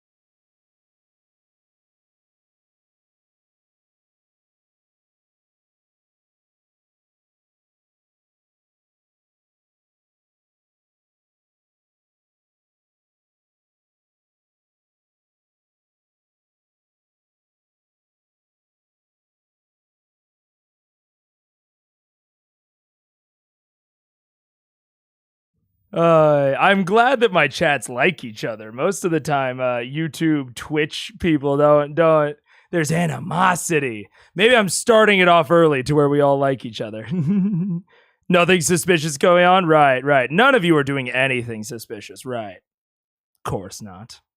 14, 15, 18. Also, sorry, it was a little bit longer than I anticipated. Paige had a fucking journey. So we had to talk about that. 25. So the double dice is 50 plus 7 is 50. Yeah, 57 for the first. Oof, nice. The second one goes big, and that is 10. 10, all right. 57 points. That's just a straight up dice roll? That's crazy. That's sneak attack. I've gone up a level to 13. Right, so D6, or 76. 76. Oh, wait. It's not double dice. Sorry, I'm sorry. 25 plus 7 is 32. Sorry, 32. There you go. I was like, that's and really the high second for one a non-crit. was 10. 32, then 10. So 42 points of damage. Still not shabby by any means.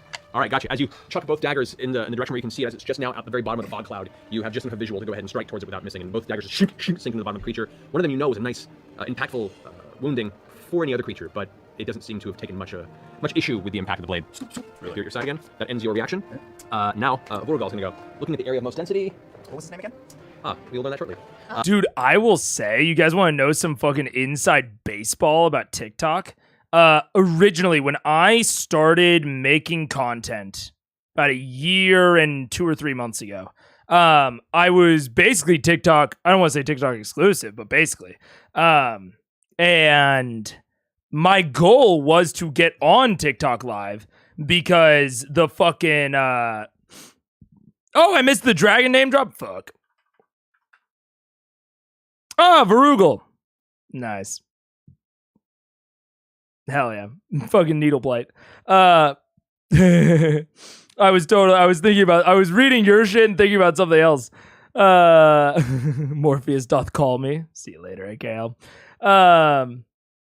But yeah, I was originally wanting to be on TikTok live because the algorithm on there is fucking crazy because it works you into the same feed as everything else. And it basically forces you onto people's screens. So I was like, yeah, that's the fucking way to blow up. But TikTok does not allow you to stream from anything but your phone or their web client. So like their desktop client. Like their desktop like streaming client. If you are not like within a very tight program, like there are a very select amount of people. Apparently, this is like scuttlebutt, but apparently they only have like a very set amount of stream keys, and they're like running out of them, so they don't give them out very often. So you can't get a stream key to your own stream on TikTok unless you are like a very, very big streamer already, which basically takes multi-streaming out of the equation. Unless you are streaming from 2 different setups, one running the TikTok client or one running the TikTok client on your phone, and then the other one handling everything else. So it was crazy. I made the switch at some point. It's very hostile if you don't only want to stream on Twitch and if you don't want to use TikTok's shitty clients. I'm Vax. Vex is over on Twitch. Varugal sounds like a vegetable of some kind. It does. Varugal. Varugal is the correct pronunciation. Now it's canon. Hell yeah, it is. Varugal. Varugal the Frugal. Varugal the Frugal. See, this is another one where this is kind of like Raishan, where it doesn't seem to follow the naming convention. So I wonder if there's a reason for that. Now we have 5 names known total, and 3 of them follow the convention and 2 don't. So I wonder if that's on purpose or if it is totally coincidental. I have no idea. Now, Vorgal's gonna go. Looking at the area of most density. What was his name again? We'll learn that shortly. Vorugal. Gotcha. The white dragon. The white dragon rears up in the fog cloud and kind of dips down a little bit. Outside of the fog cloud, hitting everyone in this vicinity here. Jeez Louise. That's going to be Grog, Trinket, and everyone here over. So, I would like all of you to make a Constitution saving throw. Well, I'm not going to roll that many dice. I'm going to use my dice. Come on, guys. I'm not gonna roll that many dice. Always good sign. Doc's about to lose 10% of his hit points. I don't have enough d6s. It's 16d. 16d6. What? 16d6. Or sorry, 16d8. My apologies. You know, now as a player, and this is tough for me. This is tough for me. As a watcher. Oh, he makes sure to write down generic monster names on his initiative tracker to avoid name drops. Fair enough. That's fair. But a regular person can take it, yeah. But this is sort of interesting. Of like, I feel like at the coronation, I knew exactly what Matt wanted. Right? I knew the answer was run. And then they ran to their keep, which I thought was an interesting thing. But I, as an audience member, don't know exactly how close Grayskull is to like the palace where where like the whole thing was happening. Like I don't have like a solid understanding of that in my brain. My understanding is that it's on like the outskirts. It is on the outskirts, but is still like technically within like city limits, sort of deal. And so it is interesting. I mean, I know that we saw this white dragon at Allura's tower. We saw green and black go east. And then red was near the center of town. I always thought going to Grayskull Keep was a bold choice, but valid choice. It is valid. It is valid. Mental maps on the fog cloud. Yeah, just outside the slums. So it's interesting. It's definitely a valid choice. But now I don't know exactly what Matt is telling them by choosing to have Vorugal show up at Castle Grayskull. Right? Because maybe the in fiction, like the Watsonian explanation is that Vorugal, because like the first time we saw him, he was tearing down Allura's tower. So it could be that Vorugal's like piece in this is that Vorugal and the Red Dragon are going to work together on Iman. Umbrasil and Rayshawn are going to go over to the east, Whiterun, whatever. And that Vorugal's job is basically to take out any locations of import, like any like basically landmarks where people might go. Right, like that's kind of the Watsonian thing that I'm piecing together. But then from a Doyleist perspective, having him, I'm sure that there are plenty of places of note in Iman. Having him show up at their keep right when they get there is Westrun is a very particular choice for the DM, right? Because he could have had him not show up, or he could have had him show up later, or he could have had him show up now, right? Like even I was talking to someone in the comments about like, you know, they like world building DMs versus like more like plot building DMs or whatever. And I've said it on stream before that I sort of reject the notion of like, well, it's the world, I'm just running it. You choose everything about the pacing. Like, even if that was Vorugal's plan and you prepped that plan ahead of time, like that was going to be the plan when this was triggered in the world, you plan, like, you determine how many turns that takes. You determine the order in which Vorugal goes after those landmarks. So you still control that as a DM. So him showing up right now is a Matt choice. And I'm not really sure what the Matt choice is meant to do. And this isn't saying that I think that he's not thinking or whatever. I think he has something in mind for this. I just don't know what exactly he's trying to tell them. Like, is he presenting them now with a smaller challenge that they might actually be able to do and like maybe actually take care of their first bit of the Chroma Conclave? I don't think that's the case, especially because he narrated the dagger not doing very much damage. Is it that they need to hide in the keep? That feels unlikely. That feels unlikely that the point is to hide. So now I'm sort of, as I think through this, I'm thinking maybe like, Matt acknowledges this as a valid choice, but he wants them to run again. I think that is Matt's thing of like, you need to run further. Because again, he's narrating like the stuff not doing very much to the creature. He's immediately killing all the peasants. Like, that is sort of what I am getting from this. It's like, okay, I'm not going to insta-kill you because I'm not going to have the red dragon and the white dragon show up, right?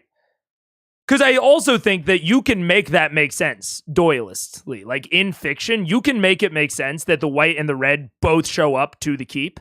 If they're going after Vox Machina and they see Vox Machina disappear, the keep is a very valid place for both of the dragons to go if the purpose is to kill Vox Machina. So that's why I think it's a little interesting that only the white dragon is showing up. Like it makes the intended tone a little bit murkier for me, which maybe it's supposed to be. Maybe he wants this to be a little bit easier of a challenge or a little bit less time pressing than if they hadn't like used a resource, because she used like transposition via plants. So maybe this is like a minor reward for that. I don't know. It's interesting. It's interesting because I at no point do I feel like Matt is like unintentional here. Like I think he's being intentional. I'm just rolling over the intentions and what they might be in my head. I think the implication was that Vorugol saw the crowd outside the keep and picked it as a target of opportunity. It's a crowd of like 50 people, right? I mean, even like, I think like 200 or 300 on the top end. I think there are probably many, many more people within the town itself. So, I mean, if that is the motivating driver, it feels a little bit more coincidental and contrived that Vorugol happened to show up at the exact place that they teleported to almost immediately.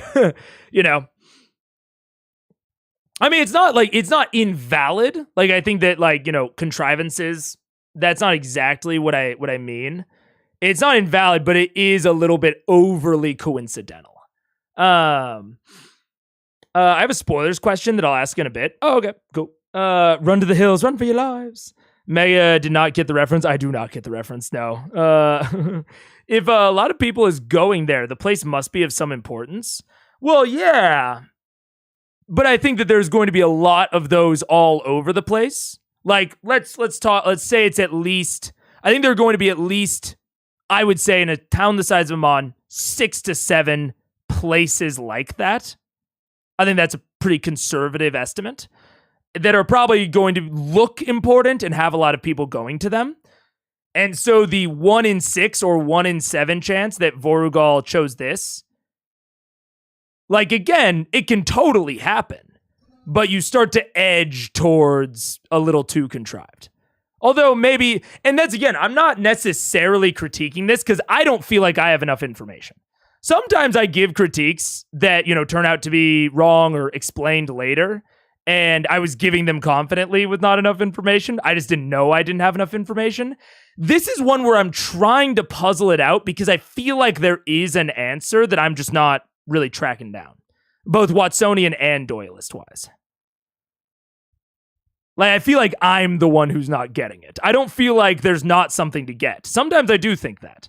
This is one where I think there's something to get. I'm just not getting there.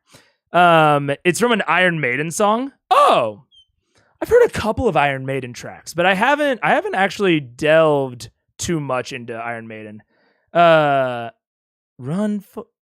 to the hills. Is it that one? Run for your lives. Ooh, I'm going way back in the catalog. I might know that actually if I heard it. I think I might actually know it if I heard it, but I didn't know it off the top. I go to the hills when my heart is lonely. All right, so that comes to... All right, so Grog, what's your... 25. 25. That's a success. What's Trinket's? 15. All right, that is 63 points of cold damage to Trinket. It is unconscious. All right. I will say, as a full-on wrap-up to that, if I was a player at this table, I would be thinking that there is a reason that Vorugal went to Grayskull other than that there was just people there. That is what I would be thinking as a player. Now, my assumptions could be totally off. Like, and sometimes that happens as a player. Like, you just are not on like the same intentional wavelength as the DM. But that is certainly what I would be thinking. If my party ran away from the city, went to the outskirts, and the dragon just so happened to be there, I would 100% what I would think in this situation. Because that's kind of what I do think just as an audience member. Who is probably less paranoid than the actual players of Vox Machina. I would be, if I was not Grog, I would be telling Grog to throw that skull into a river. Because I would think that they are tracking us through the skull. Now, as an outside observer, I actually don't think that that's what's going on, but it could be. Right. Trinket actually... Oh no! Look at Travis. I forgot, like I knew what was happening to Trinket, and then I did my whole piece and I forgot. And then I look up and I see Trinket freezes and I see Grog's face and I'm like, oh, I'm right back in. I know. And these two have realized what is happening before these two, and I think before Laura herself. freezes in place, and I can see the armor itself has about an inch-thick layer of ice, as currently the eyes kind of go dull as unconsciousness takes the bear, but unable to show or reveal that. Grog, you take half that, so you were at 30, take 32 points. She's keeping it together. She's our rock. She's the rock. We got this. That's not Grog, that's Travis. Yeah, true. Of cold damage. Roll some saves here. Average saves. Okay, so these four here survive. The rest of these are all entirely wiped out. And you can see now the people that were rushing in are now rushing away from the keep. So they're outside the door, are just getting the fuck out of Dodge. That is going to... Oh, she's getting misty-eyed about Trinket. No! Is this just the end of Trinket? That will be so sad. So yeah, that's going to be the end of the White Dragon's turn. That brings us to Vex. Oh, that was just a quick, are you okay, off mic. Fog cloud right now, so you have no visual range on the creature. You just hear all these screams. And I you hear can't the see it? No, unfortunately, the fog cloud is just high enough where it covers this area for you guys. However, you could jump off if you wanted to, make an acrobatics roll, and then maybe do your attack afterward if you wanted to try that. Your call. But wouldn't I still be in the fog cloud if I was on the ground? No, the fog cloud is it's elevated up here. It starts here and then goes upward. Keela created it kind of in the air. You guys are right at the base of it right now. So I can use my movement to jump down? Yes. Yeah, if you want to. All right, I'm gonna fucking hunter's mark him. You can't see him right now, unfortunately. I'm gonna jump fucking down on the ground. So you jump, go make an acrobatics check as you leap off the highest part of the wall of your keep, and all of a sudden the fog dissipates and you see the ground rushing up towards you. 14. 14.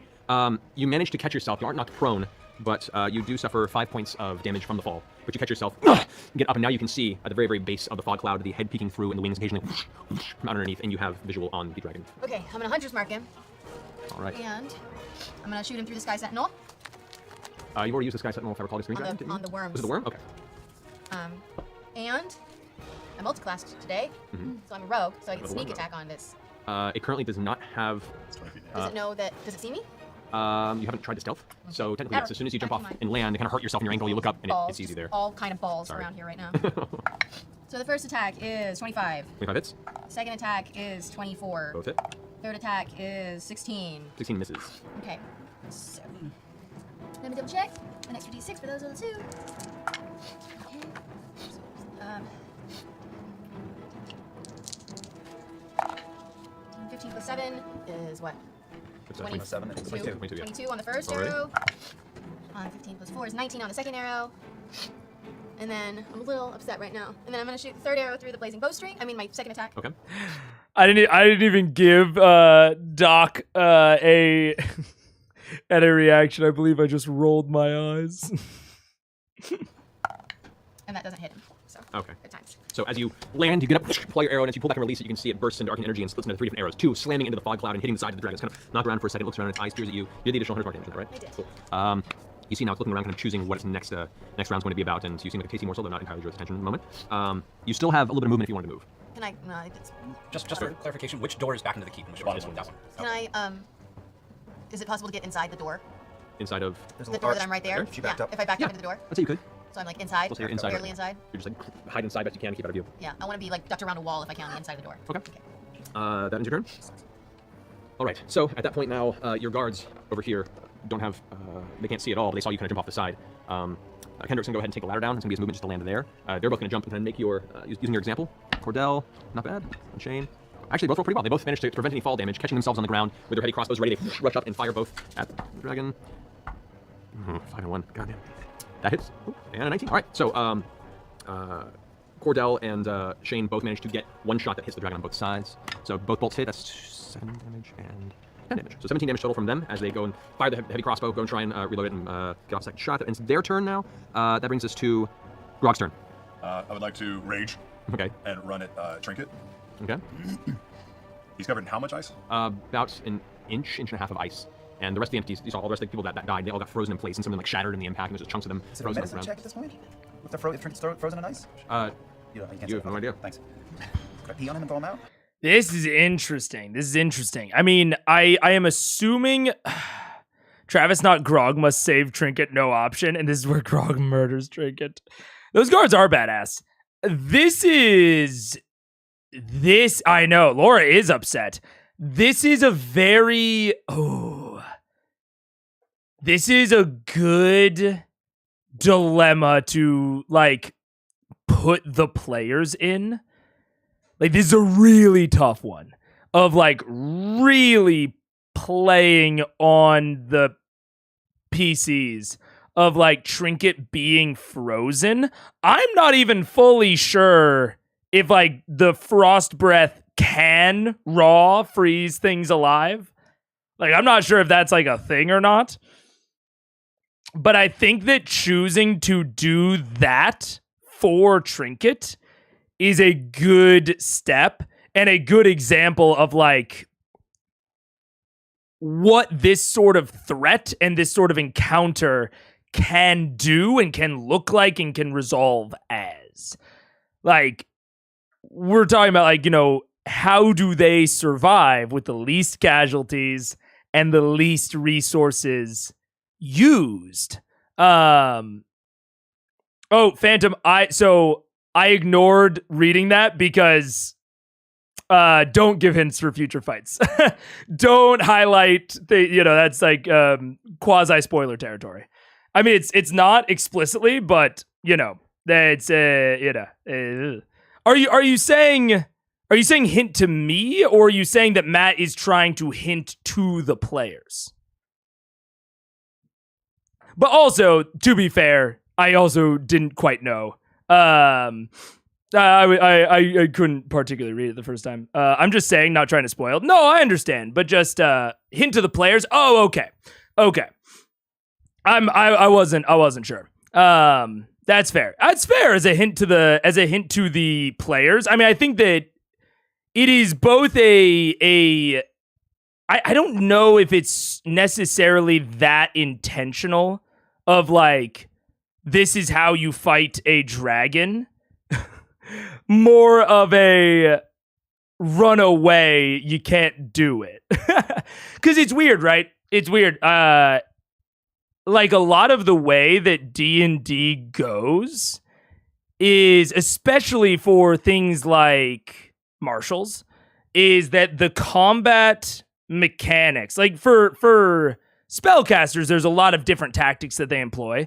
And for martials, there are certain differences that come from the tactics. But, like, for a barbarian, number just sort of gets bigger. There's not a whole lot of difference in tactic. A lot of the difference in tactic will end up coming from the arena in which they fight said dragon. Like if you're in a white box at level 10 with a an adult dragon versus a white box at level 15 with an ancient dragon, fight's probably going to play out pretty similarly, So I think this is more to the level of, hey, run away, you can't fight it right now. Not because I don't think that they could change tactics here and have it work. But I could be wrong about what Matt wants out of that. And so that is why not to I don't know, pile on you or anything. That was not my intention. Sorry. That's why I didn't read your that's why I read your chat as a spoiler before, because I wouldn't have gone there in my brain. But I could still see it. I don't fully disagree with you. So yeah, no worries. No problem. According to D&D lore, white dragons typically do that. Freeze the target and eat it while inside of the ice. Oh, interesting. Yeah, so I guess he's just taking all of the other peasants and such. He's just taking the minis off the board so that they just don't clutter up the board, essentially. just not really addressing it. That's interesting. That's very cool. Yeah, he's doing the frozen bit for the ones where it matters and not the frozen bit for the random peasants, That's fair. Trinket failed his saving throw. The dice tell a story. No, not necessarily saying that it was intentional that he got frozen. I was more hitting at, it looks like the other peasants just got killed based on the minis getting taken off the board, whereas Trinket gets frozen probably with the ability to get thawed out later. But to be fair, I don't think it's I think not Theshel. Whoever mentioned the thing about the D&D lore, I think they are probably right, where it was probably everyone got frozen in the same way as Trinket, but from a narrative importance standpoint, which this is a whole other discussion, Trinket is more important than any of those peasants, and so he takes the peasant people off the board, but he leaves Trinket's mini on the board because they're probably not going to try to save every single peasant, but they're probably going to try to save Trinket. I'm just I'm not sure wait, oh my gosh, I got confused. I don't usually criticize the cast for combat decisions, but they really could have better made use of the peasant railgun. Ron Quixote. Can you imagine if you're a commoner and watch your family die around you and see the heroes come back not to save you or family, but flock to save a pet bear? Probably is. At least the peasants are all dead, right? Or at least most of them. Yeah, it probably is good for the party to have found out one's AC and maybe notice it as a blind spot and such, intentional or not. No, that's fair. Yeah. Oh, yeah, we're on the same page, Phantom. Matt is basically serving them that tactic on a silver platter. The peasant railgun, yeah. She should have summoned more pixies. Trinket has way more HP than those randos. Oh, so are you saying... See, I don't know how the dragon's breath weapon works. I that's why I'm guessing at these things, and I'm trying to assess this as if I was a player that didn't know how the breath weapon works. So is there essentially it does damage and then it has a separate freeze mechanic? So Trinket didn't... all the peasants died. Trinket didn't die, but got frozen. I assumed it was a dex saving throw, take full damage, half damage sort of situation. That was my assumption on what was going on. And then if you went down to 0 HP, you had this frozen thing of your unconscious body or whatever. That was my assumption of what was going on. I could be wrong about the breath weapon mechanics though. I haven't read them. Anyways. Over time, you have to drink a lot before it has to drink. Wait a little while. Jog in place. What you got, Rug?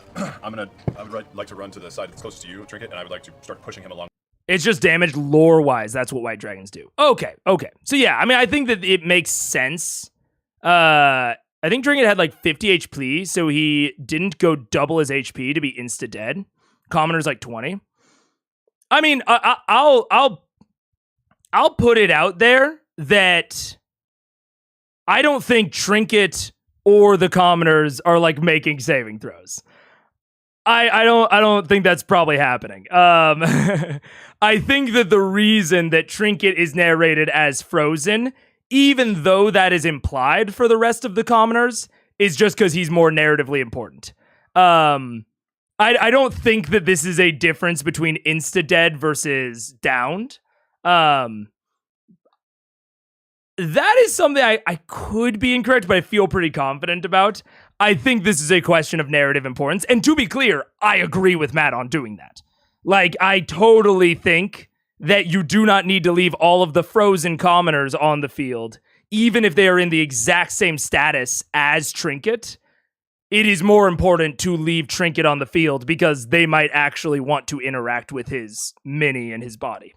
And Trinket would just be at 0. Do the Ranger beasts make death saves? I mean, I guess theoretically anything makes death saves if you want it to, but I don't know. I think Trinket would get saves. It's DM Fiat, which yeah. And maybe that's, we're kind of circling around the same thing, Sputnik, of DM Fiat on which creatures get them or don't.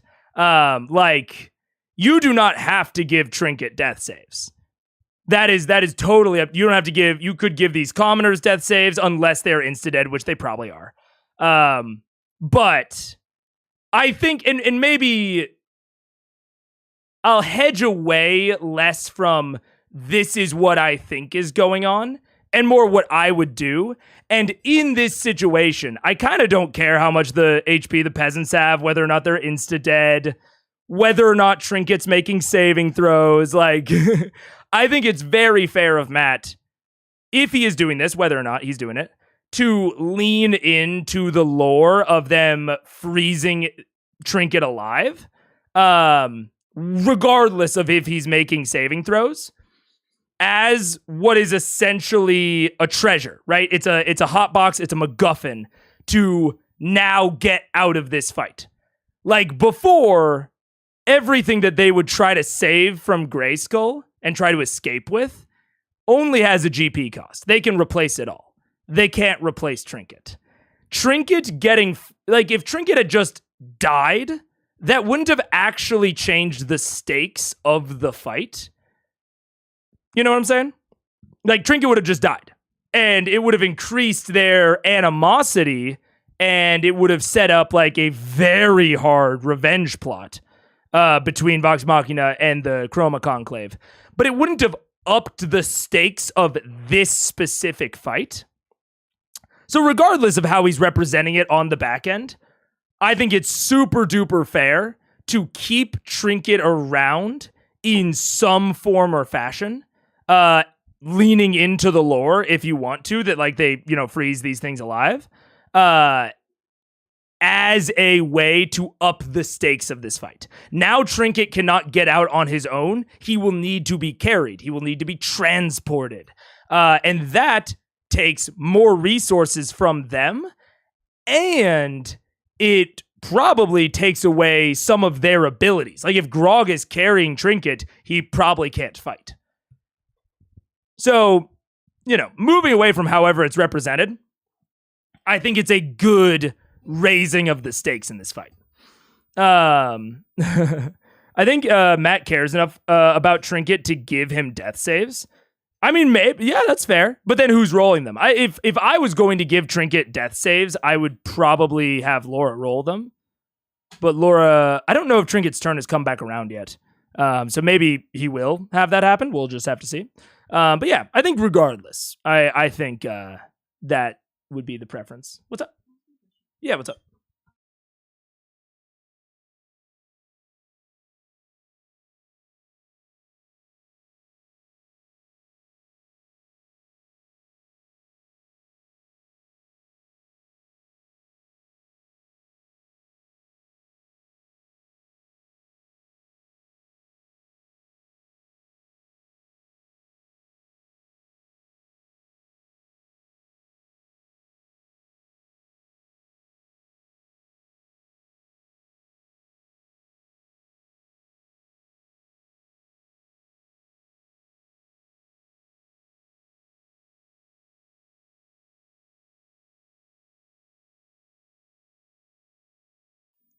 All right, what's up?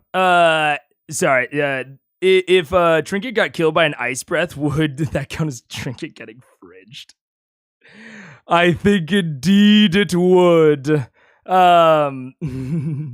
May's talking to his wife and using the mic, or did? Oh yeah, I just muted the mic. But yeah, sorry. We ordered something and the safety seal was like straight up sliced on it. So she was like, should I like leave that for you after stream? Like I probably shouldn't interact with it, right? And I was like, yeah, I don't interact with it. So yeah, we're gonna have to deal with that later. Whatever happens, it's probably best that Sam missed his session. I don't think he'd be able to hold his tongue. I feel like we saw Laura roll death saves or Trinket at some point, maybe in the Underdark. She might have. I honestly don't remember. It's very, very possible. Guys, stay for exam. Wanted to pop in and say hi. What's up, Veterinaire? Welcome, and goodbye. Have a good study sesh. On the lawn towards the entrance to the keep. Okay, so Like a decide giant there. ice block. Okay. Go ahead and make a strength check. Okay. Because you are raging, you have advantage on strength checks. Oh my god. 18. 18. Okay. You did suffer damage this turn. Well, you started raging this turn, so if you don't suffer damage until the beginning of next turn, your rage ends, and you have to rage again. Just a heads up. Right. But with that roll, though, you managed to push him, we'll say 15 feet that direction. You're pushing a giant frozen bear, and he's just sliding against the grass in the front of the courtyard. Sweat beginning to pop in the brow as your teeth are gritted. And looking over your shoulder, you can still hear like the snapping, and the kind of the air itself of the entire courtyard now has dropped about 20 degrees, and you can begin to see your breath just in the vicinity of this creature. Ends your turn, Rug? Yep. Scanlan now steps out from the inside the keep. Sam is texting me what he wants to do. He rushes out at this point, seeing all this from the inside. He whips out his wand of fireballs and aims it up at the bottom of the dragon that is now visible underneath. As you see, now the edge of the wand just flickers red for a second before a little bead of light streaks forward and detonates beneath it. Dragon would fail saving throw. It's going to use legendary resistance once to auto save, so it takes half damage. He is going to use. What did he tell me? How many spots are to do? Okay, so he's going to use three of its charges to do this one. That'll put it at. Let's see. What? Don't use your charges. What is he doing? It's trying to resist. Scout just sent a fireball at it, and it's 36 damage halved from him, so that still puts it at 17 points of fire damage to it. Not too shabby. As it blasts out from the opposite side to the bottom of the cloud, keeping everyone else. Scanlan fucking mailing in his combat choices is so fucking funny. It's outside of the collateral damage radius of the fireball because it's tight, so that's good. Scanlan then, realizing the circumstance, uses the rest of his movement to get back into the very corner of the keep and kind of defend himself against the wall. That's gonna end Scanlan's turn. Pike, you're up. All right, can I run over to where Trinket is? Mm-hmm. Okay, and I'm gonna cure wounds on him. Okay, so you move over to Trinket. Go. Go ahead and cast your wounds. Okay, I'm gonna do it 4th level. 4th level, okay. Okay. So 48 plus 5. On the floor. Oh, that's super fun, Torben. I agree. I know. It's Dang. 30. 30. Trinket heals up as Pike reaches out, grasping her symbol in one hand, look at desperation in her face. Her hand goes out and touches the ice, and as her hand touches her fingers, melt through the ice from the divine energy in her fingertips, and manages to touch Trinket's fur beneath. As the divine energy filters through her body, Trinket's form glows from the inside, and the ice begins to crack before it all shatters off of Trinket's body, and Trinket kind of catches himself and shakes off what little bit of remaining ice and moisture is on the coat. Good job, Pike. I want to scratch behind his ears. Trinket nudges you and licks your face before looking up and growling very angrily at the dragon. I saw any of that. Like, Bex doesn't even know he was on it. I gotta go revenant on that bear. This is an angry bear. Those who've seen the movie know how scary he is. Great. Pike, you still have a little bit of movement if you want to move. You have like 15 more feet if you want to use that. Your call. Okay, you guys are my eyes, so I can't really You're see right it from here here. at the moment. But I guess anywhere where there's cover. Okay, Is that a tree? you can start moving towards the tree at the front of the keep. Tree's closer, but currently that's where the people hiding there. We're behind Okay. Goliath. What was that? We're behind the Goliath. Yeah. All right, so you move over here and you use Grog as cover, we'll say, so you can leap over there. Classic Pike Grog technique. Cool. Ends your turn. The rest of these survivors on this side of the wall are just going to start fleeing in this direction, using their turn to just get the hell out. These guys here are just going to do full round dash to get inside the keep, and they manage to make it inside. These guys here are moving back. Actually, no, these guys now that are inside the keep are going to run. They get almost all the way to the keep. There we go. Working about that far. This guy almost makes it in. They're all right at the cusp of getting to the keep, screaming and running past you, just kind of moving between the different frozen bodies, not even paying attention to any of you as the look of sheer terror on their faces has taken over. That brings us to the top of the round. Percy, you're up. All right, I'm gonna drop down like a boss. We're going to leap or climb down? I'm gonna leap. All right. And roll. 29. 29. Success. And managed to avoid one of your guards who was right below you. You weren't aware, you managed to dodge off to the side this way. And use the edge of the wall to kick off, to change your trajectory as you land, carrying bad news in one hand, 3-point landing in the other. Sick, Percy. That gun up from the ground. Yep. Just making sure it's damaged itself. Okay, next thing I'm going to do is I'm going to concentrate really hard, and I'm going to try and conjure hex to see if it works. Okay. So as you focus and look up, you can see now some of the fog cloud that surrounds it congeals into a darker color and then clings to the dragon's form as it is now hexed by you. Still works. It seems that as long as the shadow entity has been within you, though it is no longer bound to your weapon and yourself, it did leave some dark scars on your soul. Let the taint upon you. So just to remind you, that means that he has disadvantage on all agility checks. Are you choosing dexterity? Or are you choosing... Because you choose which one of the... on which checks? Yes. Constitution. Constitution, all right. So put that at... I like it. Fancy. Good to know. Sure that's how it works.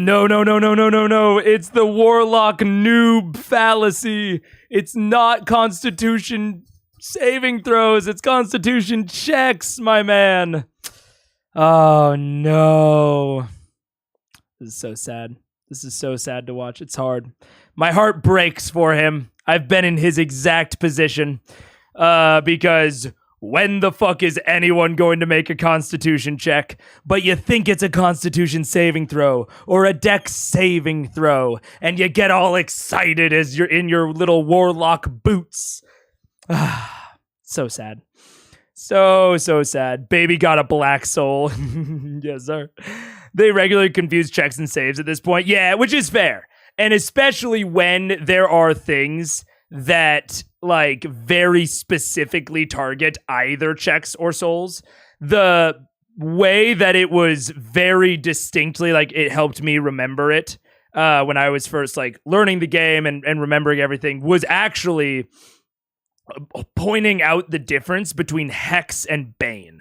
And you know, when to use each in like different situations. It's like, okay, there is a way to give people, you know, a negative modifier or whatever on saving throws. It's just a different ass spell. It's just a totally different spell. And that is one of the things that helped drill it into my brain. I don't know, even know why that bit about Hex even exists. Checks during combat are so rare compared to saving throws. Yeah, Hex is not a combat spell. Hex is sorry, I shouldn't say that. Hex is either a combat spell or a not combat spell, very rarely both.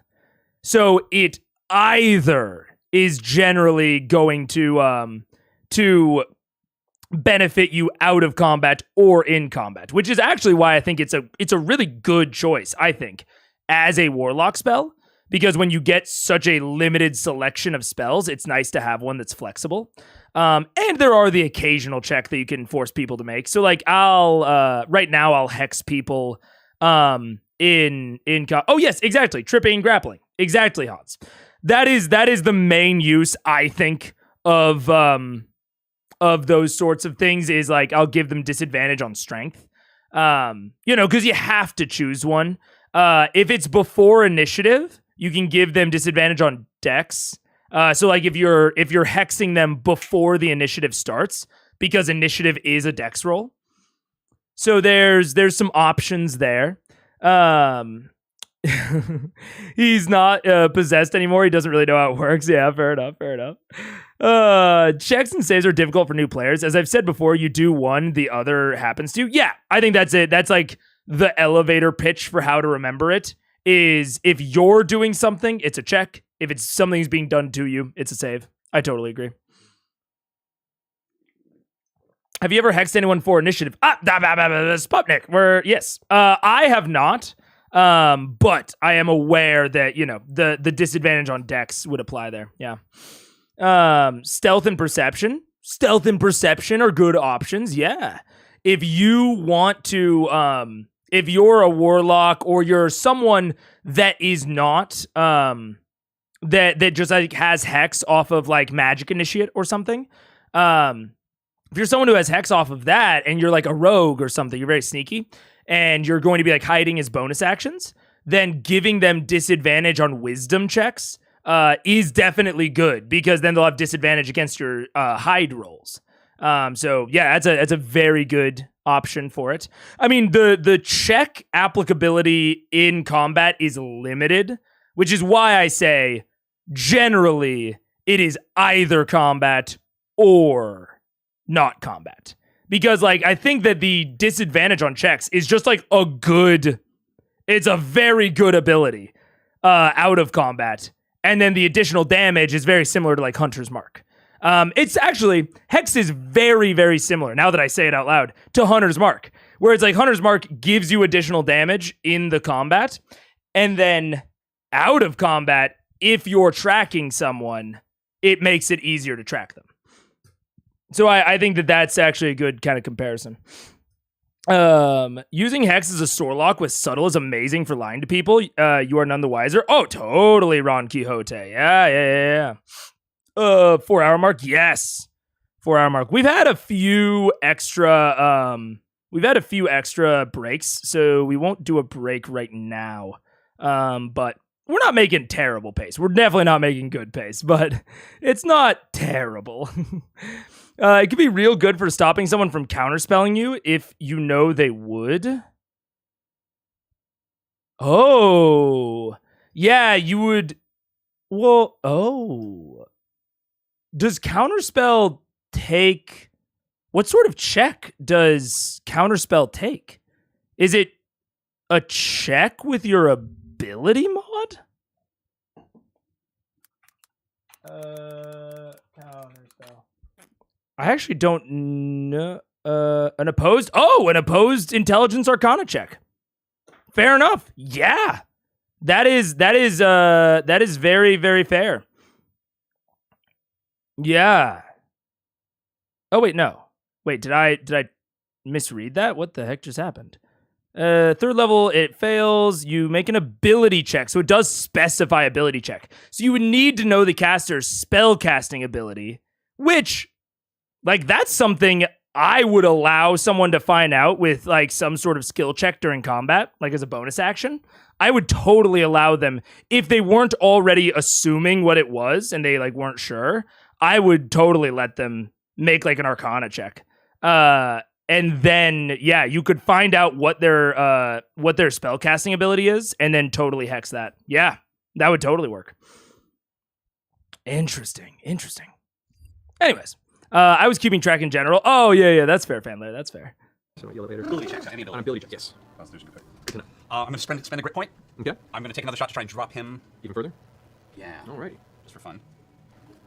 Saving throws are Are they not? Are they?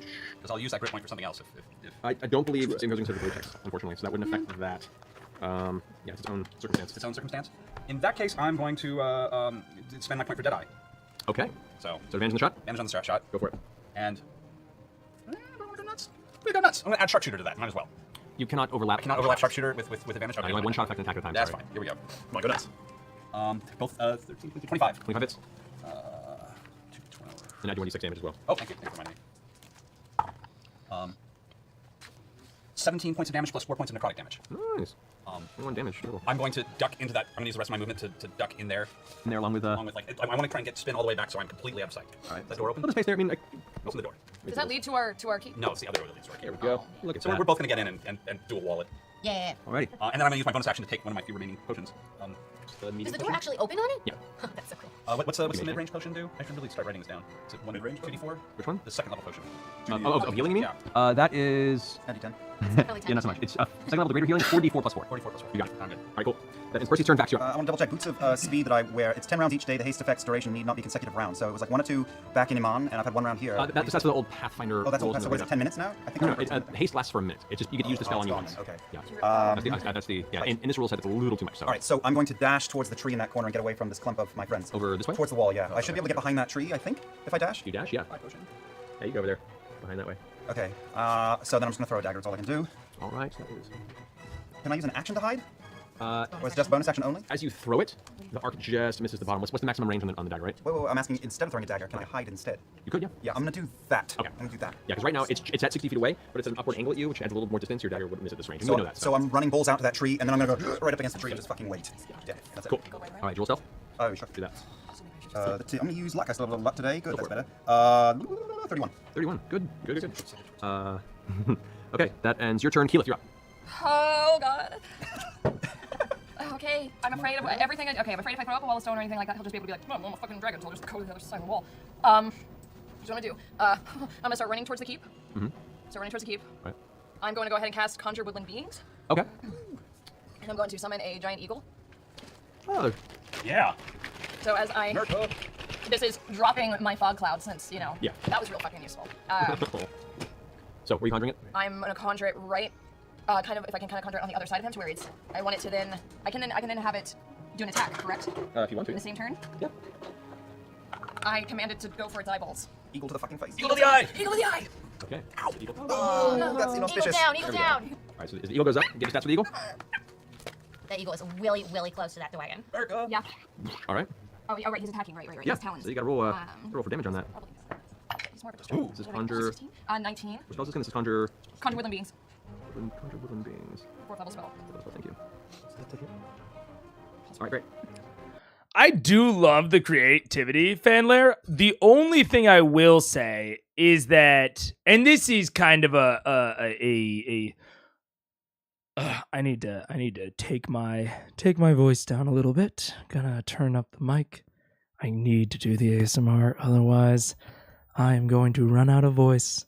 The only thing I don't love about Marisha's creativity, but it's not just her, it's their entire table, is, I've said before, I don't like targeted shots. So like the idea of going for the eyes, you know, if it's just damage and narration and flavor, like flavor is free. That's all good. I love if it's flavor. I don't love if there is any amount of mechanical stuff. Like being able to just creatively describe the way that your attack goes, and get like extra benefits from it, right? Because like this isn't even like, I am a big believer in rewarding creative tactics or like good ideas. And I think that when I say that I don't like targeted shots, people think that I don't like creative combats, which is actually the absolute opposite of the case. But going for the eyes or a targeted shot is just like, I don't see that as like creative combat. It's creative description, like, which is really cool. But I don't like giving mechanical rewards like that for pure descriptive text, essentially. I just like the play of summoning the eagle. Oh, so that, yeah, getting back to it. Yeah, I completely agree. I think Marisha is a very creative player. And like the summoning of the eagle is, I think, a really good idea, and like a good, I totally agree. And this is where to zoom out, I actually think that this is a good example of what the difference between creative play and like creative play versus like creative writing and creative describing is, of like, yes, Fanler, I completely agree. I don't think she was attached to the idea of the targeted shot either. And I think that the targeted shot is not the creative part of any of it. It is, but I do think that the idea of trying to use the eagle to distract the dragon, I think that is a creative play, because there are pretty, you know, there are probably better things she could have summoned than the giant eagle. But I do think that a giant eagle really works, like narratively and tonally, as a like pest sort of distraction for a dragon. So I think that choice is creative in terms of gameplay and should absolutely be rewarded. And this comes into like playing your monsters intelligently, which we talked about either last stream or 2 streams ago. Playing your monsters intelligently, also playing them, you know, sometimes unintelligently. So like there's not unintelligently, but playing them to what they are. So there is the concept of, yeah, a dragon probably wouldn't fight till its dying breath. It would probably try to run away once it was clear that it couldn't win. It's intelligent enough to do so. But it's also very possible to distract an intelligent creature and like draw its aggro or draw its target priority. Like that is very, very within the realm of possibility. And so if your player tries to do that sort of thing, I totally believe in like rewarding that sort of decision making. So I totally agree on her like general creativity. Yeah. Were targeted shots a thing in 3.5? Maybe. I honestly don't know. Mega is a vanilla combat, Andy. My guess is Matt was more accepting of loosey-goosey rule of cool, even in Pathfinder, but stream criticism made him rule up. I mean, part of my thing is that I feel like targeted shots, like, and we've sort of touched on this before, so I won't go too deep in the well, but I think that rule of cool has to be evaluated for its long-term coolness. Like, I think that establishing a precedent of targeted shots is actually less cool over the course of many, many games than it might be like in the moment, in like the first moment that it was introduced, because it makes it harder for DMs to construct satisfying combats using the framework, Blades in the Dark or City of Mist. Like those sorts of systems absolutely reward the targeted shot style of play. Like if someone said, I want to punch that guy versus I want to poke his eyes out, I can absolutely easily represent both of those in BitD. I would make the effect level higher for poking out the eyes, but I would make the situation more desperate, or I would make the position more desperate. So it's a harder roll with a greater effect. Whereas just punching them, it's a lower risk level, a lower position, maybe risky instead of desperate, but it would have a lower effect level. So like very, very simple, honestly, to do in BitD, but I don't think works in the slightest in D&D. My table rule is if you want to target something for an in-game benefit, we use cover rules depending on difficulty. We use cover rules depending on difficulty. Oh, so depending on how difficult the action is, you essentially give the creature a bonus to AC. So you're kind of turning a standard attack into like a save or suck spell. That's not the worst way to go about it. I don't hate that. I still don't. I still worry about how much it would elongate like combat turns for marshals. But if you have marshals that are really feeling the lack of variety in combat, you could maybe come up with a few standard ones of like targeting like this thing, or this thing, and then bump the AC up. It's possible. I still don't love it as a system, just because that's like a really pervasive homebrew. I think that's another thing about me is I try to keep my homebrew isolated when I can. I think it's also one of the reasons that I don't love potions as a bonus action. So I try to have my homebrew systems or rules as contained as possible. Whereas like the idea of a targeted shot system that's homebrew is affecting like basically every marshal every single turn of combat. And so that doesn't mean it's bad, but that means that the stakes are a lot higher on balancing it. And if you don't feel confident in your homebrew like game design skills, that's like a level of risk that you're like running into as a DM. If you feel really confident about like the way that you're setting it up, then yeah, totally. But I also worry for its potential to really fuck with the CR of creatures.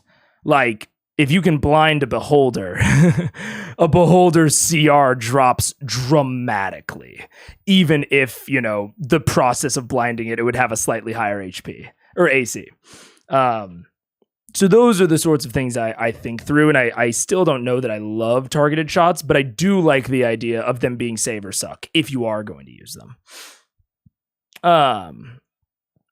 When I first started, I wanted to do call shots all the time. That part of the old animated Hobbit movie where they took down the dragon with basically one weak spot, and an arrow was ingrained.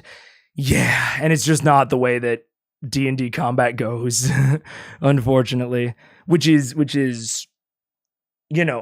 like I've said about D&D combat, I think it makes it able to do really clean puzzles where like you set up people's expectations really easily and really well, but it does sort of prevent those more cinematic type of moments.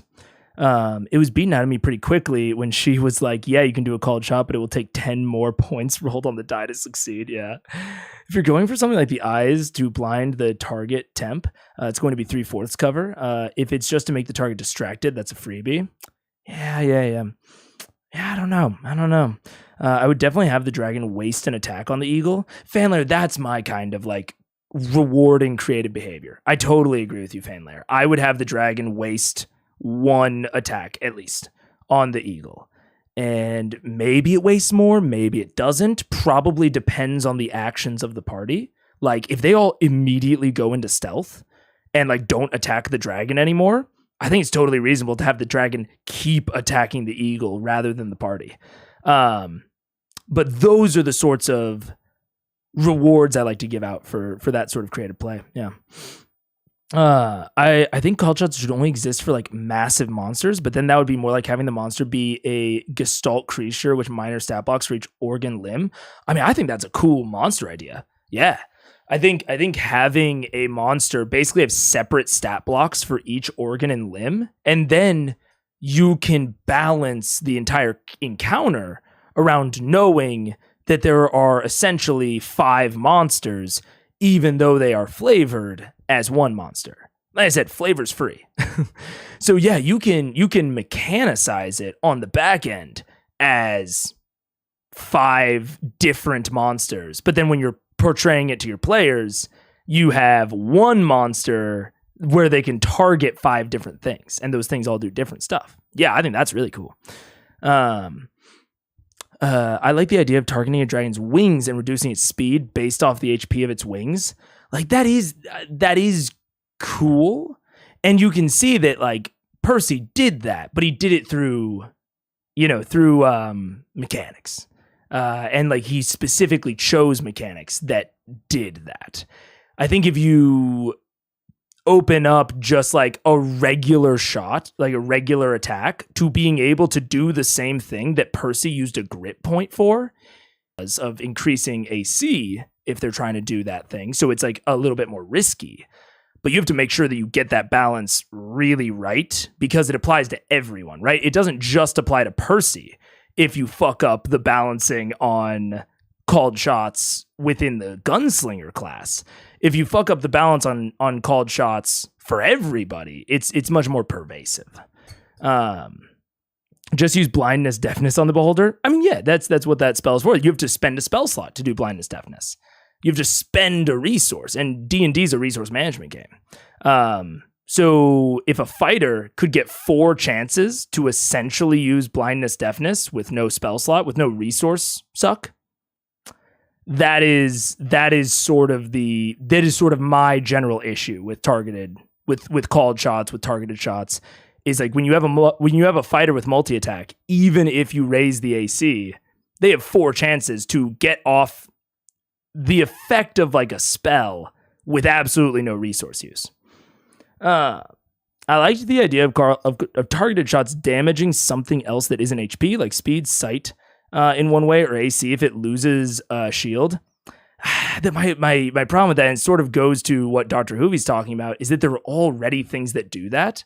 And so targeted shots essentially give you a way to do spell effects basically for free. Like, if I'm a warlock, I have to take Lance of Lethargy as an invocation. I have to take up one of my invocation slots to be able to reduce someone's speed.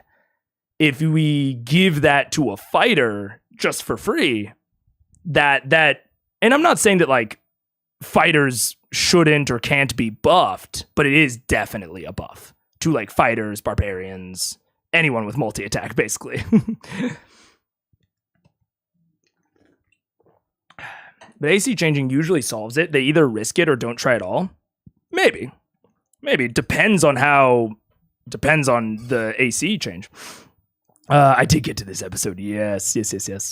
I think with targeted shots, there's an unrealistic notion that a player can defeat a high-level opponent with a clever shot. What works here is that Marisha doesn't seem to have that expectation. Yeah, totally.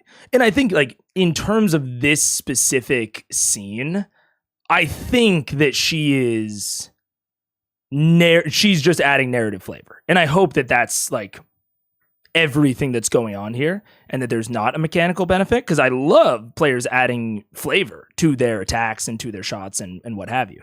It's basically a very minor extension of how do you want to do this, which I love. I love how do you want to do this. But I just don't want it to have significant mechanical impact. I think one thing that makes it click with players is the monster can do it back, shuts it off real quick. Which does, but if you are doing the monster can do it back in the realm of homebrew, it sort of goes to the exact same thing that I was just saying of like, I like to keep my homebrews contained, like not too pervasive.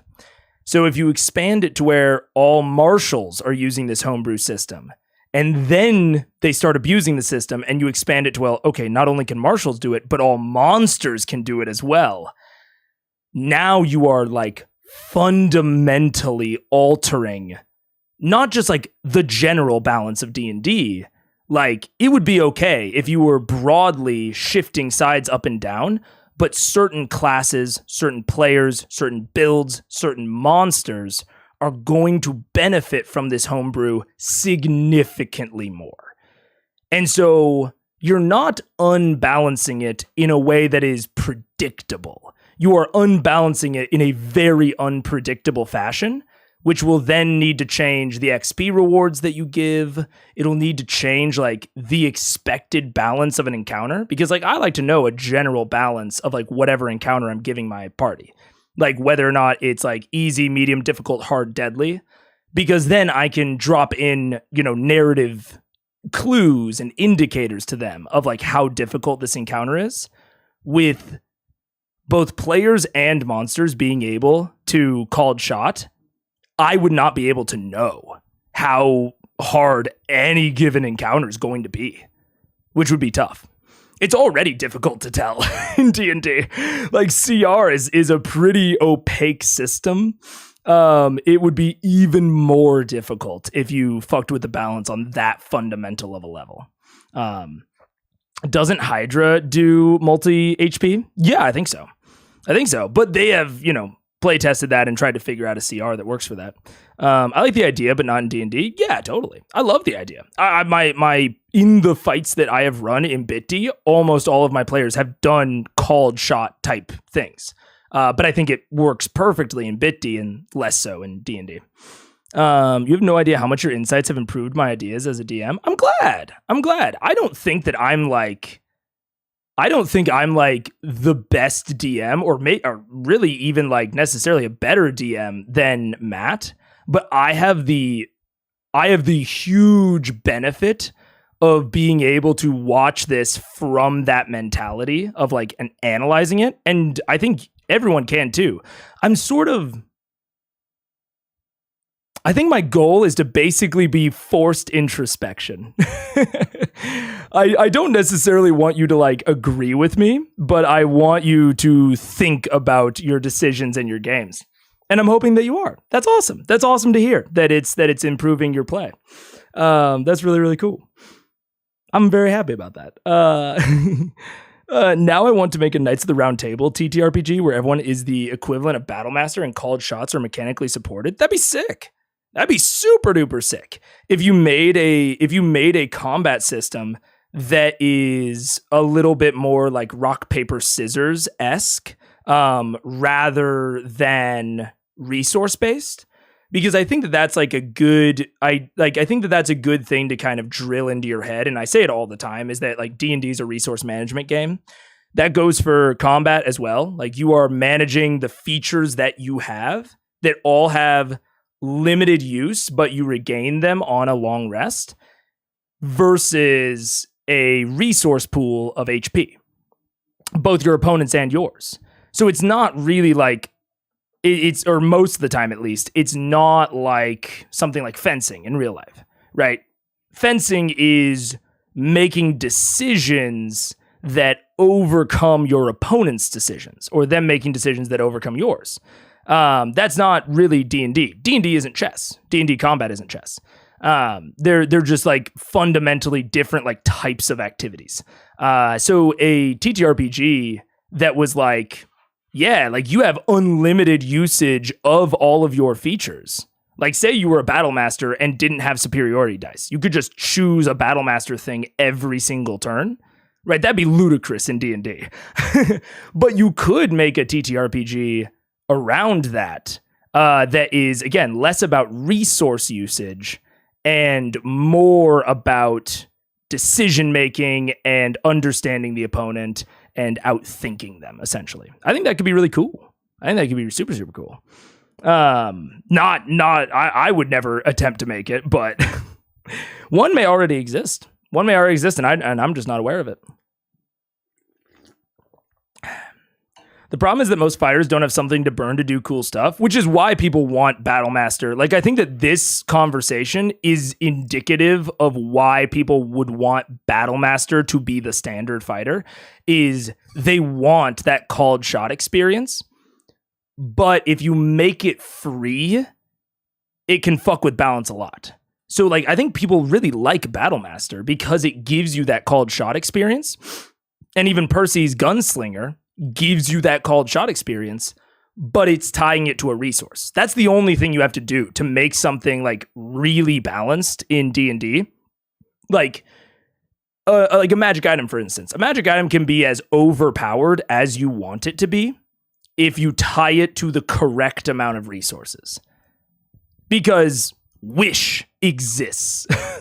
Wish exists in the game and in the setting. There is nothing more overpowered than Wish. It is the definition of overpowered, but it's tied to a 9th level spell slot. So there you go, it's fine. And it has a chance of failure. Same thing with Divine Intervention on Cleric. Like, all you have to do to make things balanced within D&D is tie them to appropriate resource usage. It's sort of like the equivalent of like Sharpshooter or Great Weapon Master, but for free to everyone without having to take a feat for it, which I don't love.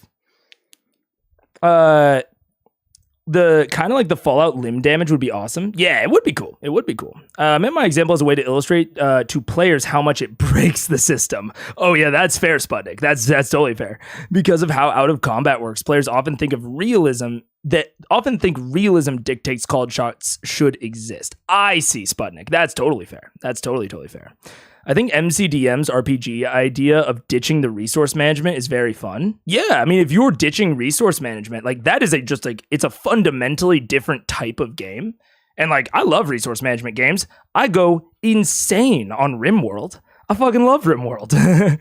But, you know, this is sort of like the combat centered discussion of like these things aren't bad. They just are what the game is, as opposed to what it's not. We're 4.5 and less than 1 hour in. If we're going to finish the episode with enough analysis, we might want to continue. Yeah, probably. Lag here. Oh yeah, I dropped some frames. I have no idea why the frames dropped. Yeah, no clue why the frames dropped. Nope.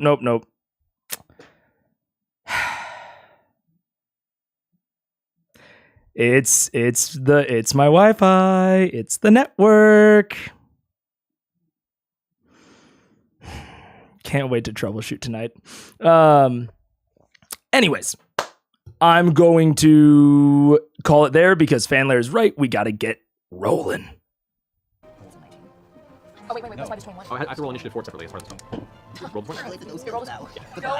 So I'll say good in that case. I'll let it go ahead and go immediately. But next turn starts at 20. Okay. That's pretty close to what you got it. I rolled a 21 on its attack. 21 hits, actually. Yeah! Go, you go, those eyeballs! Right in the eyes. Just barely hits. It's the heart of Stephen Colbert right in its eyes. It's close to barely hitting. Yeah! So there's 11 plus 3, 14 points of damage. 14 points of damage. As the Right in eagle its face. and starts clawing at it, you can see the dragon kind of rears back. Unexpected to see the sudden giant eagle appear out of the middle of the air and go clawing at its face. You can see it kind of rears back as it does so, moving its head out of the way. Gets a couple scratches in. Still an HP. Yeah, that's my fault, Topaz, because I turned up my mic volume, but it's really hard for me to talk soft, which I should be doing. And so my volume was progressively increasing IRL. If I talk at the volume that I should be talking at, we're probably balanced. Dragon. Sure. It's more spooked than really hurting from the impact, but it caught it off guard It's temporarily. supposed to be a distraction. All right. Oh wait, Fanlair didn't do it? Was it Seth Theshel? Wait. No, who? Oh, it was SSH. It was SSH. Thank you, SSH. Look, I get people's brains mixed up. I get people's names mixed up. And then I use this bonus action to be like, everyone inside! All right, that's your turn. Yeah. Now it is the white dragon's turn. See express weapon returns. Nope, roll the 1. Ah, take that. Oh, doggy. So instead, it's going to ignore the eagle, Right. as instead it lands right about there. It lands. It lands. As impact, the whole ground shakes around you. As you were pushing Trinket, you look over your shoulder as the shadow kind of encompasses the area, and as you look over, you see it land with a heavy impact. Giant, frozen, gnashing teeth as mist just kind of emanates from the side of its jaws. It's going to use its multi-attack, including its frightful presence. I need everybody to roll a wisdom saving throw. Including us in the inside? Yep. As it rears back and gives off a horrible roar that just shakes the stones of the actual keep. 23. Okay. 18. 18. 7. Plus a 0. 8 for me. Oh, scan roll 19. Good. And 19 for Trinket. Actually, I'm gonna spend my resolve and roll Reverse that. those. Okay, go for it. Bear's goddamn mad. 10. Okay, everyone who rolled an 18 or lower, 18 or lower? 18 or lower, it shakes you to your core. You suddenly really realize what you're dealing with here, and the fear causes you to fight with the fight or flight impulse in your body. You are considered frightened. Too late for luck. Got one more I charge. can't be charged for it. Yeah, you're still raging, so it doesn't affect you. Nope. Okay. So while you are frightened, you have disadvantage on ability checks and attack rolls while it's within your line of sight. Okay. Man, I wish we would have had a feint. And you cannot move closer to it willingly. You can only move away from it. So or attack rolls save it. and what was Ability it? checks. Ability Disadvantage, checks. while you can see it. Wow. You're just so What's it scared really of this thing. Heroes. Heroes feast. Fancy feast is a whole Fancy other. feast is way better. Lower level, but Fancy helpful. feast. I like chicken. I like liver. Meow, please deliver. In the middle of white death. It's going to make a bite attack against Pike and 2 claw attacks against Grog right there. So Pike, you look up as its jaws just come down at you from above. That's a natural 20. And then against you, Grog, 2 claw attacks. That is 23 Come on, take some here. and 22. Tickles, both of them. Okay, so against you, Grog, you take. Wait, that was against Grog. No, the bite was. The bite was against Pike, 2 claws against you. Oh. So Grog, you take 15 points of slashing damage, reduced to half because you're raging. 8. So 8. And then the other claw, that's a little higher. That is going to be a 18 points of slashing damage. 9. So down to 9. Okay. So that- So wait, so Pike was the one that took those huge Pike, huge hits? Pike, The bite. the critical bite. Are you okay, Pike? We don't know yet. We're about to Yes, find well, out. Don't know. Critical bite. What's Pike's AC? What's Pike's AC? Crit- 20. 20. They rolled the critical. But it already hit. Yeah. So that's Oh, what's that face? No! Don't do that! so 17 times 2. No! 34 plus 8. 42 points of piercing damage. Okay. However, you then also suffer as the freezing jaws clench around you and the cold surrounds you. You suffer an additional, that's 40, what is it? 42, right? I think you said just a 2. You just said 2. No. 13 points of cold damage. So 55 points of damage total. Where you at, Mike? Are you okay? I am at. Hold on. Carry the Hold 3. on. Carry the 3. Hold on. Hold on, 1 Matt here. second. 1 second, let me check. Okay, I'm at 25. Oh, Alrighty. Oh, jeez. Okay. Could be worse. Could be worse. That ends its turn. We fighting this thing or are we running? That's what I was about to ask. Are we fighting or are we running? We're getting Is our it fucking ancient? asses Is it handed to ancient? us. It's You keep saying ancient, so it's ancient. That brings us to Yeah, I agree, Fanlair. I definitely like it has multi-attack. I think I would have narrated it again, flavors free. I would have narrated it like taking a swipe, kind of like you would swipe at a mosquito, taking a swipe at the eagle, clawing at its eyes, 1 attack, and then jumped over it. Like I think that is a nice and fair reward for that type of play.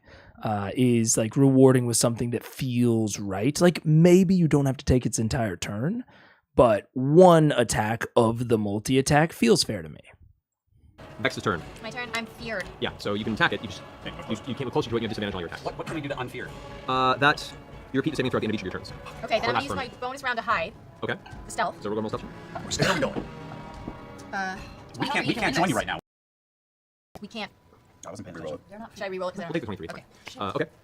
You're inside and you know it's outside and you heard the roar and you're shaking and so you can peek around the corner but you cannot move out of the building. Okay. So you basically kind of strafe to the side. You can look out as you want to. Okay, I guess I'll try to shoot it then. Okay, go for it. So disadvantage on both your attacks. Okay. Trinket, trinket's like, whatever, I got No, this. okay, so that was good. So 26 with 26 hits. disadvantage. All right. Okay, so. Second attack. I'm like, Oh, I'll just do the first one. if we're running, I don't want to bust out and you might do shit. You gotta run, right? I think We're we're gonna just short short rest rest at at one point anyway. Oh, where do we go? If we're outdoors, we're dead. Can we go downstairs We're to the going basement? And then go where? And then we nowhere. Can you get inside the cabinet? Sure, you can pick. 22. One of them delve 22 through hits. That got the sneak attack, right? Because I'm hiding. Yes, because you are technically hiding and it did not roll high enough in perception. Okay, so 23 was the damage on the first arrow. All right, good. Is that including the sneak attack? You said? Great. I don't know where to go.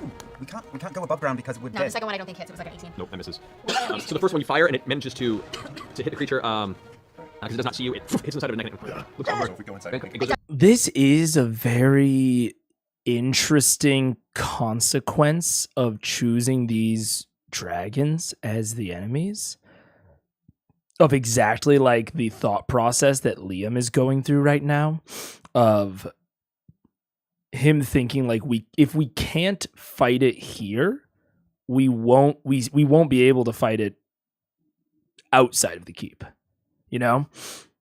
So it's like, oh, if we try, and it's going to be a faster flyer than we are runners. So in terms of just like strict plans that do not involve any resources, we can't go above ground. And then Travis is like, what about below ground? And Liam, I think, is rightfully fearful. I don't know if a white dragon has a burrowing speed, but I think he's rightfully fearful that it might.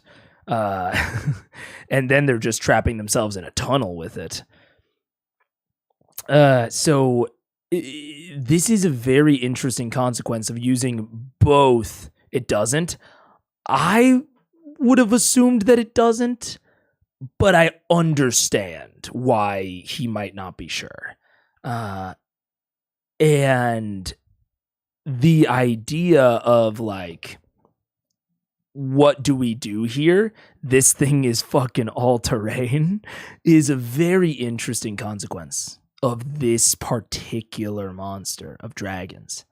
Wrong dragon, it does. Oh, well, then there you go. Of it being kind of explicitly faster than them. If they don't use any sort of thing. Oh, thank you, Yan Verb. Thank you very, very much. 40 feet, burrow 40, fly 80, swim 40. Yeah, I mean, I think, which is really interesting, because now I'm debating, like, from my perspective, how do they get out, or are they supposed to get out? Because I think we have kind of ruled out, is the party going to be able to get out of its, radius? Are they going to be able to get out without using resources? I think the answer is just kind of a strict no. So then the question is, what resources do we use to get away? If we don't have any, then we have to kill it. That's kind of the weird position that they're in. And I'm getting nervous from a DM perspective, because I just talked about last session, and maybe at the beginning of this one, about how, as a DM, your players have all of these resources by the time they're level 12, 11, 13, whatever, that it's hard to know all of them as a DM. So you have to put them in, ludicrous situations or whatever to get them to run. That holds true if they're at full capacity. The lower they get on capacity, the more likely that they have run out of options. And that same phenomenon of you not, having an ingrained idea of what all of their resources are can work against you. It can work against you all the time, but it really works against you if they're at like half resources. The spellcasters have used half of their spell slots, that sort of thing. And so it can be risky when they're at half resources to put them in a situation where they cannot escape without using resources. If the intention is that they can't run away. So now I'm questioning in my head, does he remember that they have something? Like, is there some 5th level spell that they could use? Do they have some sort of magic item that I'm forgetting about, that they're forgetting about? I know one of them can travel to Whitestone, if I remember correctly, but I don't think the whole party can without using, Keyleth's 6th level spell slot, which she's already burned. So now I'm thinking, man, can they take down this dragon? Is that actually possible? Doesn't feel possible, and all of the narrative clues have been saying that it's not. So I'm getting nervous. I'm getting very nervous. They have the skull. They do have a cursed item. I mean, that's fair. So yeah, I'm getting nervous because I'm starting to be like, I feel like I understood what this combat was supposed to be. And the further we're getting into it, the less I get it. I don't know. Back behind the wall. Okay, so behind the wall, you did reveal yourself as part of the strike, and Yeah. I see you duck inside. Okay, and I'm gonna send Trinket into the keep if he can make it. I don't think it has beef with us. Trinket, she managed to get her way out of his mouth. That's going to be a He's gonna 26 to hit. Oh Jesus, shit hits. Come on. All right, so Trinket takes Fucking die just by fucking. 14 points of slashing damage. All right. He's fine. But manages to get away. Barely. Oh, well, I see what you did. All right, then end your turn. Yeah. Okay, do saving throw. Do your second throw to see if you shrug off the fright. Oh, okay. So it's a wisdom. It's wisdom based, yeah. Ooh. 18, 19. 19 is just what you need. You managed to shake off the fright from this. Yes! Seeing Trinket rush off, you're like, okay, I can do this. At the end of your turn, the white dragon's going I'm to not afraid anymore. You hear that? You have no power over me. it's going to go ahead and use 2 of its actions to do a wing attack. So every creature within 15 feet of it, as it it's sitting there now, it kind of beats its wings around it as it does. It kicks up all this cold wind and air, just blasts out, threatening to knock you off your feet. This is going to affect Grog, Pike, and Shane. So I need you guys to make a dexterity saving throw. Like, get out of there. Dexterity saving throw. I'm trolling. I have advantage on those because of danger sense. You do. You're so Because the first time I so was- strong. Natural 20! Yeah! Nice! Fuck yeah. I don't have any dexterity modifiers. Cool. So that's all right. So yeah, so you guys see Shane does not make it with the 2. So Shane takes 15 points of bludgeoning damage and is knocked prone. She just like as she's rushing up now, she's dropped her heavy crossbow. She's pulling a weapon out. She rushes up, yelling. Her red hair kind of blown back from the wind as it's beating towards her. She gets bludgeoned with the sheer force of the wind from under the wings and knocked flat on her back. At the end of that attack, it now gets to move half its movement, and so it at a movement of Just landed. I thought it was going to be barbecue. there we go. A fly speed of 80 to move 40 feet. We'll have to see. We'll have to see. But I think maybe something that is... I almost hesitate to say this beforehand, but I'm going to. Because I might forget it. I'm wondering, the combat might shake out in a way where, like, it might be like the worm combat, where, like, after the fact, I think that everything he did was good and appropriate. But right now, I'm missing what the intention of the dragon is. So we even talked about that in terms of, like, what is the dragon targeting? Is it targeting just massive groups of people? In which case, might it not run away? Is it targeting Vox Machina? Because you remember how I said at the beginning of this, the fact that this dragon showed up to the keep, the moment that they get there, I think says the same thing to Liam that it said to me of these motherfuckers are tracking us. They are at least one of their objectives, one of their intentions here is specifically, particularly to kill us, Vox Machina. At which point, hiding wouldn't do much. But Keyleth, or Marisha, just pointed out, I don't think it's here for us. I think it's just trying to cause, like, basically mass destruction. But if it were, wouldn't it go somewhere else? Wouldn't it stop messing with the powerful individuals? Even if the powerful individuals aren't going to, like, kill it, pain is still a real thing. And it would probably just not want to deal with them in general. I mean, maybe it's because they blew a hole in its wing, and so it's struggling to fly, and so it'll have to walk. I don't know. So there's this, I think I'm missing sort of the whatever, I don't remember the dragon's name, Vogue something. I'm missing what his intentions are. And now that can be a puzzle in and of itself. Why is this thing doing what it's doing? Can certainly be a puzzle in and of itself, but I'm wondering if it is or not. That's why I said I hesitate to say this before the combat's over, because the intentions might just get revealed through the course of the combat, but I don't feel like we've been getting any narrative hints of what this dragon's intentions are, other than to kill a decent amount of people. So yeah, I don't know. VM is pretty well known, and they can be a big pain in the future. Dude, that's so funny. That's so funny to see the chats right next to each other. Dragons are smart. White dragons are pretty dumb. But I mean, we sort of talked about this with the worm discussion of like even the dumbest animal that like has to reproduce like isn't created. Like any animal that isn't like synthesized in a lab is going to have self-preservation, right? Like it's going to understand pain and like what is worth it right now and what is not. And I think that there is maybe an argument that it says we want to take out Vox Machina before we can, before we do anything else. Like that is possible. And if that's the case, then Liam's right. And it doesn't matter where they go.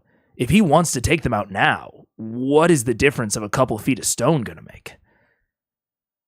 So that's why I'm sort of struggling here with what the intention is. Again, might probably maybe be revealed before the end of this combat, but I don't know. They are considered the least intelligent but not dumb by any means. It's not an animal, it's a thinking creature, just not very smart. I mean, I would guess if I went and I found like the stat block, it's probably smarter than a wolf. And wolves have a sense of self-preservation, right? Like my dogs.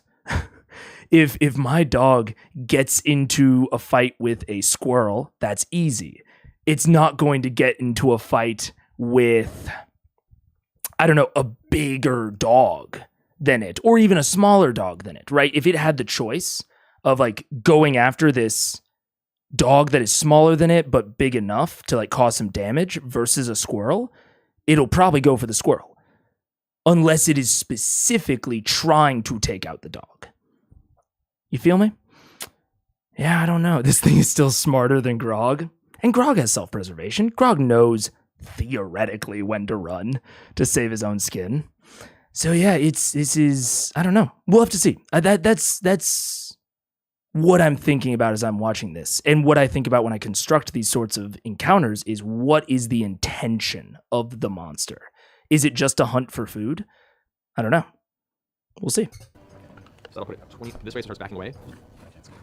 And so go 20 feet this direction. I get attack opportunity, right? As it pulls away from you, yes, you do. Yeah, do we both get one? Pike gets one too. No, actually, neither of you. No, Grog's the one that does, because Pike, you're too far away. It has reach on its attack, so it doesn't have to be right up against you to hit you. But you still have to be up against it to get attacked. I mean, Mustang, that's actually a very like wise and like pertinent point, is that we learn self-preservation as we progressively don't die throughout life. If we didn't have that sense of preservation, no matter what animal we are, or what thinking creature we are, we're not making it to ancient.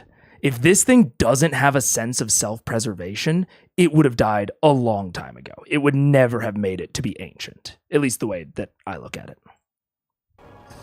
22. 22. Is that it? 22, yeah. Okay. This is with Craven Edge. Kill him! Mind you, we will Kill him with Craven Edge! 19 points of damage. 19 points of damage, got it. All right, Ask so make a Constitution save. Bacon what to do. That's a Disadvantage. 20 on not in saving saves. Yeah, 24. makes He will Resist it? Okay. Yep, yep. All right, cool. You fucking piece of shit! So that ends Vex's turn. The guard's now. Blah, She's blah, blah. gonna get up. She's now going to regret dropping her crossbow and is going to go over and pick it up again. She's not going to have time to fire it. The other two down here, the other two guards are going to be. Now Cordell's here. Cordell's going to turn around and fire off a shot, as well as Kendrick. It's a natural 1. That does hit. That does not. That does not. So 1 hit gets through. Only 1's like crap, so it's 5 points of piercing damage. Not great in that round, guards. Then they're going to start rushing towards the keep here. The rest of their movement. Cordell's going to start moving to the side, start ushering everybody. What the fuck? Oh, the camera froze. I was like, what is going on? Camera froze. That makes sense. They're putting that much of a dent in its HP to make it feel threatened. I mean, the peasants don't put any of essentially like a straw stuffed dummy versus something that hits you back, even if it's like, you know, stabbing you with a fucking with like a fucking paperclip. You're gonna go after the dummy, especially if there are hundreds of thousands, maybe tens of thousands of dummies compared to like 6 of these guys. Like, you know, yeah, it probably wouldn't feel threatened. But if the purpose, that's what I'm saying. Is like, I don't know the purpose. Is the purpose to cause mass casualties? Is it to go after powerful people specifically? I don't know. Inside. Tough to say. Go in. Shane is going to move up next to you, Grog, and essentially begin to kind of hold the flank with you, kind of shoulder to shoulder. She, as opposed to the crossbow at this point, she kind of sees the two of you can work together in this regard, and she pulls out a broadsword. Let's see. That's my end. Guard's turn. Grog, you're up. Fuck this dragon. As much as I would love to protect this house, we gotta get the fuck out of here. Is Pike right behind me? Pike is, yes. Can I grab her and run inside the keep? If Pike will allow it. Are you gonna let Grog do that, or are you gonna fight him on it? No. No, I can't do it. No. Just fighting. grab you. Let's Okay, go. so you reach over, grab Pike, lift her up, and the two of you just go bolting towards the keep. That'll get you right here within the crowd. Oh, geez, to the end of don't the door. attack the crowd. 50 feet?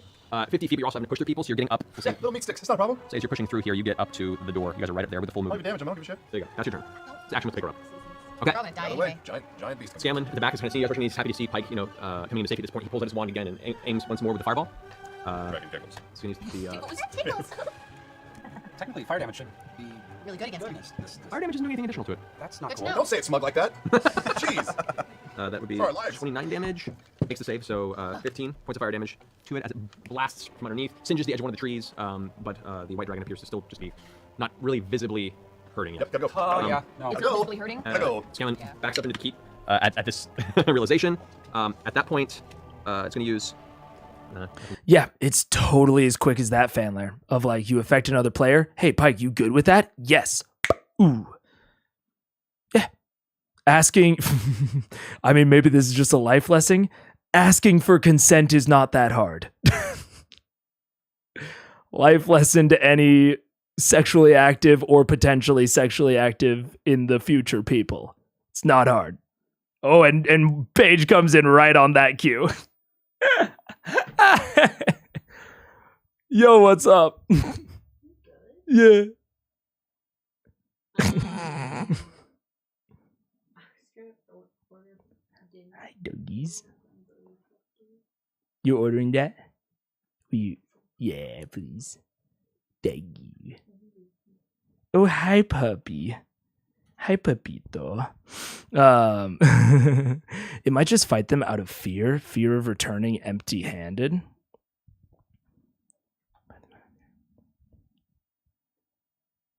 So it's, but oh man, even then.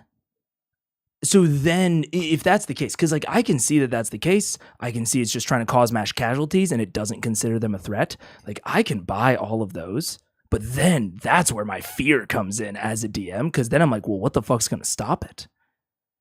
Like, how can they ever escape? Because if those are its intentions, what can they do? Because they can't run from it. And if those are its intentions and it's not threatened by them, then it'll just keep going until they're dead. I don't know. Maybe the dragon wants to destroy the keep and it's easier when not being shot with fireballs, so it's taking defenders first. May just want to fight in general. Maybe. I don't know. We'll let the combat play out, and then those are my mid-combat thoughts. We'll let the combat fully play out, and then I'll try to analyze it in retrospect to see if my questions or opinions changed at all. It's right in range. So yeah, so the white dragon's not going to do anything at this point in time. Nope. You guys hear a voice. And I think that's something I need to get better at doing, is it's like giving the take and then letting the thing resolve and then giving the wrap up take. Like doing like two per thing. Because a lot of times, you know, I'll play, pause, as like my stream of consciousness continues going. And I could probably limit that down a little bit. Come ringing out from the north side towards where Amon is. A familiar voice you've heard before that shouts out, "Enough! You are not to linger! Follow the others!" At which point you see the white dragon kind of glances over the shoulder, and you hear the voice again say, "Vorugal!" And in a streak of smoke and red, the red dragon you saw that had perched itself in the center of the city just grapples onto the back of Vorugal and throws the dragon off the edge of the wall and goes tumbling to the south of the keep, out from the perspective. So how much bigger is Vorgal? Like, is he? It's roughly double the size of the white dragon Vorugal that you just battled. Let's go fight that one. Holy Is this Humberstill? Was he heard himself Humberstill? No, you haven't heard the name of this until that point, where I mentioned earlier. No, the red dragon. The red dragon, you haven't heard the name of it. Umberstill's the black dragon. Right, he was the black dragon. All right. Right, Sean was the green dragon. So as you hear the impact, and the impact, you hear the dragon screeching out in anger. No one has any visual at this point. You just hear the sounds over the side. You hear it skid to a halt, but the red dragon is still flying. It just kind of grabs it, throws it, makes it hit the ground, almost like a show of dominance. And as it arcs back around, it ignores the keep and heads back towards Iman. You see Vorugal now lifting back up into the sky, kind of staring back at the red dragon as it heads back, and you can see just an additional demeanor. It's frustrated and angry, and it kind of begrudgingly begins to fly towards the east, where you saw the other two dragons continue. As the red dragon returns towards the city, its voice is ringing out at a volume that, even at this distance, is being enhanced by some sort of arcane means, whether it wants to be heard. And as you can see now, as it hits over the far south walls of Iman, it shouts out once more, "Hear me, insects! You that live, do so out of mercy. Fight or flee, and you forfeit that mercy. Know that your pitiful guardians brought this upon you. That blood is on their hands. Vengeance has been swift, and in its wake, a new age is upon you." making its way towards the center of the city. "Be thankful, for until now your lives have no purpose, no meaning. Abandon your gods, your paltry convictions, for now you have a new purpose: to serve me." And with that, you hear the clattering impact once more of the Cloudtop District as a half dozen buildings collapse under its weight as it slams in the center of what probably still stood tall in the middle of the city of Amon. You hear the crumbling wreckage echoing in the distance that slides to a halt, and a couple of distant slamming sounds as it kind of makes its way into the central borough where the palace once was. Quiet now takes the air as all the people are still standing frozen in fright, like they just saw, and slowly begin making their way into the keep, kind of whispering, shaking, crying under their breaths, the survivors that are not frozen in the center of Grayskull. That's a tough one, Sputnik. I don't know, because there is a level of like, there are answers later on is, I think I would prefer that you don't, but I just need to get better about not hanging on a point and like updating you every 10 seconds on my opinion. Because like that would be good. That would be good to the pace. But I think in terms of the experience, it would be at least a bit of a negative. So I think I just need to get better. I need to get better about the thing that I said earlier about like, okay, I have a thought, then I just wait till the end to give like the wrap up. And now, how do we say Mega just keep watching without spoiling things? Yeah, that's hard. It is hard. I'll think about it more. Because I don't quite know the exact answer.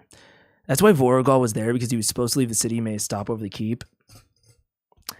Yeah, I generally advise you keep it 1.5. Yeah, fair enough. That's fair. Okay, so now I'll give my wrap up. I don't love that explanation of like, there is like, what's up?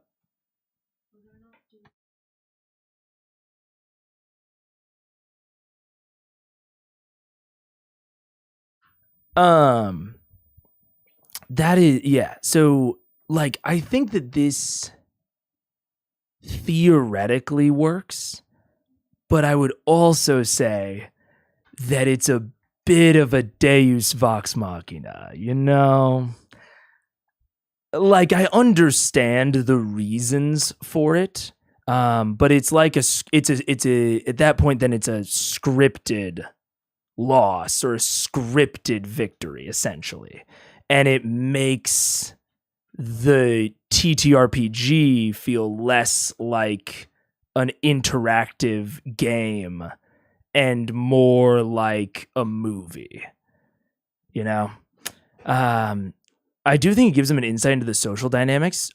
Very true. To characterize the Red Dragon, yeah. Like, I definitely understand and agree with, like, it served a purpose. If it was a scene in a movie, like, that is definitely one thing. Dualistically, the entire combat was a name drop versus practice fight. Yeah. It is a fight with no consequences. And I don't love that as like general practice. Like I don't think it feels overly good. I genuinely don't know what Deus Ex Machina means.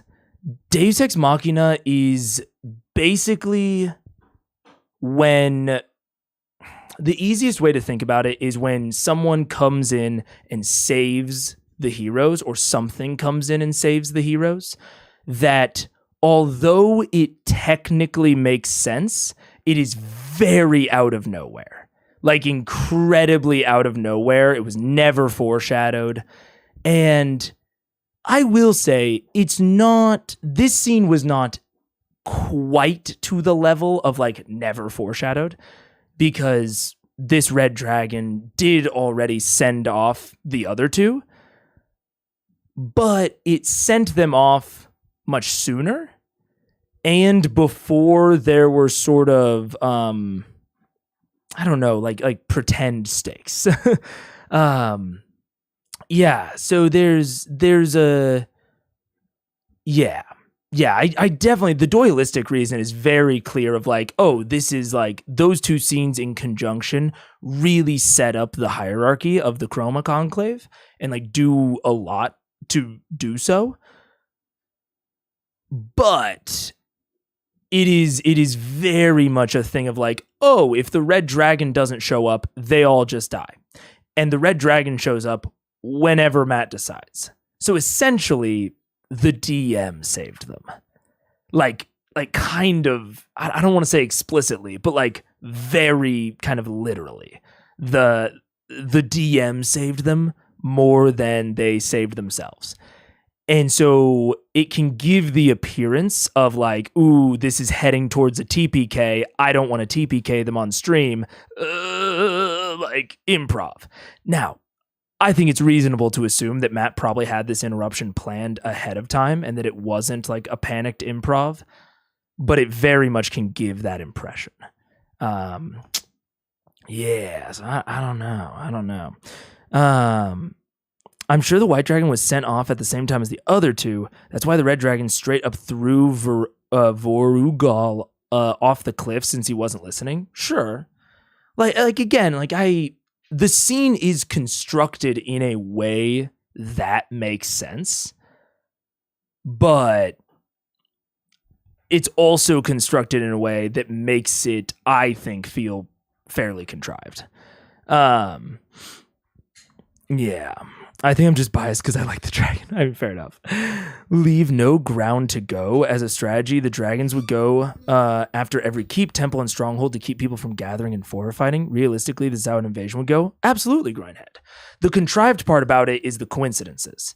It is that there are all of these things in Iman that are not Castle Grayskull. Like, I think that that's an absolutely appropriate battle plan, but it is I think the contrived part is they teleport straight to the keep and a dragon immediately shows up. I think that and so like I said, like you can rationalize everything that happened in fiction. Like it makes sense, but it also feels like a scripted scene. Like it feels like they did not have any agency. They did not do anything to escape. If it were not for DM fiat, essentially, they just would have died. So I don't know. You could be charitable and say that Matt had his head 3 rounds till Red Dragon. You could be charitable. Yeah, that is a charitable read, and it could even be real. Like I think it's both charitable and realistic. Like I think that's very, very possible that is how Matt designed this scene. Maybe more of my takeaway is that this sort of scene can give that impression, regardless of how it's planned on the back end. And the Red Dragon's speech lends credence to the fact it was planned from an out of table perspective, sure. I agree. Like I think that the plan, like, it suddenly makes you realize as a player that you've been in a cutscene the whole time, if that makes any sense, that you never actually had any real control over. Like, a cutscene can last for however long you want, but when the sequence is constructed like this being the way that it resolves tells Vox Machina, oh, we never had any control in the first place. And so and I think it speaks to, I don't want to say a poorly designed sequence, but a very particularly designed sequence where either they have to leave the entire city or Matt has to contrive a way to save them from a TPK. And that's tough.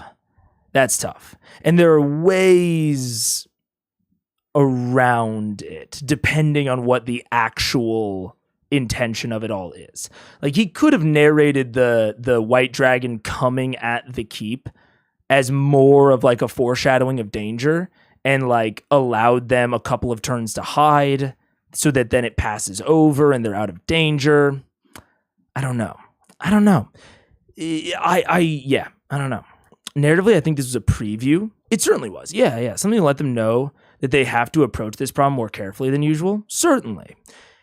And sometimes you might just not have a way to do that doesn't feel contrived. Like, if you have 7 players that you don't think will run no matter what you throw at them, you might just have to contrive some reason. Like, that might just be the long and short of it, is that if he's super duper confident, like Matt is, and like he knows his players very well, if he thinks that they will never run, then yeah, you might need a little bit of a Deus Ex Machina in your back pocket. Because you want to show the danger level. But if you can't figure out, and that's maybe the direction I would go with this, is that I would try to find a way to show the danger level, try to find a way that speaks to the level of the problem without contriving this sort of scripted escape. But depending on your players, you may or may not be able to, just straight up. I also assume Matt has the layout of Amon and know when he said dragon out to so-and-so direction that he keeps it that way. So even if it feels instant, dragons fly pretty fast. I mean, I think that's very charitable, Deadly. Like, that he knows exactly where the dragons are in relation to like the overall Amon map, and that he's tracking all of those. Like, that's a lot of work. That's sort of like when we were in Whitestone and we were talking about like, where are the combats taking place? Where is the skeleton horde? I would personally be dubious that during the Whitestone Tide of Bone sequence, that Matt was tracking the location of every giant and every horde of skeletons and every combatant. I think more likely he had a table, or he was rolling to determine when things would come up, or he was just bringing them up when it felt right. And I think that I would find that a more likely explanation than he's tracking it all individually based on the actual mechanics. I don't know. Maybe it was also a matter of Matt wanting to see how they last said 3 rounds and perhaps how many locals and citizens they managed to save. I would find it hard. I think when the dragons kill peasants instantly, it is hard to save Eddie. I mean, that is... But even there, and maybe this is just like an opinion, a take, I think that there are better ways to run that sort of sequence than a scripted save at the end. I think that the scripted save really makes it feel very like oh, we're in a movie, we're in a cutscene, we're not actually like playing the game, we're just experiencing the game. We're experiencing the story, we're not playing it. The moment that you have that sort of scripted save. So, yeah, I don't know. Because the locals are supposed to flee or fight, a large group of people fleeing towards the keep is at least somewhat outside of the main city. Again, like, you can make all of this make sense. It just requires a very particular intention, or not a very particular, but a particular intention on the part of the dragons. And if they have that intention, you have to have the red dragon come in and save Vox Machina. Otherwise, Vox Machina will just die. So if you have like the dragons with that intention and you're going to run that sort of scene of them just like killing civilians indiscriminately and Vox Machina not being able to escape, then you have to have the contrivance of the red dragon coming in and chucking it out in your back pocket, which I don't think that contrivance is good. I think the scene happening at the beginning of the episode makes me confident in Matt having planned it out. Again, I think that's fair. I don't think he maybe didn't. I don't think the lack of control in this case is bad. I mean, it really depends on your table. I think it really depends on your table, but more different players are going to see it better or worse. Like, you are correct, I think, in saying that like it is okay to sometimes take away a level of control from your players over the story, but that is something that has to be very particularly controlled. Again, we talk about like railroading. And like that like negative term, this is the sort of thing that term is rooted in of we didn't have any way to affect this scene. Like we made one choice, which was to teleport away from the dragons, and we made the wrong choice of going to our keep instead of like, I don't know, Whitestone. And after that one wrong choice, we had no ability to save ourselves after that. And so we had to have the DM save us. I think that is like that level of like lack of narrative control is going to play better or worse with some players. I would argue that it's probably not going to play well with most. Like, I think that is kind of not definitionally, but that is really what players are kind of referring to when they talk about railroading.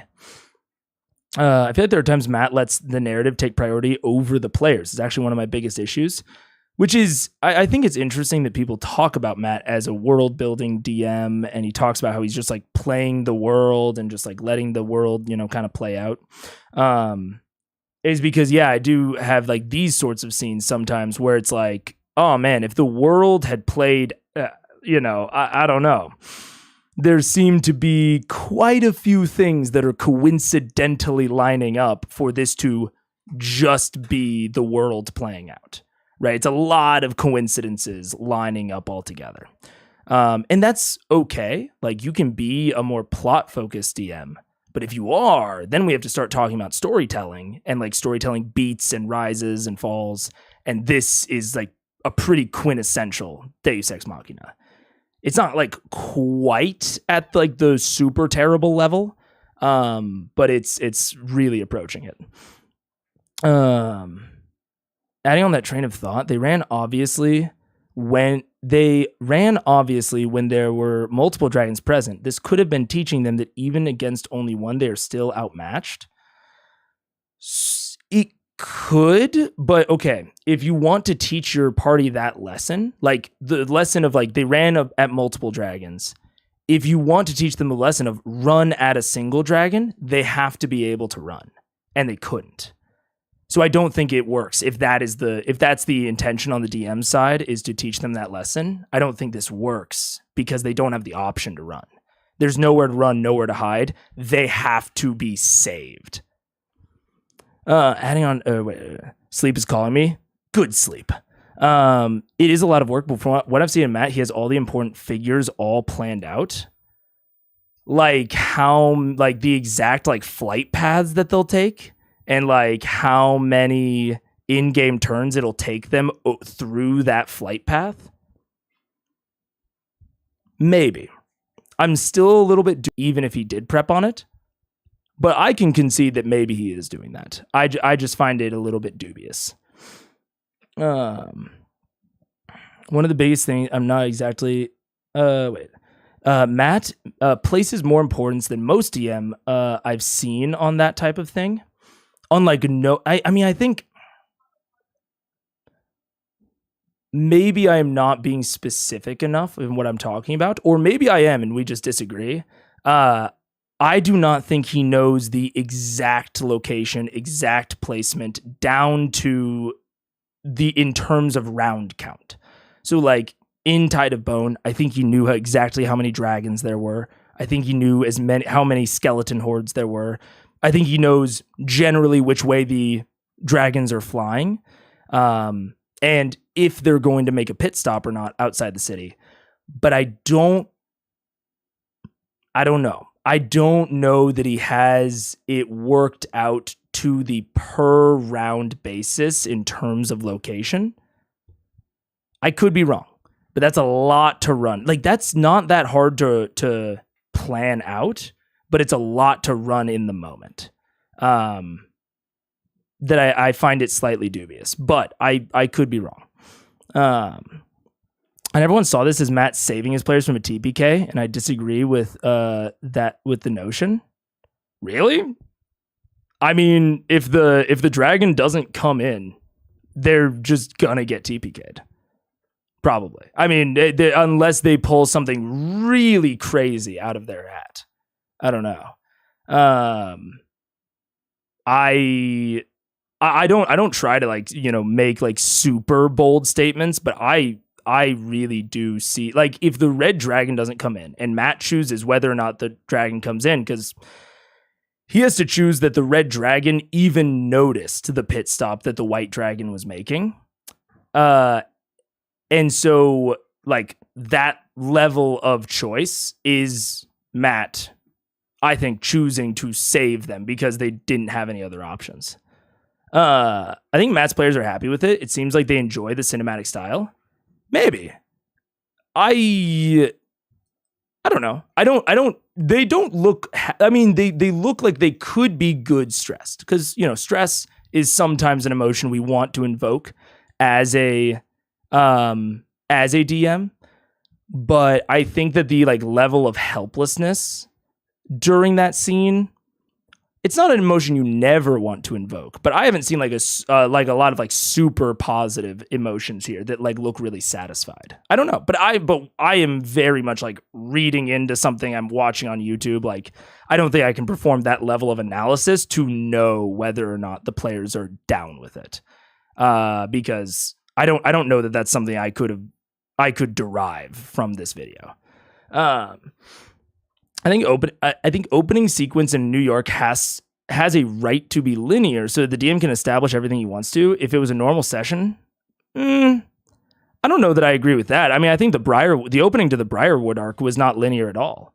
Same thing with Yog Viril, the whole Underdark arc. None of that had any manner of forced cutscenes. So I mean, just in terms of Critical Role, this is never something I've seen before, except in Vasselheim, and I also didn't like it in Vasselheim.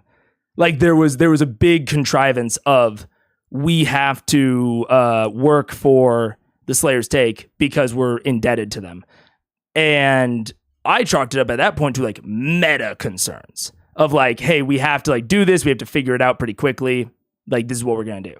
But there's no meta concerns around setting this one up. There's so much we could say about this moment, but it'll all come up. I'm sure. I'm not sure I agree with couldn't run. They are just now coming around to trying to run. And I think if no Deus Ex happened, they probably could still do it.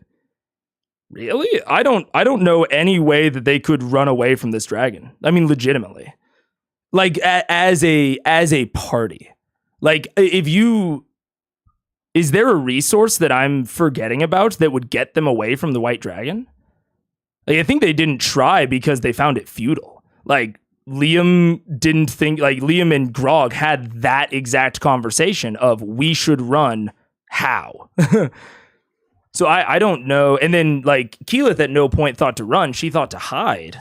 But I don't think they have resources to run.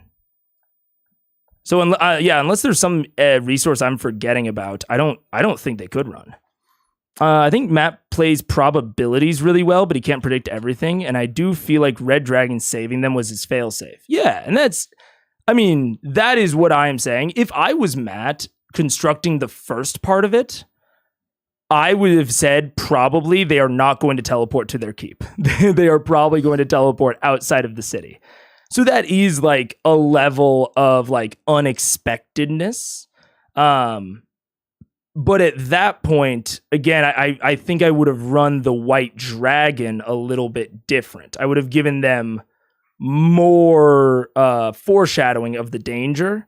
I would have given them more time to make a decision regarding what they were going to do with the White Dragon, how they were going to hide, if they were going to try to run, et cetera, before having it land and do the whole thing. That makes me think that this was a planned thing if they went back to the keep, or that it's something that he improv'd in the moment. And you're right, the Red Dragon is a failsafe. I don't know. I feel like in this situation, you need a predetermined outcome if you need a predetermined outcome to happen, you can always just decide to provide the PCs a greater degree of control in the shape of that outcome. Maybe. I think I understand what you're saying. I think I agree. If we're talking about the same things, I don't know. It was certainly a black and white level saving them from TPK, but the scene was built up, so I never once thought it was that. It all just made sense to me. Potentially. And I don't think Matt was thinking I must save them either. I think we would strictly disagree about that. I mean, I think that Matt is thinking in that situation, how do I get them out of this? Because I don't think there's any way they survive if he doesn't. So I think we probably just strictly disagree about that. They look demoralized. They roll well with it, but this moment, they seem pretty wrecked. That is more my interpretation, Groinhead. Maybe it's behind, but I have share thoughts. Matt could have made VM spot a very large red dragon flying in their direction. This could have spurred them into running. Yeah. That hopefully see an empty courtyard and chastise the white dragon for delaying. Yes. This is something that I said a little bit, but the idea of foreshadowing danger. I think it's a really big thing towards making convincing threats, is you don't just have the threat appear in their face with absolutely no option to prepare for it. You can give them very short periods of time to prepare for it, but the threat has to feel like something. It is either something you chose to engage with or tried to not engage with. And I don't know that Vox Machina really had that choice here, which is why I think that, again, the whole thing kind of feels like a cutscene to me. But isn't the demoralized the point? Yeah, it depends. You want them to be stressed. You want them to be mad. You want them to be sad. Demoralized is a tricky emotion. Like, you don't want them to feel like there is literally nothing they can do, because and this is maybe something here. In a game, we have to choose to do things. Like in life, we just have to keep going on. We don't really get the choice in the matter. And so if you invoke a sense of demoralization or hopelessness in your entire party, it can really stall the session. And I mean, in general, it can stall things out a lot, because each one of them has to actively make decisions. They can't just instinctually decide something as a character who's feeling these emotions. Like, if they did teleport away and they're feeling hopeless, they have to actively choose and narrate, oh, I lie down on the ground feeling hopeless. That is something that is harder to do if you actually feel hopeless and you actually feel demoralized. You don't feel like there's, like, if you're a character that feels demoralized, you feel like there's no point in fighting the dragons. If you're a player that feels demoralized, you feel like there's no point playing the game. Because like if there's this threat that we can't handle and we had to be essentially saved by the DM, again, just my opinion, then why, like if we had no agency in this, why try to take back any agency? So, and that's not necessary. I don't think that this is to that degree, but in the specific response to like, isn't, demoralization the point? I think that is the road that demoralization leads down. Of like, the more demoralized you are, the less you even like want to engage with stuff. And you have to engage with stuff.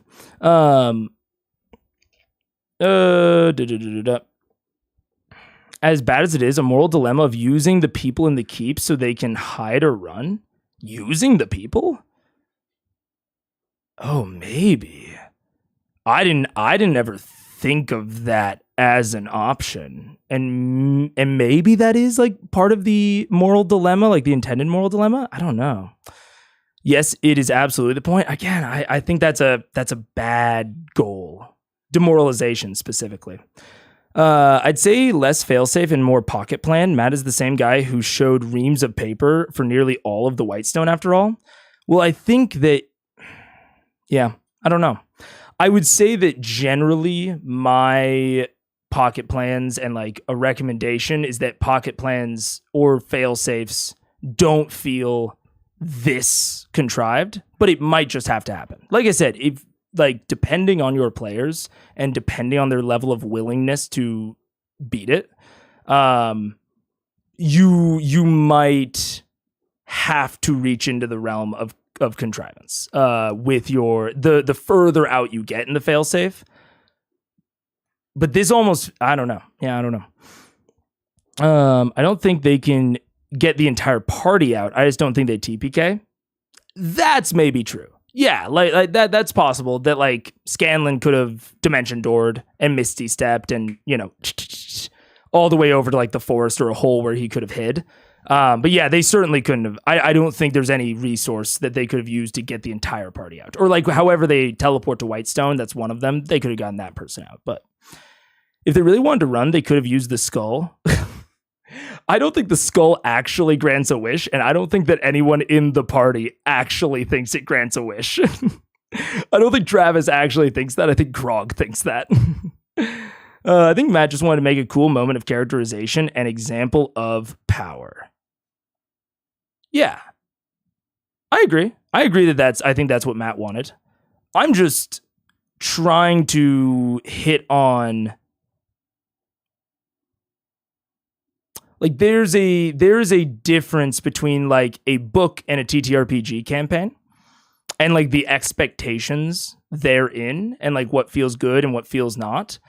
Because like this is the players are not playing through the DM story. They are all writing a story together. And so again, I think that's where the term railroading comes in, is when the DM forces levels on the players, and they don't have a ton of say in the matter. The party would have likely been safe in the keep. I don't know that I agree with that. I mean, I don't know. I don't know. I mean, there's no reason to think that the dragon could not have gotten through the walls. It is purely a question of if the dragon would have wanted to get through the walls or not. I don't know. Despite my previous comments, this was pretty entertaining from my perspective. I mean, I feel like it can be all of the above things and still be fun for us to watch. Yeah, and I shouldn't say that like I think that this is a bad entertainment product. Like I'm not analyzing CR from an entertainment like media perspective.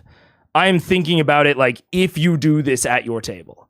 And I think that this is probably a bad direction to go. Is I guess the long and short of it. But we might just disagree. I also think Matt knows this party perfectly and knows their wants and needs so he can break normal DM rules. I think that there's a certain level.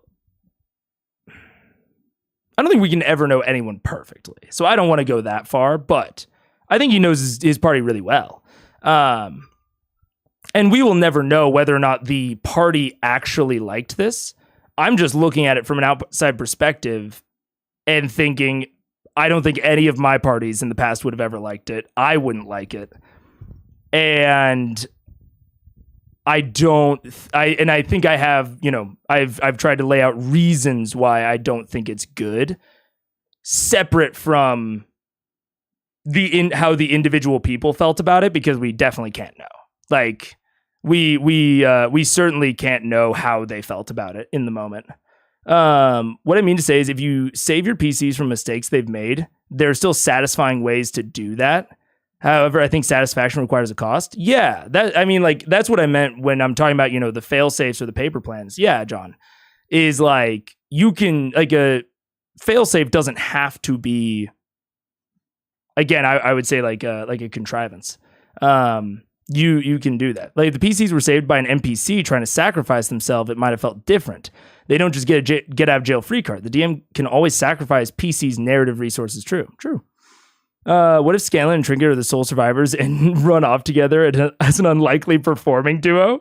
That'd be perfect, Groinhead. It's the perfect story. I think this is the hardest I've disagreed. That's fine. Yeah, that's fine. This is the most I've ever disagreed as well. Yeah, I mean, I consider this pretty on par with, like, the Slayer's Take Vasselheim intro. And I dislike them in pretty much the same way. Yeah. The thing with demoralization, the reason I don't think players were completely hopeless was because of the inherent trust not to completely decimate them.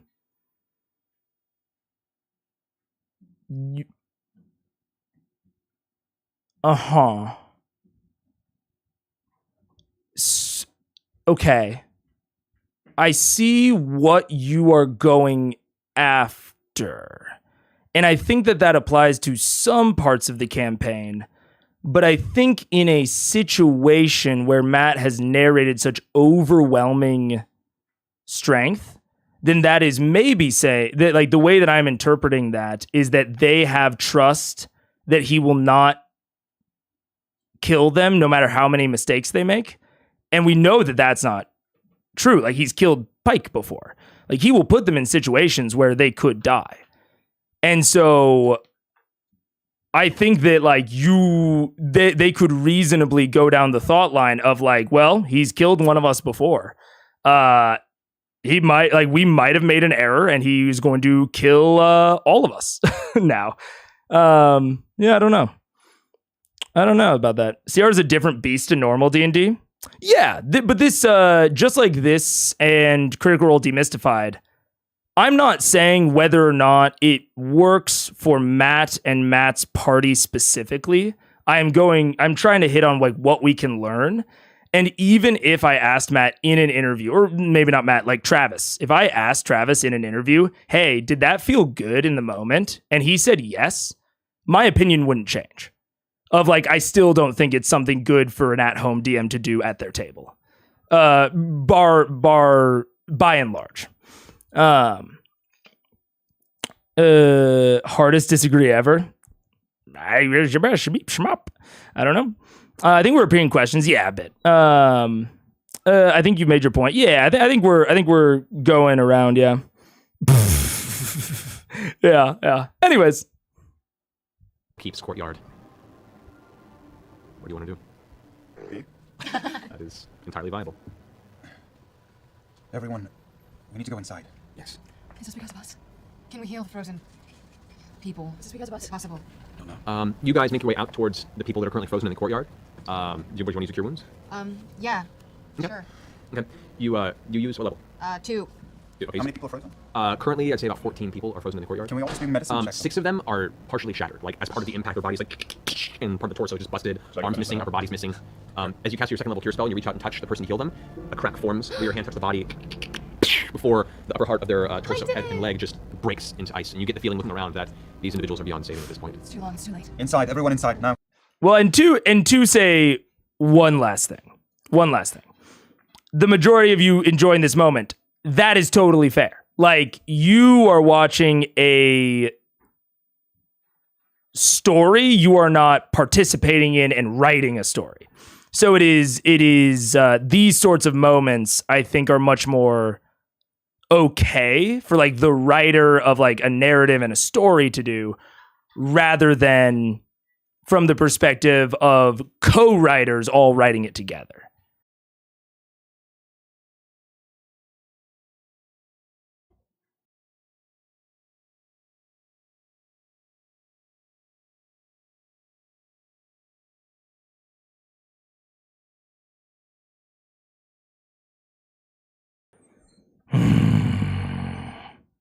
Am I actually back?